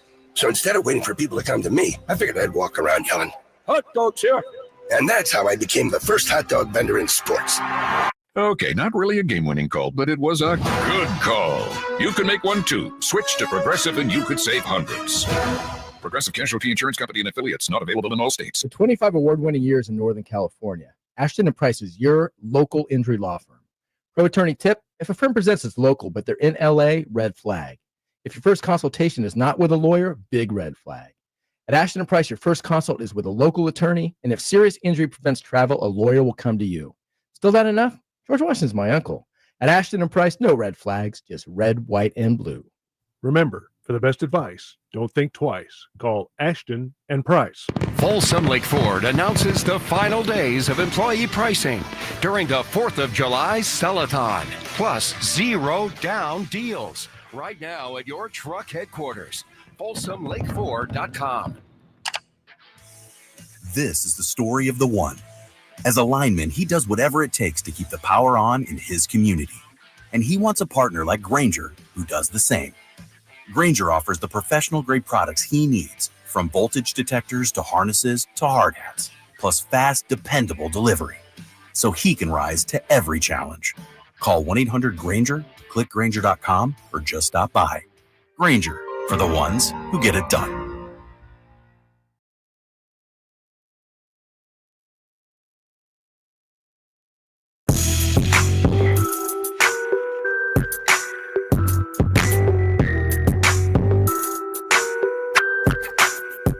Live and local, it's The Drive Guys. Watch the show on youtube.com/Sacktown Sports 1140. Or listen on the Sacktown Sports app. From the 970, what do you think of this, Jay? Are you sure the potato bread isn't discontinued because nobody wants it? That's mean. Where's the 970? I mean, Denver, isn't it? It could be in Texas. Colorado? Texas. Man, I've been to some of the spots you guys have recommended. And clearly you need to, for restaurants and burgers and stuff, y'all need to get out more. Y'all, no seasoning on the meat and everything. Come on, man. Y'all got to get out more. From the 916, don't sleep on Dairy Queen's burgers, fellows. I've had Dairy Queen's burgers. I'm with you. When the last time? 1978. That's what I'm saying. It was a kid, like when you were kids. Like when they were diners. When you're 50, 60 years old, you ain't going to Dairy Queen. Let me go to Dairy Queen for dinner. Nah, you're not doing that. You ain't doing that. Come on. From the 530, I don't understand feeling sorry for the A's young players. They are right where they want to be, getting an opportunity to be an everyday player. Young, talented players hope they get drafted by the A's because they know they have a good chance to break through. From the 530. Sorry. Well, they aren't where they want to be, right? Like when they signed up, they thought they were going to Oakland. They thought they were playing in the big league stadium. Right now, they're living out of, corporate housing, if you will. Like there's no comforts of home. And so I disagree with that. They get a chance to play. Yeah, you're right about that. But still. Yeah, it's not. The clubhouse, the dugout, the clubhouse ain't even Major League Baseball quality. Can't even get to the clubhouse between weight room ain't even. Yeah. How about this from the 973? Whitey wants the Arby's barfing cheddar. That's from my guy Jersey Boy Jason. Yeah. He's a I haven't been to Arby's in a while. I did have that burger last time I was there. It's very good. I'm out on Arby's. Yeah, you out on that too? Oh, I hear good things about their cheesesteak though. My boy from the 916, Drapes, have you gone to Philadelphia cheesesteak on Folsom Boulevard? Best I've had locally. Might do that tomorrow. Man, stop kidding yourself. I don't even know why you do that, Drapes. I know. I would love to know whoever said, are you from Philly? Have you been for somebody to say, oh, it's the best Philly cheesesteak, but they ain't really never had an authentic. It's different levels to it, Whitey. So it may be good for him or her out there, but not for somebody. What goes into making a Philly cheese? I was going to say they make it differently anyway. Yeah. There's different forms on the East Coast, especially in Philly. Yeah. You guys eat y'all Philly a little different than West Coast Philly. Yeah, you guys like green peppers and red peppers and stuff like that. Give me the fried onions, American cheese, salt, pepper, ketchup. That's it. That's American cheese? American cheese, big fella. White American cheese, too. That's how we got it back on the East Coast. White American. Why you want to be racist? I'm just saying. Drapes, I think I've asked you this before, and you've told me it just kind of depends on the part of town. You don't eat the cheese whiz version, right? Nah, that's South Philly right there. Yeah, okay. You ain't doing that. Nobody where I'm from is doing cheese whiz. Yeah. I got to say, the one you just described to me didn't sound that good. Ketchup and American cheese, but I know it's not Arby's, but, it's I'm going to bring one back next time. All right. That and some Martin's bread. Yeah. Who is the current champion? Whitey's way back. We keep tying, quiz. Man. The 7th. I'm just doing enough to keep the belt. Walking that tightrope. He does the math once he realizes, the worst I could do is tie. This is brought to you by Lee's Air Plumbing and Heating. Kyle Draper is our reigning champion. He's held the belt for quite some time. Here's what we have for you today, Drapes. Everything based on things that happened on this date or related to things that happened on this date. Here's the categories. This date, what year in the British Open? 1923, 1948. We also have 1978, 2007, and 2019. So where would you like to begin 2019. Because I know the British Open one. I got that. So I'll keep that on ice for now. This is a closest to. Jay first. All right, Jay. This date, 2019, Kevin Durant, who had signed with the Warriors on this date in 2016. This date, 2019, is officially acquired by the Nets in a sign-and trade. With which team, OKC, the Warriors, the Nets, or the Suns, did KD average 29 points per game, his highest points per game with any of the 4 teams he played for? Hold on, that's not how's this the closest to? Boy, it's not, is it? I was like, hold on. I'm about to say, wait, what am I guessing closest to? That's a multiple choice. Okay, do you that's want on that? Drake. Yeah, let me hear it again. Yeah. Sorry. All right, so sorry about that, Jay. It's my mistake. All right, so it's, there's 4. Multiple choice? Yeah, multiple choice. My apologies. Somebody put an asterisk on that. So what do you think, Drapes? Yeah. With which team, OKC, the Warriors, the Nets, or the Suns, did KD average 29 points per game, his highest points per game with any team of the 4 he played for? Golden State. Golden State is not correct. Oh, I thought I had that one. Jay, chance to steal. With which team, OKC, the Nets, or Suns, did KD average 29 points per game, his highest points per game with any of the teams he played for? I think it's the Nets. Yeah, you're right. The Nets is correct. I second a fool. That's what I was going to say at first, and I'm like, I thought put up some big numbers. Well, I didn't make it any easier for you, did I? I know, right? That's Jay has They the got point, that. 1-0, and Jay, you're up. This day, what year in the British Open? Drapes is already saying, "Oh, he's got that." Man, give me that question. You don't got to read nothing else. Let me knock this out the park right here. Give it up. Chichi Rodriguez. All right, Chichi Rodriguez. This day, what year? So Okay. you get to hear it and then decide if you want to take a shot or got it. have him go first. I got it right. This day, what year in the British Open? Dick Burton wins the last Open that would be played for 7 years due to World War II. So what was the last British Open before a 7-year break due to World War II? I'm gonna let Drapes go first. 39. No, hold up. Last one before the break? Yeah, 39. 1939? Correct. Wanted to make sure I understood it correctly here. All right. 1-1. Yeah, I told you, Jay. Okay. That was you. We just had to count down from World War II. Yeah. Back to you, Kyle Draper. 23, 48, 78, 2007. 78. 1978 is multiple choice. Okay. This date, 1978, the NBA approves an ownership swap of the Boston Celtics and what franchise? Cleveland Cavaliers, Buffalo Braves, New Jersey Nets. Buffalo Braves. Buffalo Braves is correct. 2-1. You got that, man. That was a Boston Celtics player. And you know what happened to the Buffalo Braves after that? Clippers. San right? Diego, became the San Diego Clippers. Yeah. Drapes with a 2-1 lead. Back to Jay. 23, 48, 2007. 1923, 1948, 2007. And I will tell you guys both that everything left on the board is a closest to. Let's go 1948. Shouts out to the 916 talking about Cordy Brothers. They do have great sandwiches. All right. You want 48. Drapes to go first? Yes, sir. All right, Drapes, this date, 1948, Cleveland signed Satchel Paige, who would go 6-1 with an ERA of 2.48. At what age? One more time again. What year is this? 1948, Cleveland signed Satchel Paige. He would go 6-1 with an ERA of 2.48. At what age? Just went a little funny, though, because allegedly they didn't have his age correct, right? I can't speak to that. No, but I'm. Come on. No. Officially. Yeah, officially. Yeah. Satchel Paige. Signs. At what age he would go on to go 6-1, ERA 2.48 that year? 1948. 1948.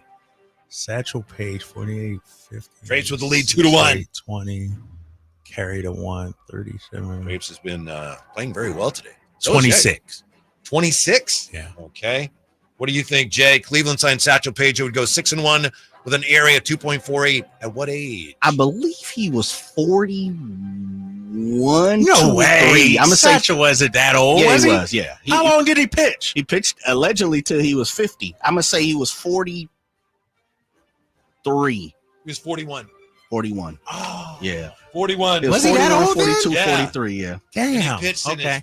his last appearance. He was 50. 50 something. something. Okay. Yeah. All right. Yeah, for the A's, right? He pitched in the unfortunately named Negro Leagues forever and in the major. By the time and then he was by the 41, time he was majors, still really good. Yeah, you got me. What's that? 2-2? 2-2. Yes. And you're up, Drapes. We have 1923 and 2007.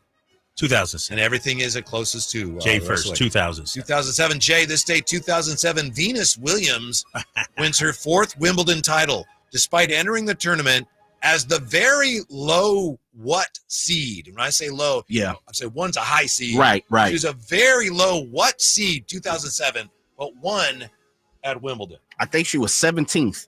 17? Oh. What do you think, dang. Kyle Draper?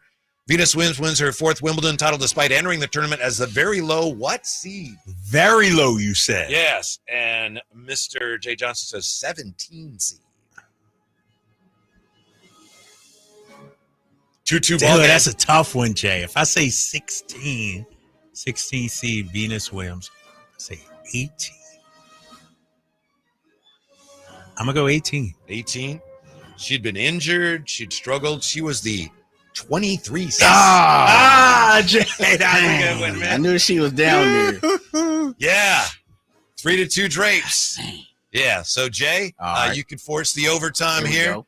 1923 is the year. Here's your question. It's the closest to. Do you want Mr. Draper to go first? Yes. Yeah. All right, Drapes. This day, 1923, bear with me now. Cleveland sets an American League record for most runs scored in one game.